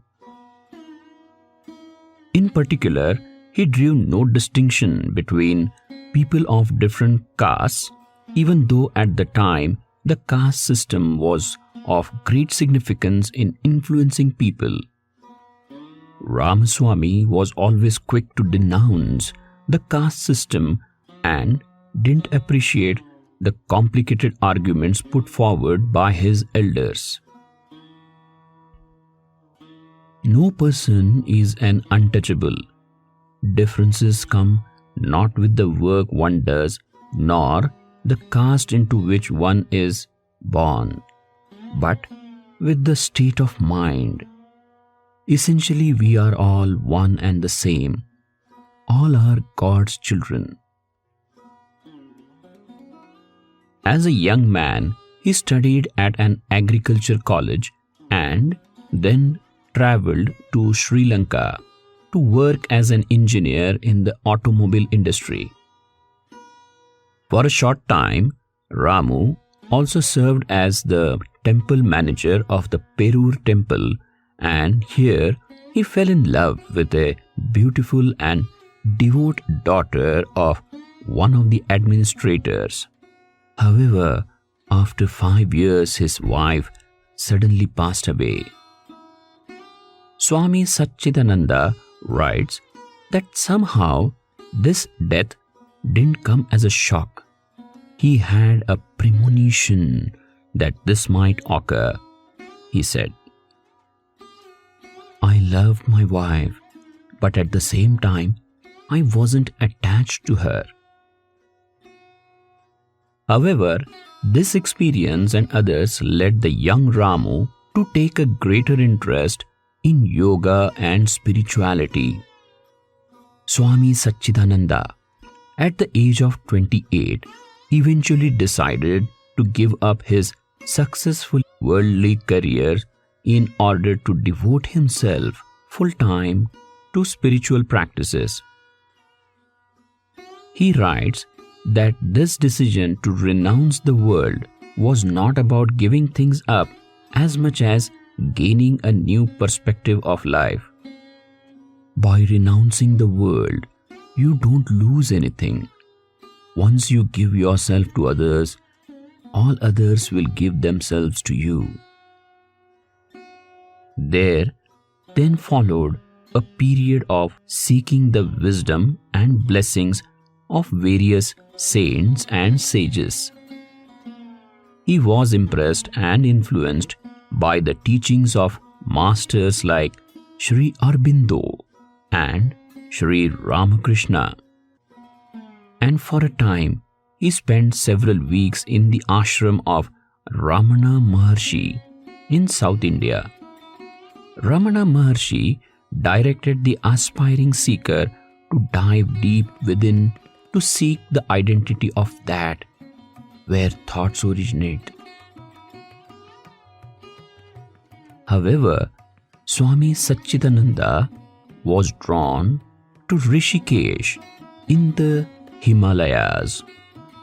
It was here that he met and became a disciple of his guru, Sri Swami Sivananda, and was initiated into the holy order of Sannyas. It was during this initiation that he was given his spiritual name of Swami Satchidananda, meaning divine bliss. In his many writings, he often stressed the sincere gratitude he felt towards the loving guidance of his guru, Swami Sivananda. He learnt many things, but said the primary teaching of his guru was that of service to others. Always try to serve others. Don't even call it helping. Call it service, because you are benefiting by that. Although a sannyasi, Swami Satchidananda was active in serving others and was quite happy to use modern technology to disseminate the teachings of yoga. He undertook an arduous lecture tour of India and in 1953 was invited to Sri Lanka, where he helped to run an ashram of the Divine Life Society near Trincomalee. Here, he proved to be much loved spiritual guide and was looked up to as a guru. He also became well respected for his universalist approach to religion. Like many other great saints of India, Swami Satchidananda believed all religions could lead sincere seekers to the same goal. His interfaith motto was the principle that truth is one, paths are many. It was also during this time that he decided to make an arduous pilgrimage to the holy mountain, Mount Kailash, in the Himalayas. In 1966, the artist and disciple Peter Max invited him to New York City. This led on to Swami Satchidananda deciding to stay, becoming an American citizen. In the West, he initiated many Western seekers into the order of sannyasi and lectured at many different locations throughout the world. He often participated in interfaith initiatives. His mission was to bring people together in the spirit of friendship and harmony, an iconic movement of 1960s. The best of Swami Satchidananda. When we forget that we are essentially spiritual beings, we see only the body and mind. It is because we have different bodies and minds that we see all the diversity in people. And wherever there are differences, there can be either fighting or fun. If you learn to appreciate and enjoy the diversity while realizing the unity, then it will all be fun. We may look different, but if we see the spirit, we realize I'm you, you are me, we are one.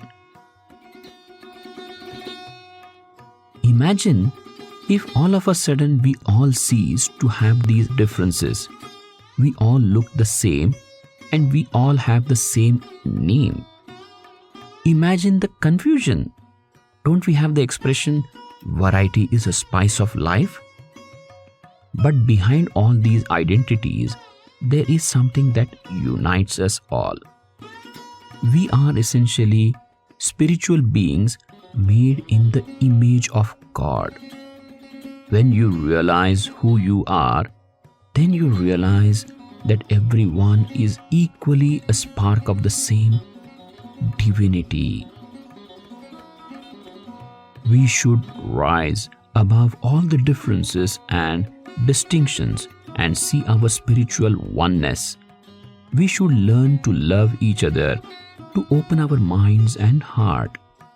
Even just focusing on this one thought, I belong to the whole world and the entire world is my family, will make you so happy and peaceful. Remember, each person is a child of God and we are all sisters and brothers. Any kind of expectation creates a problem. We should accept but not expect. Whatever comes, accept it. Whatever goes, accept it. The immediate effect is that your mind is always peaceful. Peace comes not from doing, but from undoing. Not from getting, but from letting go. Though we can't always see it at the time, if we look upon events with some perspective, we see things always happen for our best interest. We are always being guided in a way better than we know ourselves. If your heart is beautiful, your face will be beautiful, your life will be beautiful, everything will be beautiful. Yoga believes in transforming the individual before transforming the world. Whatever change we want to happen outside should happen within. If you walk in peace and express that peace in your very life, others will see you and learn something. Let us accept all the different paths as different rivers running towards the same ocean. We are not going to change the world, but we can change ourselves and feel free as birds. We can be serene even in the midst of calamities, and by our serenity make others more tranquil. Serenity is contagious. If we smile at someone, he or she will smile back, and a smile costs nothing. We should plague everyone with joy. If we are to die in a minute, why not die happily, laughing? Anything that you throw comes back. All your actions are echoes. The light is within.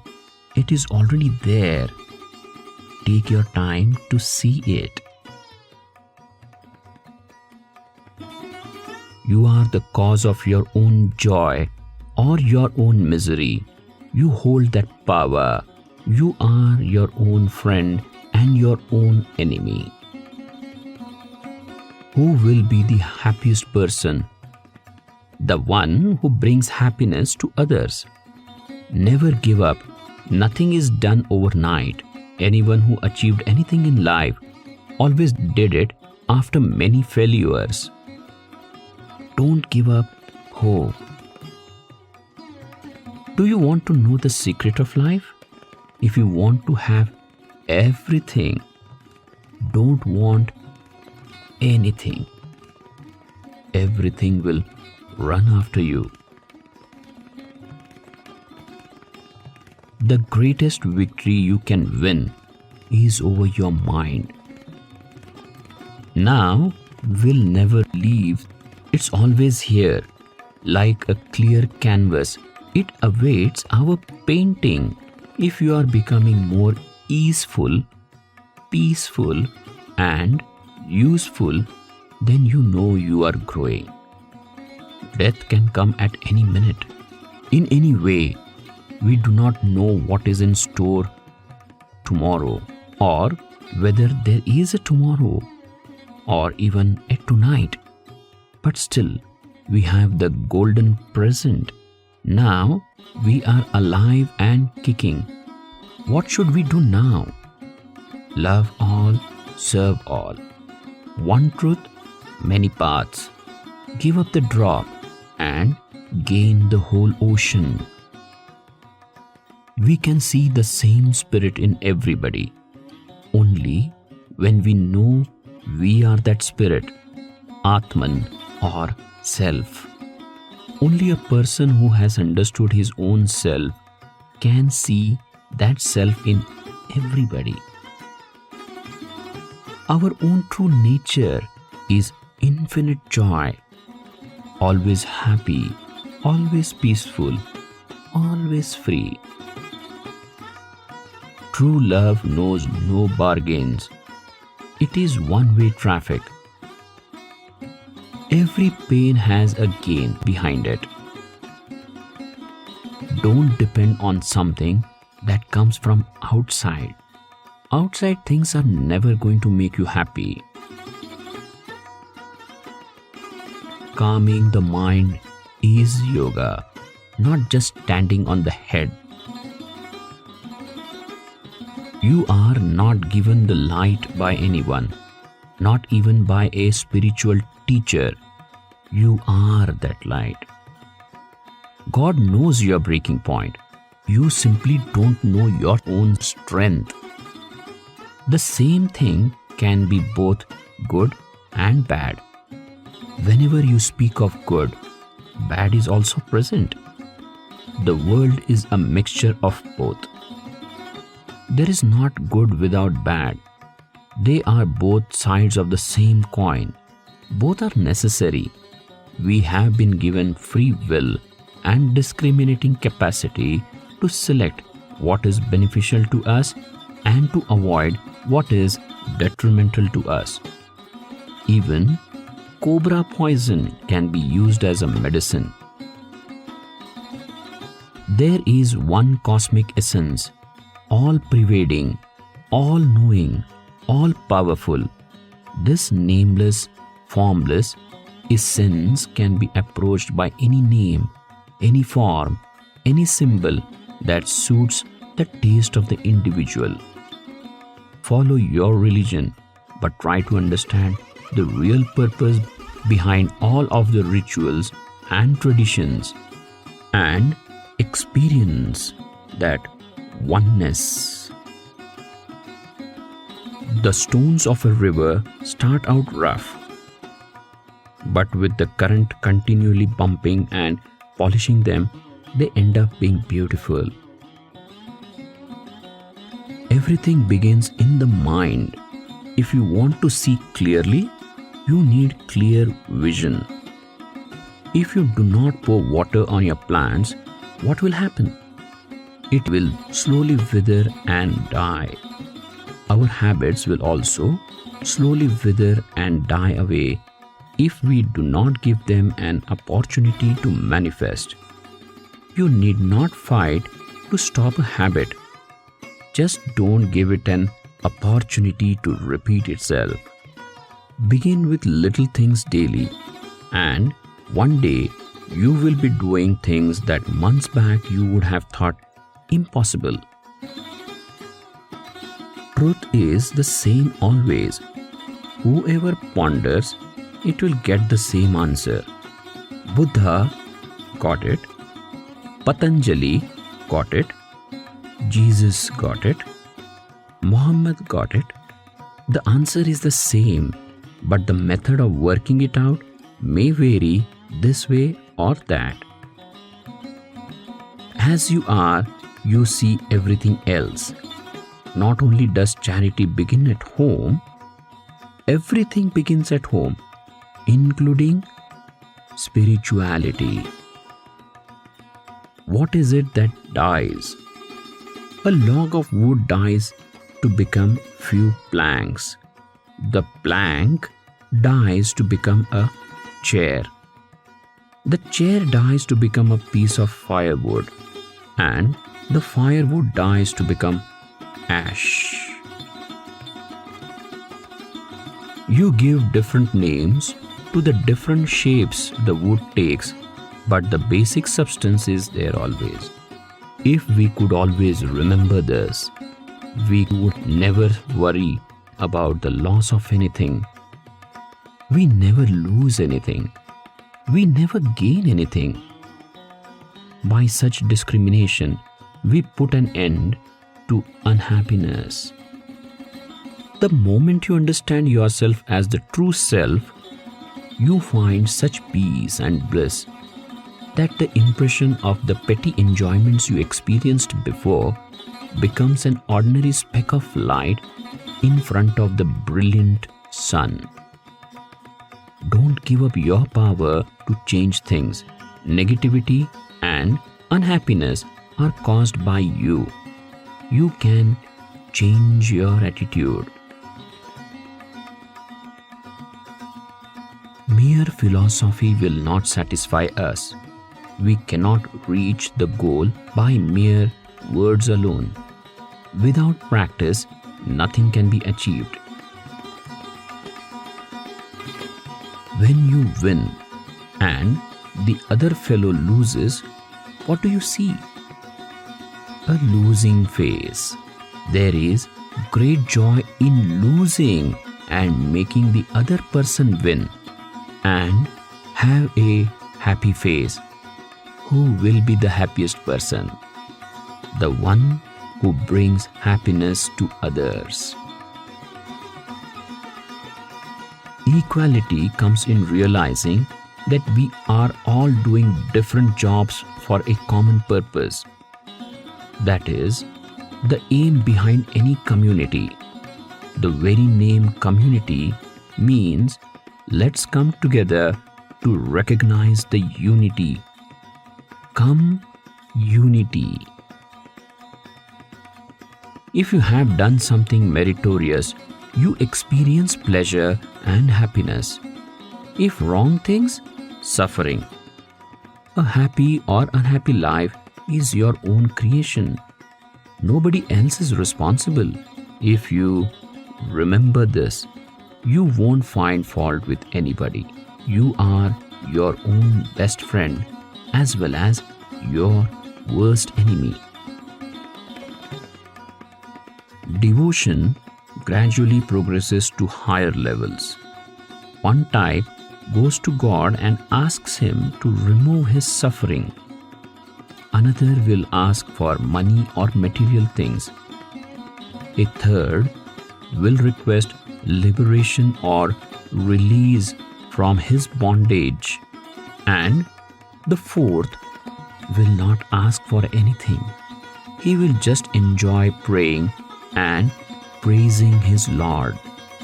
This is the highest form of prayer. Music is the celestial sound, and it is sound that controls the whole universe, not atomic vibrations. Sound energy, sound power is much, much greater than any other power in the world.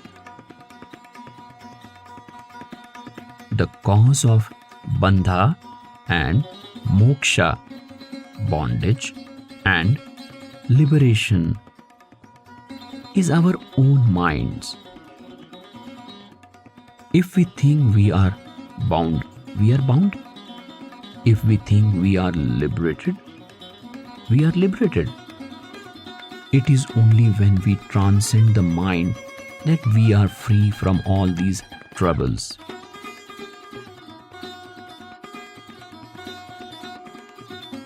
I feel we don't really need scriptures. The entire life is an open book, a scripture. Read it, learn while digging a pit or chopping some wood or cooking some food. If you can't learn from your daily activities, how are you going to understand the scriptures? Yoga is not only learning to stand on your head, but also learning to stand on your feet. There is no value in digging shallow wells in 100 places. Decide on one place and dig deep. Even if you encounter a rock, use dynamite and keep going down. If you leave that to dig another well, all the first effort is wasted and there is no proof you won't hit rock again. We can be serene even in the midst of calamities, and by our serenity make others more tranquil. Just do, leave it there. If it comes, let it come, but don't look for it. The period between 4 and 6 in the morning is called the Brahma Muhurta, the Brahmic time or divine period, and it is very sacred time to meditate.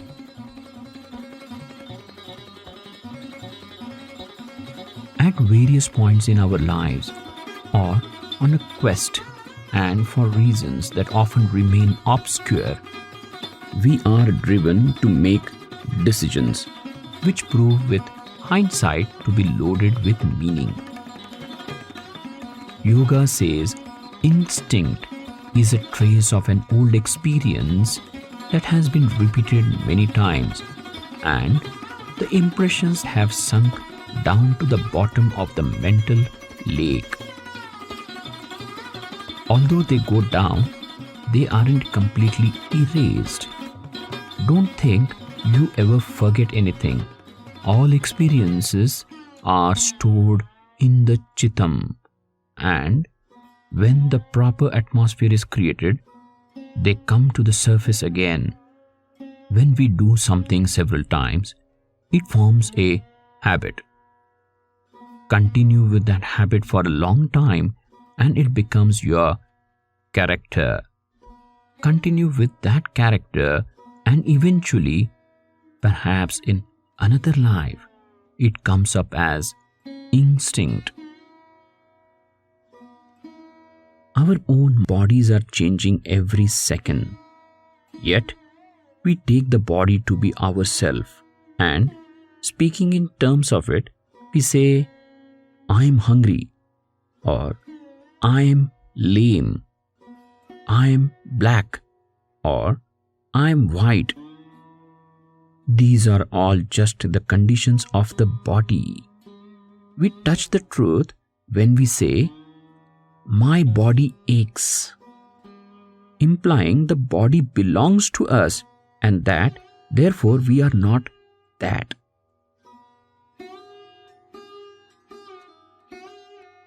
The dedicated ever enjoy supreme peace. Therefore, live only to serve. Yoga began with the first person wanting to be healthy and happy all the time.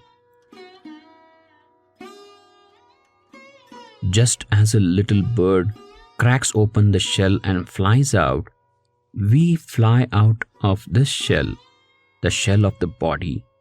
We call that death. But strictly speaking, death is nothing but a change of form. Temples and churches have become social centers. They have lost their original purpose because the minds of the people are more attracted to worldly things than to prayer. The lips repeat the prayer mechanically like a phonograph record, but the mind wanders to other places. The 5 points of Yama, together with the 5 points of Niyama, reminds us the 10 commandments of the Christian and Jewish faith, as well as the 10 virtues of Buddhism. In fact, there is no religion without these moral or ethical codes. All spiritual life should be based on these things. They are the foundation stone without which we can never build anything lasting. We don't exhaust the Bible even after reading it hundreds of times. Each time we read it, we see it in a new light. That is the greatness of the Holy Scriptures.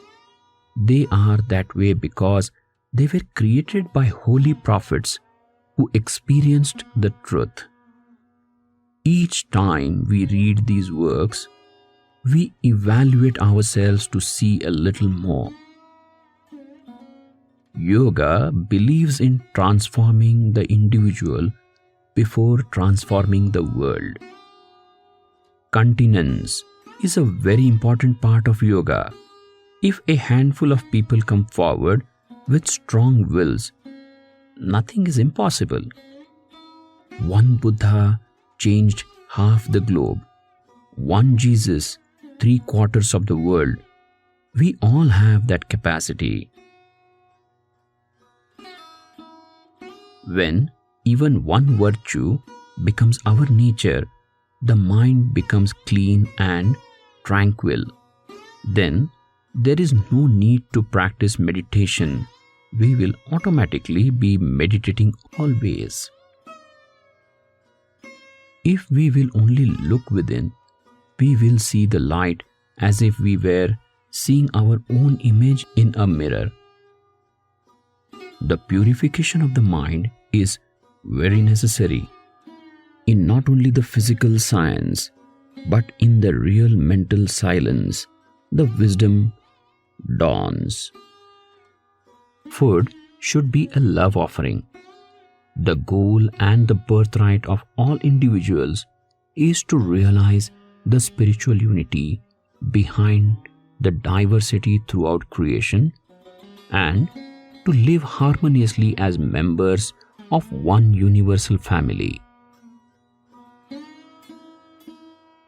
They are all searching for the necklace that's around their necks. He said of the Woodstock generation, eventually they will look in the mirror and see it. It's not possible to please everyone. Instead, satisfy your own conscience by doing things without any selfish motive. Then you will be pleasing God. I don't think just the name of a country, Israel, is what is real. And whoever thinks of that reality and works to realize the reality are the chosen people. Whoever is interested in reality is an Israelite. So, this song is addressed to the true children of that reality. Hear, O children of the reality, the Lord is our God. There is only one God who is our Lord, who is the life in us. We are that image. God is always one. Every religion talks about this.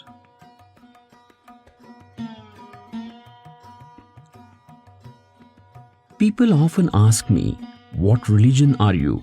You talk about the Bible, Quran, Torah.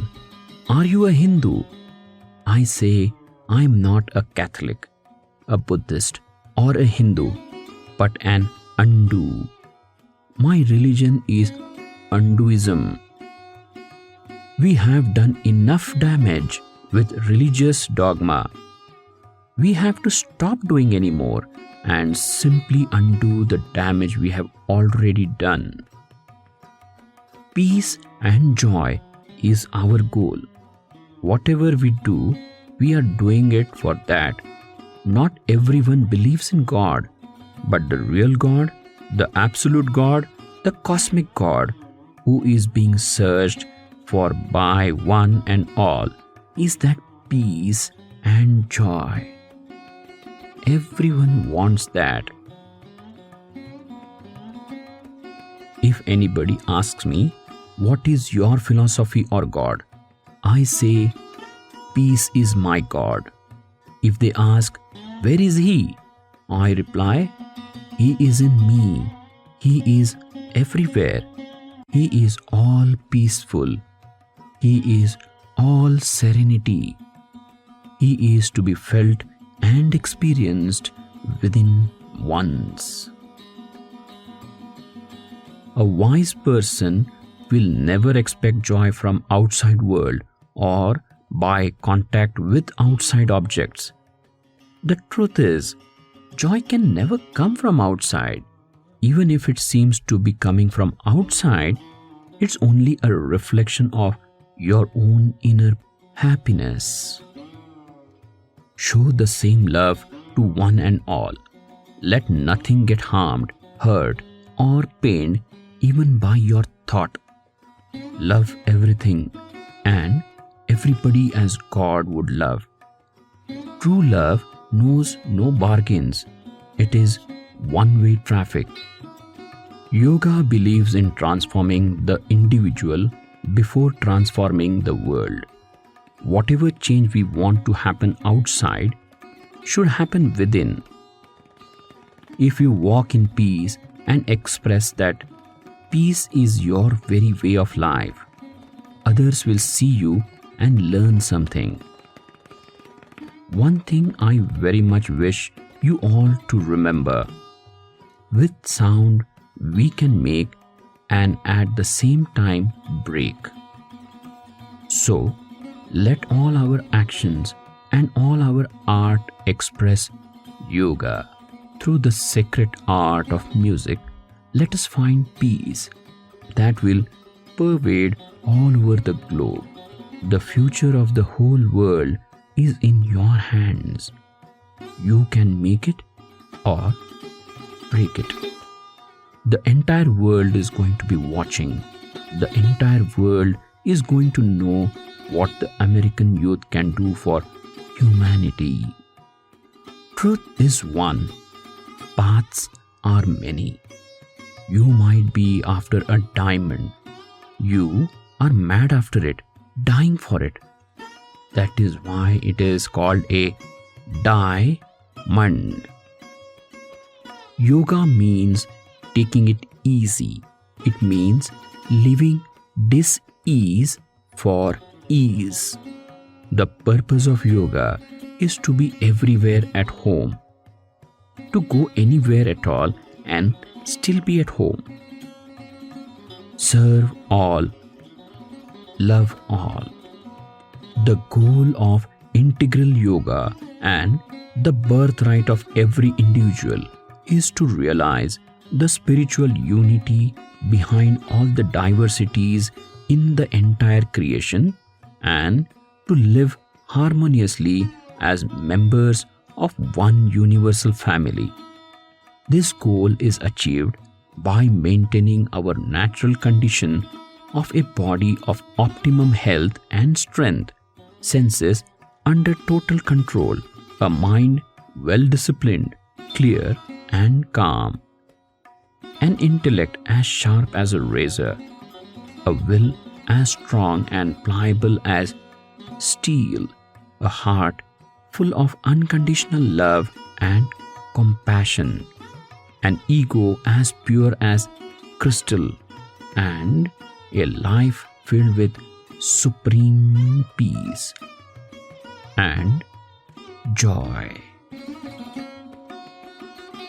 Though we can't always see it at the time, if we look upon events with some perspective, we see things always happen for our best interest. We are being guided in a way better than we know ourselves. The material world is ready to pinch you when you overindulge in something, or when you are filled with anxieties, worries and desires. It makes you feel that it's almost impossible to live in this type of world. That is the purpose of the world, to give you all kinds of trouble. Why? So you will think and reflect, what am I doing? What should I do? Where do I go from here? You awaken. That is the very beauty of all the challenges and disappointments the world gives you. They wake you up. Love is a sacred word. Love is the name of God. The entire universe is created with love, by love, and in love. Love is the beginning. Love is the continuation. And love is the end. Love for love's sake is divine. It is constructive. It is beautiful. Brings peace, brings harmony. It brings joy to the lover and to the loved. But if love is based on selfishness, egoism, the very same love brings restrictions. Peace and harmony is based on love and used properly by a selfless mind for the benefit of the humanity. Love knows no business. Love knows no bargain. Love never expects anything in return. Love knows only giving, giving and giving, without even waiting for a thank you. Such a love is the supreme word. Let that love supreme reign over the universe. Part 10.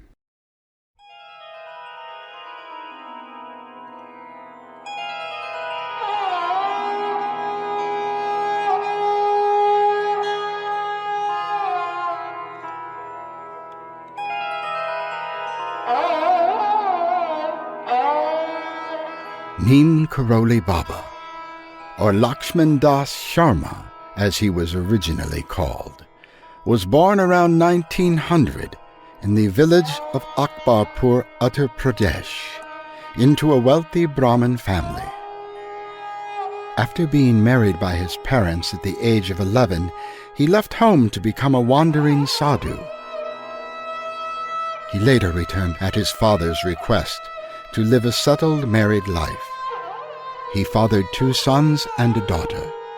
His disciple, Baba Ramdas, tells a story that Baba Lakshman Das boarded a train without a ticket, and the conductor decided to halt the train and force the young man off at the village of Neem Karoli. After unceremoniously kicking Lakshman Das off the train, the conductor found that it would not start again. After several attempts at starting the train, someone suggested to the conductor that they allow the sadhu back on. Neem Karoli promised to board the train on 2 conditions.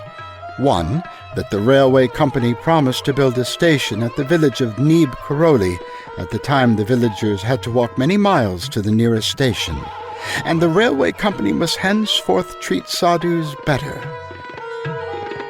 The officials agreed, and the wandering monk boarded the train, jokingly saying, "How is it up to me to start trains?"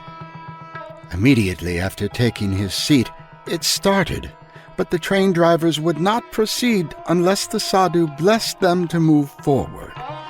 Baba gave his blessings, and the train proceeded. Later a station was built at the village of Neem Karoli, and Baba lived in the village for a while and was given his name. Thereafter he wandered extensively throughout northern India.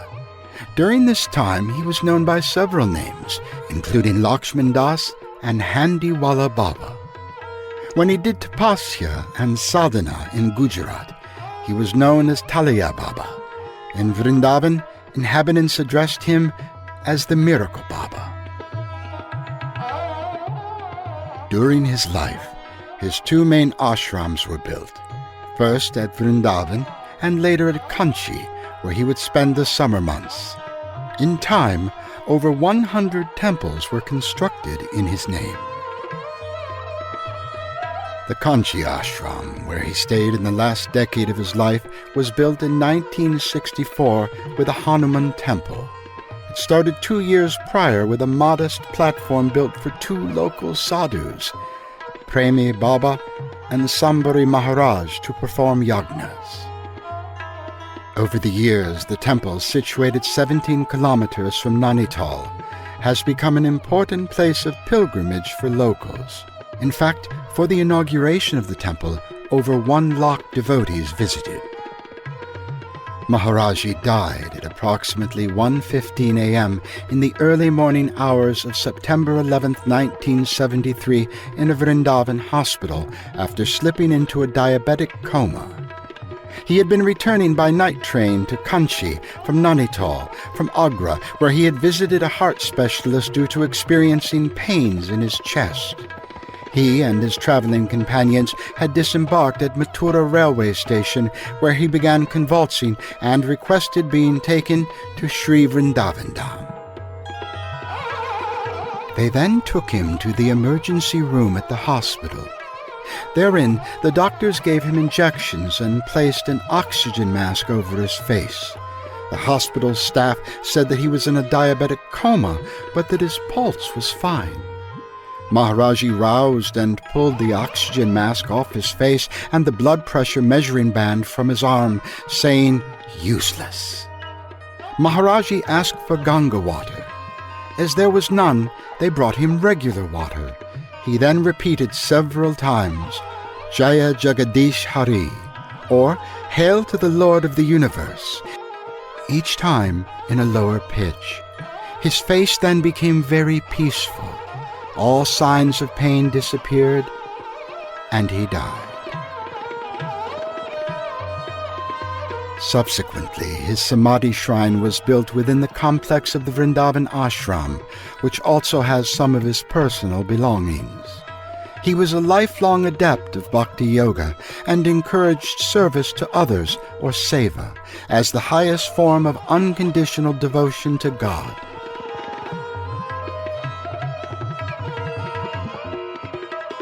A devotee named Anjani shares the following account. There can be no biography of him. Facts are few, stories many. He seems to have been known by different names in many parts of India, appearing and disappearing throughout the years. His non-Indian devotees of recent years knew him as Neem Karoli Baba, but mostly as Maharaji, a nickname so commonplace in India that one can often hear a tea vendor addressed thus. Just as he said, he was nobody. He gave no discourses. Only the briefest, simplest stories were his teachings. Usually he sat or lay on a wooden bench wrapped in a plaid blanket while a few devotees sat around him. Visitors came and went. They were given food, a few words, a nod, and laughter, for he loved to joke. Orders for running the ashram were also given, usually in a piercing yell across the compound. Sometimes he sat in silence, absorbed in another world to which we could not follow. But bliss and peace poured down upon us. Who he was no more than the experience of him, the nectar of his presence, the totality of his absence, enveloping us now like his plaid blanket.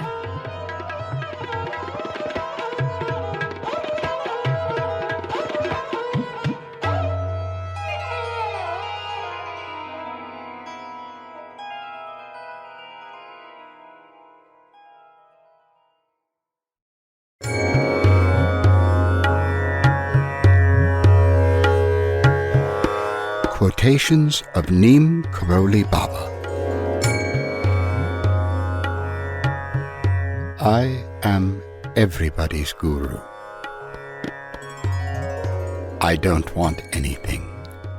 I exist only to serve others.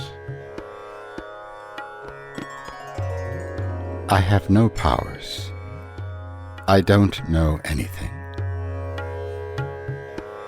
I am the father of the world. The whole world is my child. Ask God or Hanuman. I'm just an ordinary being. I can do nothing. The great sadhus don't have a human body. They are omnipresent. If a saint changes form, he doesn't necessarily have to take on a human body.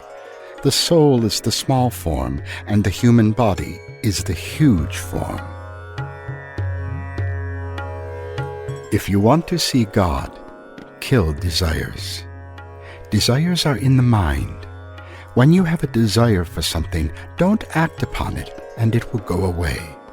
If you desire to drink this cup of tea, don't, and the desire for it will fall away.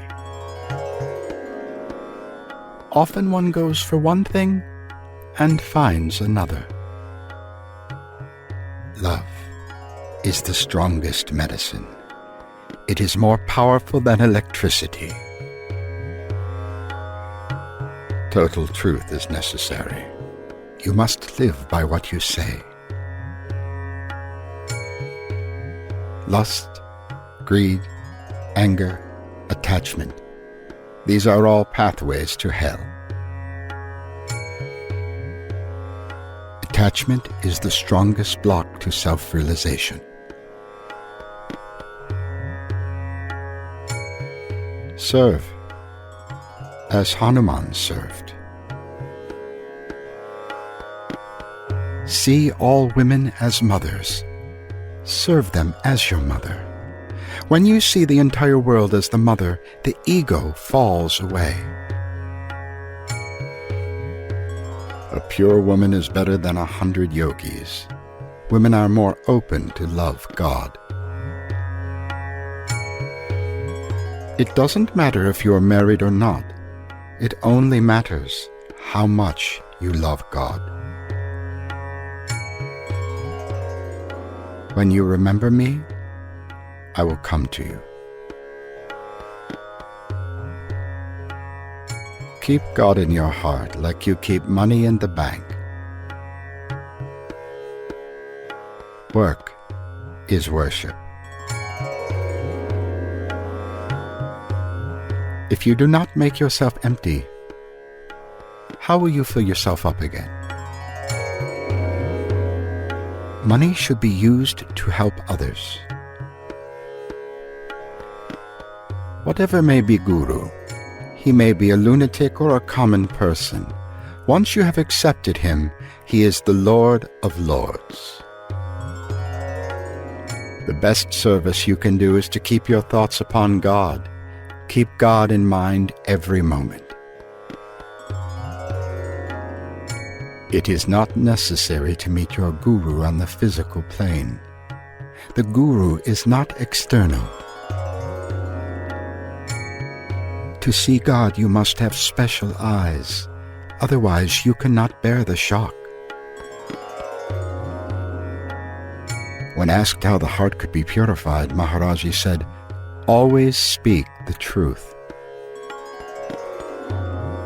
You can leave me. I won't leave you. Once I catch hold of you, I don't let go."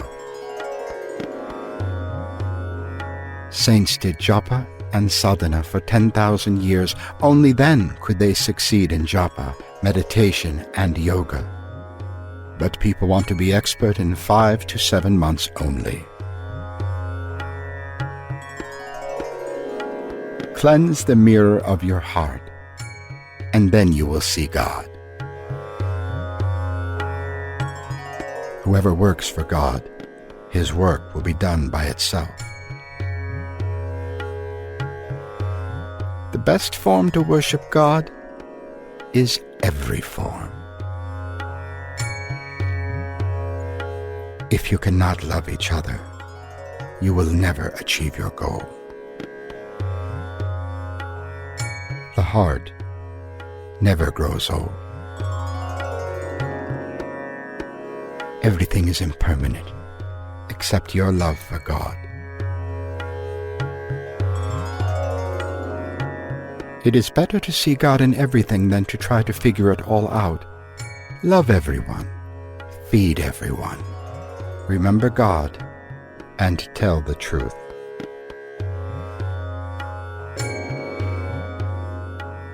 Love all men as God, even if they hurt you or shame you.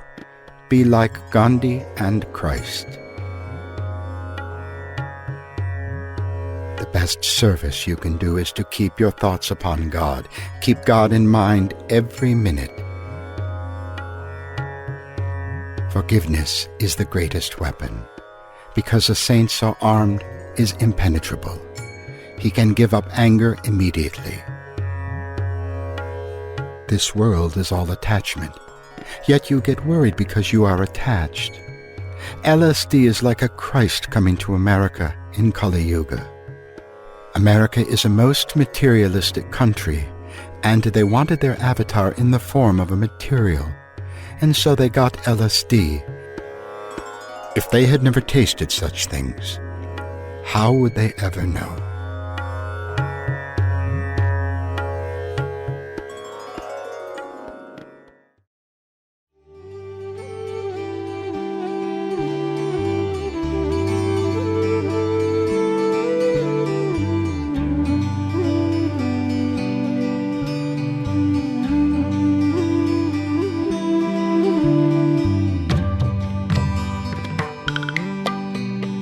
Stories of Neem Karoli Baba. At times, Maharaji's behavior reminds me of a story Ramakrishna tells of a saint who asked a snake not to bite, but to love everyone. The snake agreed, but then many people threw things at the snake. The saint found the snake all battered. "I didn't say not to hiss," said the saint. When Maharaji came out, you never knew what to expect. He could do the same thing a week in a row until you'd think, well, he'll come out at 8 o'clock. Then he might not come out all day. Or he might just go into another room and close the door and be in there for 2 days. You had to learn to expect the unexpected. One day he came out, and all he said all day long was "Tul, tul, nan, nan," repeating these words to himself like a mantra. Days went on like this until somebody finally said, "Maharaji, what are you saying?"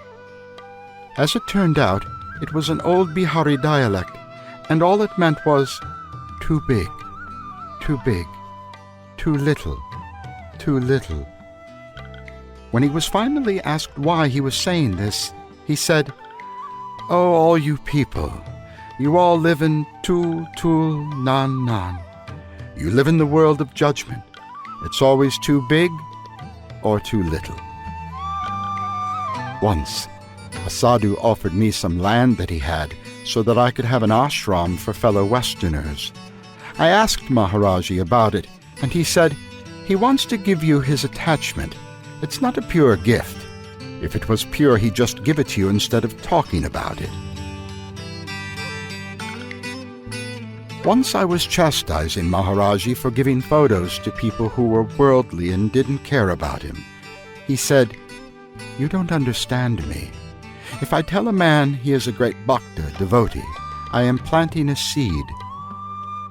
If a person already has the seed planted and growing, why should I plant another?" I said, "You are telling these drunkards, liars, and dacoits that they are real bhaktas. They just go home and carry on with their old behavior." Maharaji said, "Some of them will remember what I said of them, and it will make them want to develop this quality in themselves. If 10 out of 100 are inspired in this way, it is a very good thing. I take the dust from the lotus feet of the Guru to cleanse the mirror of my mind." So begins a sacred ode to Hanuman. For many years, before I met Maharaji, I was searching, going here and there, studying this and that. I began following strict yogic codes, brahmachari, 3 a.m. rising, cold baths, and asanas. It was during a period when I had given up coffee and tea that I met Maharaji. Tea was being offered to all of us, and I didn't know what to do. I said nothing, but did not accept a cup of tea, and Maharaji leaned over to me saying, "Won't you take tea? Take tea. You should drink the tea. It's good for you in this weather. Take tea." So I drank the tea. With that one cup of tea, all those strict disciplines and schedules were washed away. They seemed meaningless and unnecessary. The true work seemed beyond these things. Now I do whatever comes of itself. Maharaji would often quote Kabir, "It's easy to dye your cloth, but it's hard to dye your heart." The true devotees of God never wear saffron, carry malas, prayer beads, or put on sandalwood. You can't know them unless they want it, and then you can only know them as much as they allow. "How do I know if a person is my guru?" a devotee asked Maharaji. "Do you feel he can free you from all desires, attachments, and so forth? Do you feel he can lead you to final liberation?" A man said to Maharaji, "You've promised for years to visit my home, and you have never come. I'm not going to come and see you anymore because you won't visit my home." Maharaji said, "Oh, I'm sorry, I didn't understand. It's your home. I had thought it was my home, and so I didn't need to visit." Once, I asked Maharaji how it is possible for a man to remember God all of the time. He told me the story of Narada, the celestial sage, and the butcher. Vishnu, one of the aspects of God, was always praising the butcher, and Narada wondered why, since the butcher was always occupied, and Narada spent 24 hours a day praising Vishnu. Vishnu gave Narada the task of carrying a bowl of oil full to the brim up to the top of a mountain without spilling a drop. The task completed, Vishnu asked how many times Narada remembered Vishnu. Narada asked how that would be possible since he had to concentrate on carrying the bowl and climbing the mountain. Vishnu sent Narada to the butcher, and the butcher said that as he works, he is always remembering God. Maharaji said then, "Whatever outer work you must do, do it, but train your mind in such a way that in your subconscious mind you remember God." Maharaji used to say, "The eyes of a saint are always concentrated on the Supreme Self. The minute he is aware of himself, sainthood is lost." Once, Maharaji invited a famous pundit to come to Kanchi and recite the Srimad Bhagavatam. This man was used to reciting before large and very receptive crowds, and he complained to Maharaji that on this occasion he had to recite to only a few illiterate villagers. Maharaji gently rebuked him and said, "Don't worry, Hanuman is listening." About the miracle Babas, Maharaji would say, "What is this? This is all foolishness. He could do miracles, but the greatest miracle was that he could turn one's heart and mind towards God, as he did for me."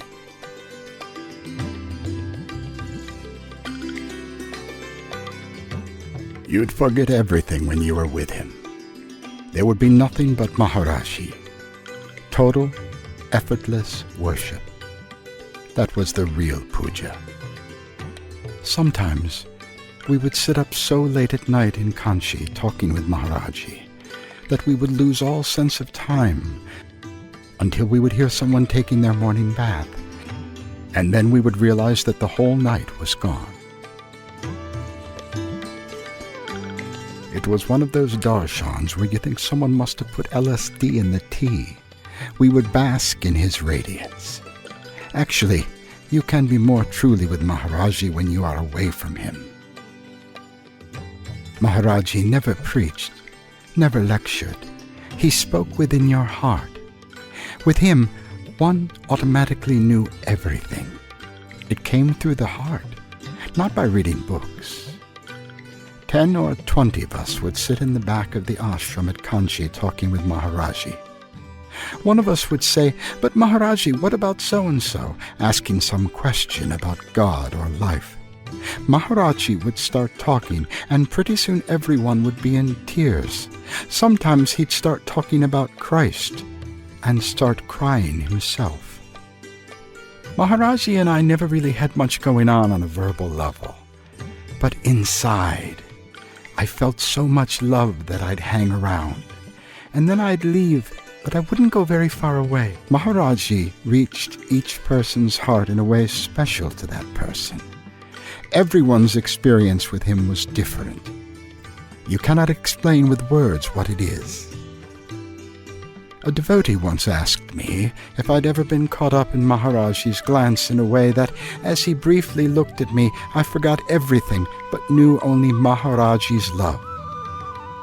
He could go through your heart with just a look or movement. The slightest thing could feel as if it was piercing you to the soul. But at the end of the darshan, he just held my eyes with his.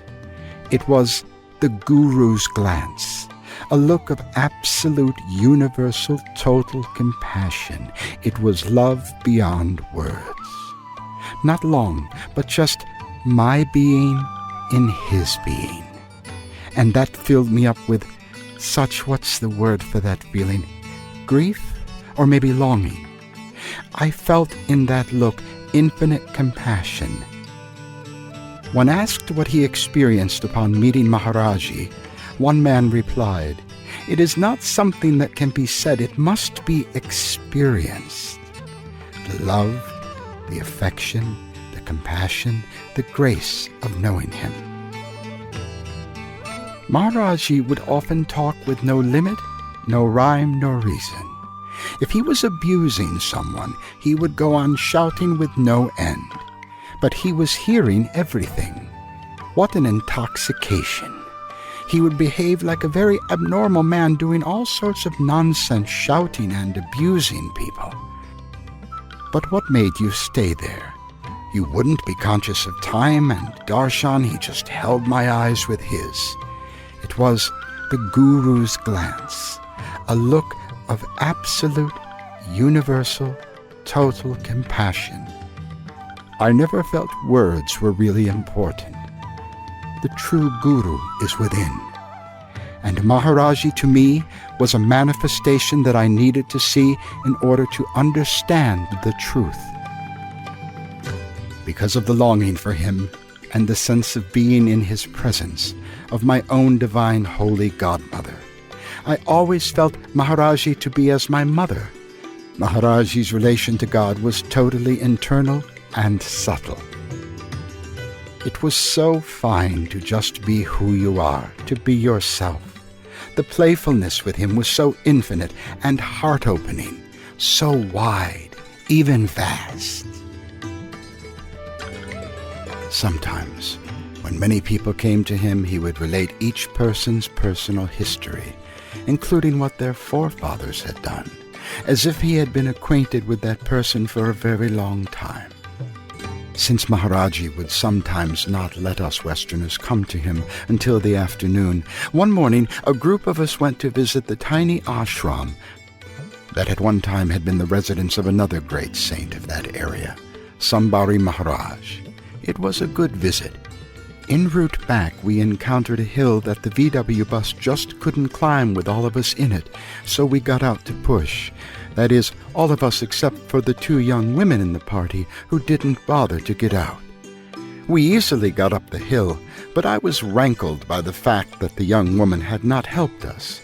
I was too well-bred to say anything.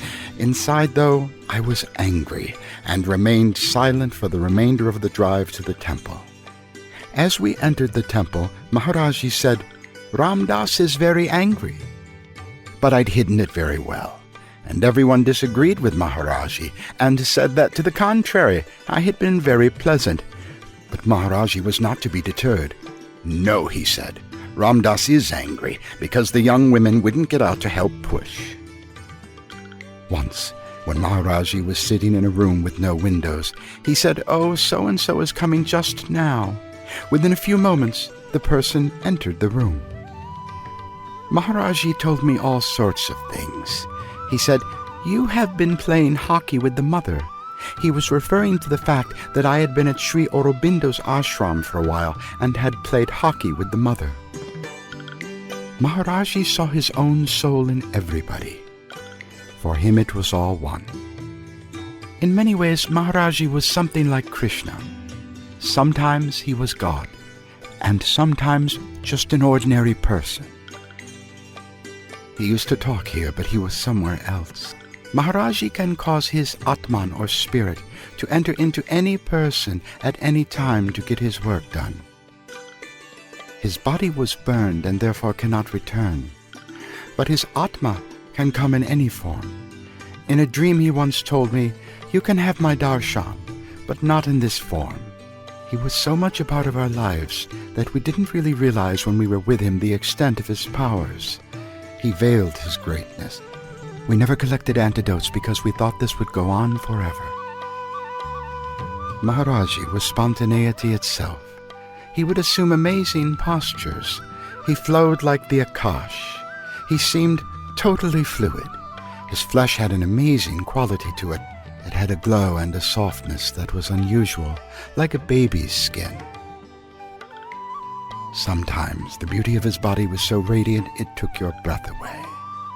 In the almost unbearable July heat of Vrindavan, before Guru Purnima, Maharaji came out wearing only a white dhoti, and all I could think of was the description of Hanuman in the Ramayana, a body shining as a mountain of gold. I always expected to see him wrapped in his blanket. One day, I came around the corner into the room, and there he was, with only a sheet around his waist and legs. It was one of the most shocking things I had ever seen in my life, though it wasn't frightening. I don't know why. I'd seen photographs, but I wasn't prepared for seeing the vastness of who he was. Another time, I saw him sitting outside on the tucket with just a sheet around his waist. This time he seemed to me more like an infant. Here was this massive being who looked like a delightful little baby, wrapped in his diapers and playing. One time, my mother and my aunt snuck into Maharaji's room when he was out taking a bath. They caressed his blanket and put it on their faces. Afterward, they could only talk about how it smelled like a baby's blanket. At times, Maharaji seemed fat, and at other times thin, sometimes tall, and sometimes small, now heavy, and then again light, and his joints didn't really function like ordinary joints. Sometimes, when Maharaji lay in the tucket, it was too small. At other times, he was like a shadow or a very small child underneath the blanket. A devotee once told me that Maharaji became very small whenever he stood before the Hanuman deity in Vrindavan. Of course, I then desired to see this phenomena, but said nothing of it to anyone. One day, just after lunch when Maharaji usually rested in his room, I was standing alone before the murti. To my great delight, Maharaji arrived at the temple to take Hanuman's darshan. We were both leaning against the rail, and he caught my attention with an intense stare, and as I looked at him, he became smaller and smaller. Oftentimes at Kanchi, if a sadhu who was a Chilam Baba came for darshan, Maharaji would send him to the back of the ashram to smoke with me. I have seen Maharaji give hashish to people with his own hands. Once I asked him if I should take LSD again, and he said, "It should not be taken in a hot climate. If you are in a place that is cool and peaceful, and you are alone, and your mind is turned towards God, then you may take the yogi medicine." Once, a Westerner asked me to translate for him. He wanted to ask Maharaji how he could help his friend back in America. The friend was in a very confused state, as he had taken too many LSD trips. Maharaji said to tell the friend to remember God all the time.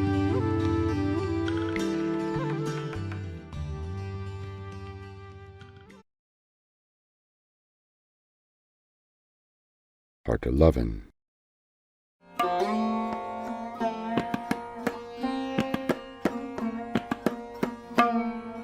Baba Ramdas, or Dr. Richard Alpert, was an American spiritual teacher and guru of yoga, psychology, as well as penning many excellent books. His best-selling 1971 work, Be Here Now, which has been described by multiple reviewers as seminal, helped popularize Eastern spirituality and yoga in the West. He authored and co-authored 12 more books on spirituality over the next 4 decades, including Grist for the Mill in 1977, How Can We Help in 1985, and Polishing the Mirror in 2013. Das was personally and professionally associated with Timothy Leary at Harvard University in the early 1960s. Then known as Richard Alpert, he conducted research with Leary on the therapeutic effects of psychedelic drugs.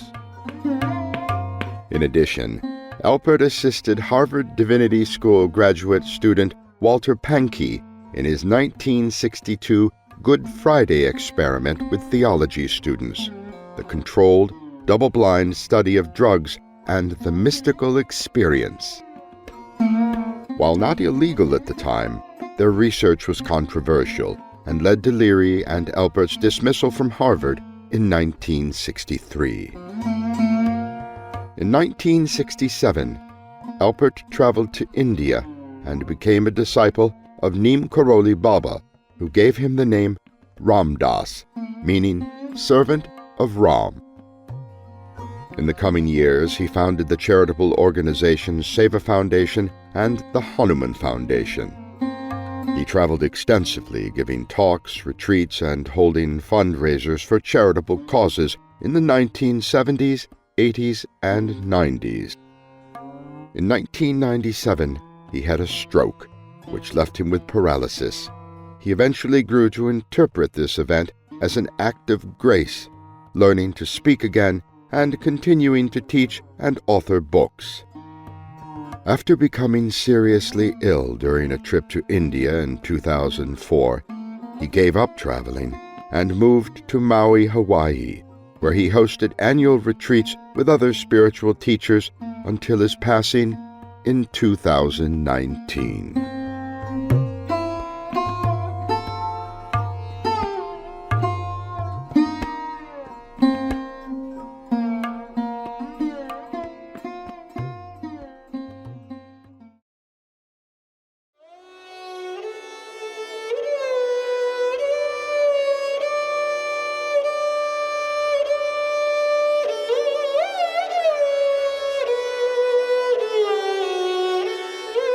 Quotations. Ram Dass. We are all fascinated by words, but where we meet is in the silence between them. Anytime you push something away, it's still there. Knowledge without deep wisdom brings only despair. Once you get down to your soul, then every person you look at is also a soul. Only that in you which is in me can hear what I'm saying. My belief is that I wasn't born into Judaism by an accident, and so I needed to find a way to honor that. Don't compare your path with anyone else's. Your path is unique to you. What you meet in another being is the projection of your own level of evolution. I am not this body. I am not this body. And this is part of my incarnation, and I honor it. But that isn't who I am. We are all here to awaken from the illusion of separateness. Meditation means to be constantly extricating yourself from the clinging mind. Information is just bits of data. Knowledge is putting them together. Wisdom, however, is transcending them all. To he who has had the experience, no explanation is necessary. To him who has not, none is possible.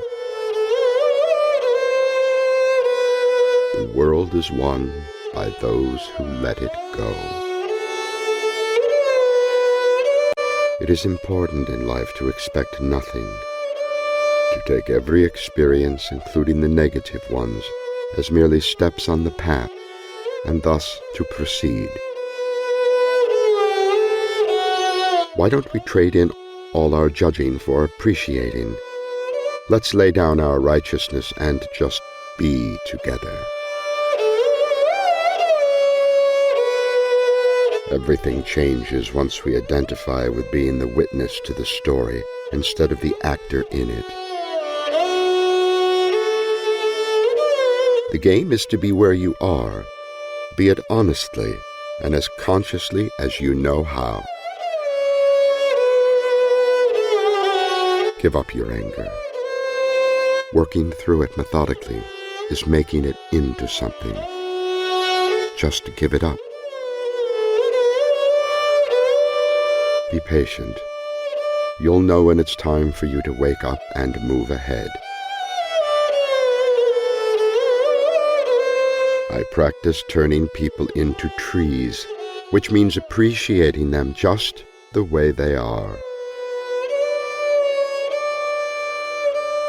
Learn to watch your drama unfold while at the same time knowing you are more than your drama. Suffering is part of our training program for becoming wise. We are all affecting the world every moment in a profound way, whether we mean to or not. You know, the next message you need is always the right one, right where you are. The minute you don't want power, you'll have more than you ever dreamed possible.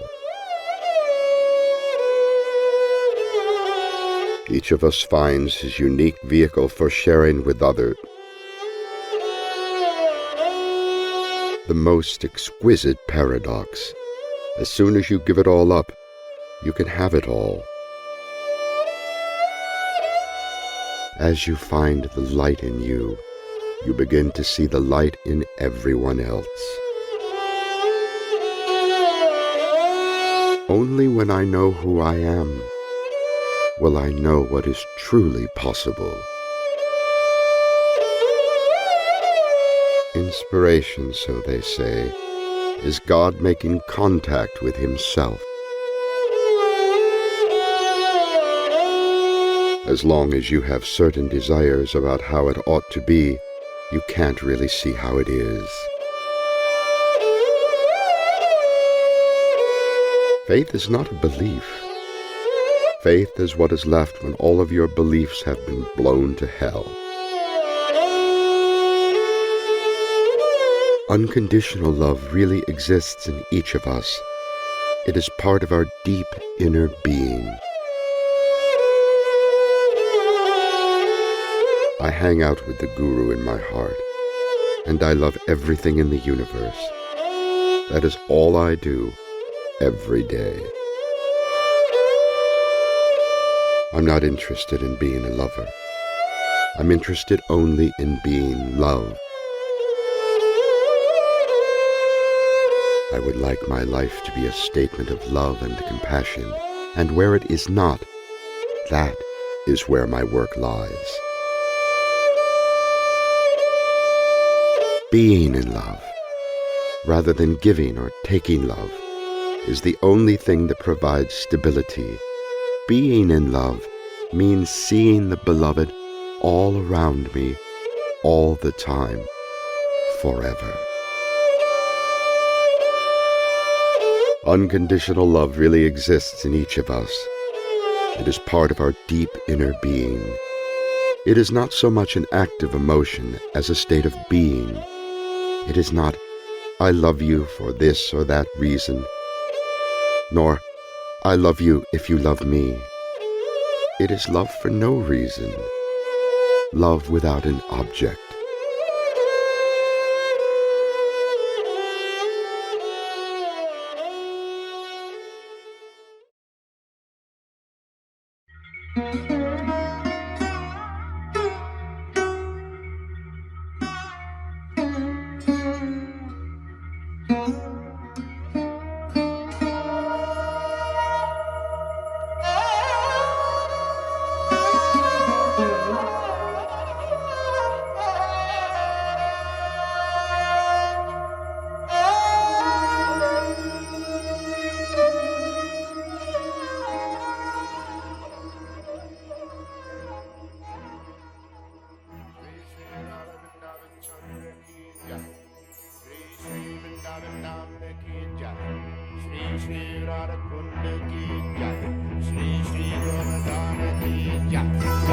Radhe Radhe Radhe Bolo, Radhe Govinda Bolo.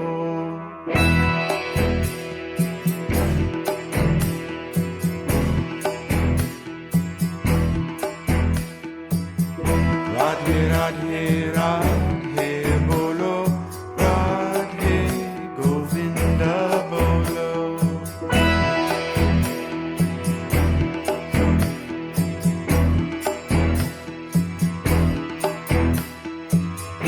Radhe Radhe Radhe Bolo, Radhe Govinda Bolo.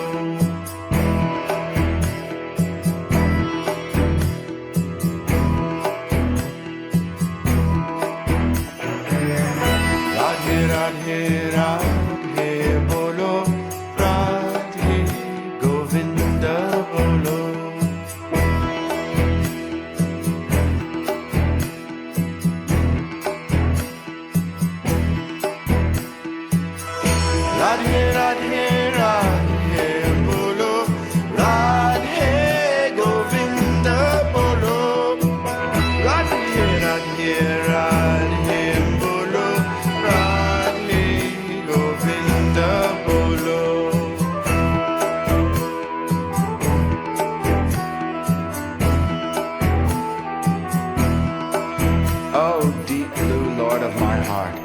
Show me your unmasked face, shining like 1,000 suns in an empty sky.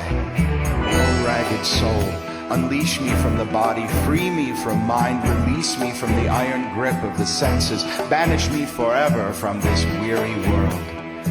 Dear Redeemer, I bow to you by the reedy river, see you in the trees, gather you in the harvest, breathe you in the morning breeze. Soul shaker, shake loose my pride, turn me upside down, drown me in your foaming tide. Lord Shri Krishna, smiling cowherd of Vrindavan, allow me entrance into your abode, but only as a speck of dust along your road, or a feather fallen from your proud peacocks, a drop of water in your ocean. Nothing grand may I be, but grand enough to live with thee. Radhe Radhe Radhe Bolo, Radhe Govinda Bolo.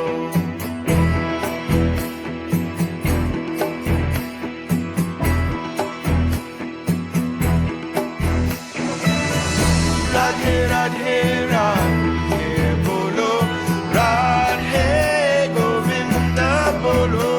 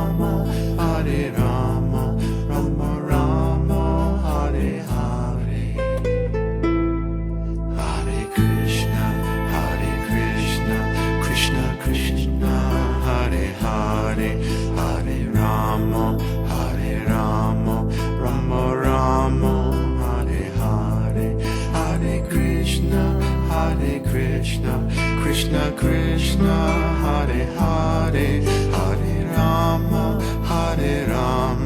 Rama Rama, Hare Hare. Hare Krishna, Krishna Krishna, Hare Hare, Hare Rama, Rama Rama, Hare Hare. Hare Krishna, Krishna Krishna, Hare Hare, Hare Rama, Rama Rama, Hare Hare.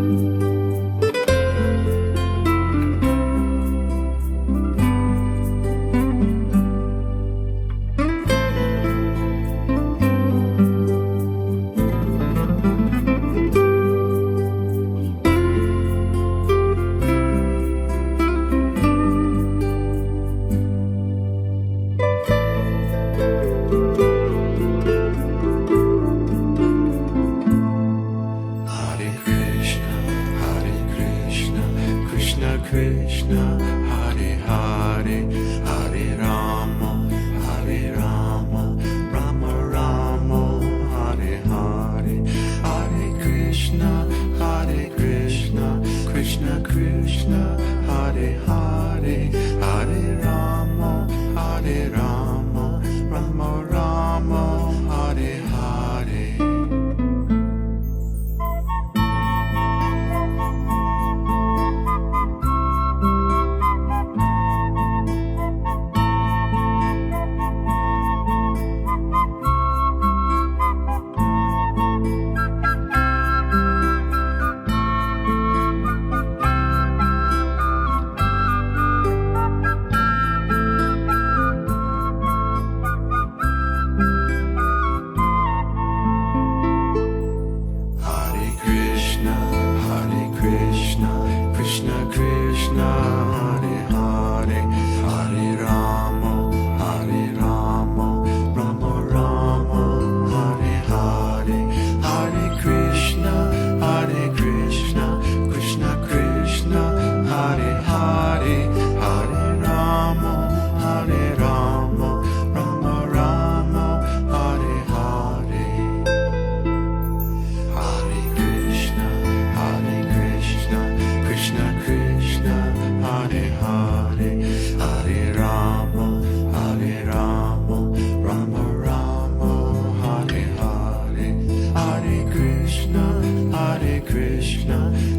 Krishna, Hare Hare, Hare Rama, Rama Rama, Hare Hare.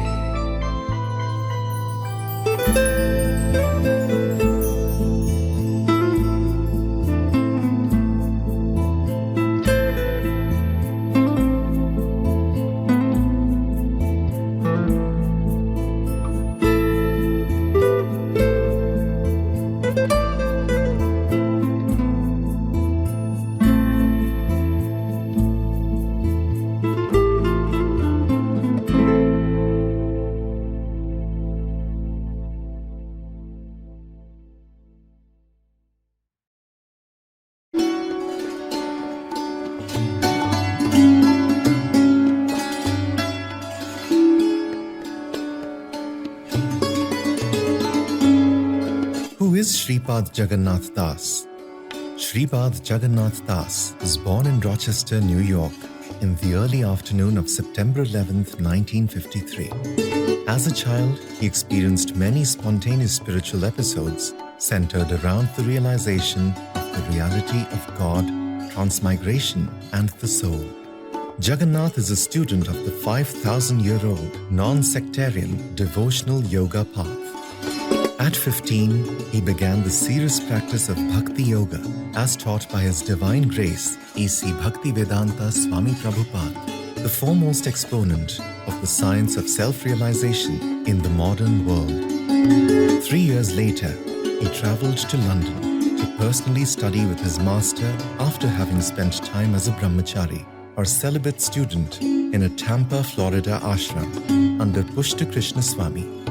At 21, Jagannath travelled alone to India, living in the beautiful village of Mala, just outside Rishikesh, and also in Vrindavan, Uttar Pradesh. Following 3 years of intensive study and meditation, he made his way back to the United States.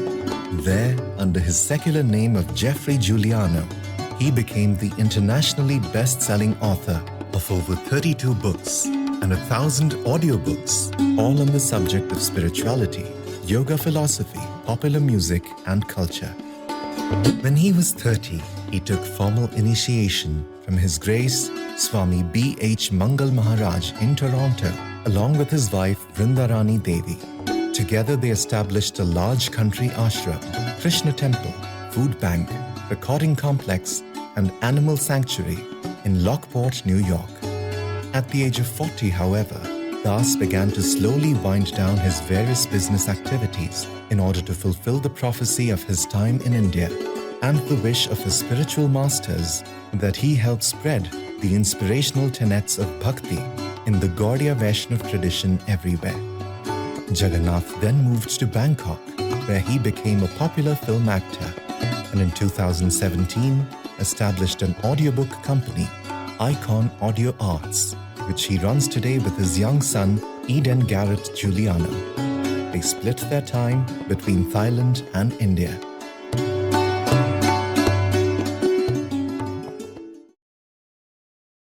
We hope you've enjoyed this Inner Lion Media presentation.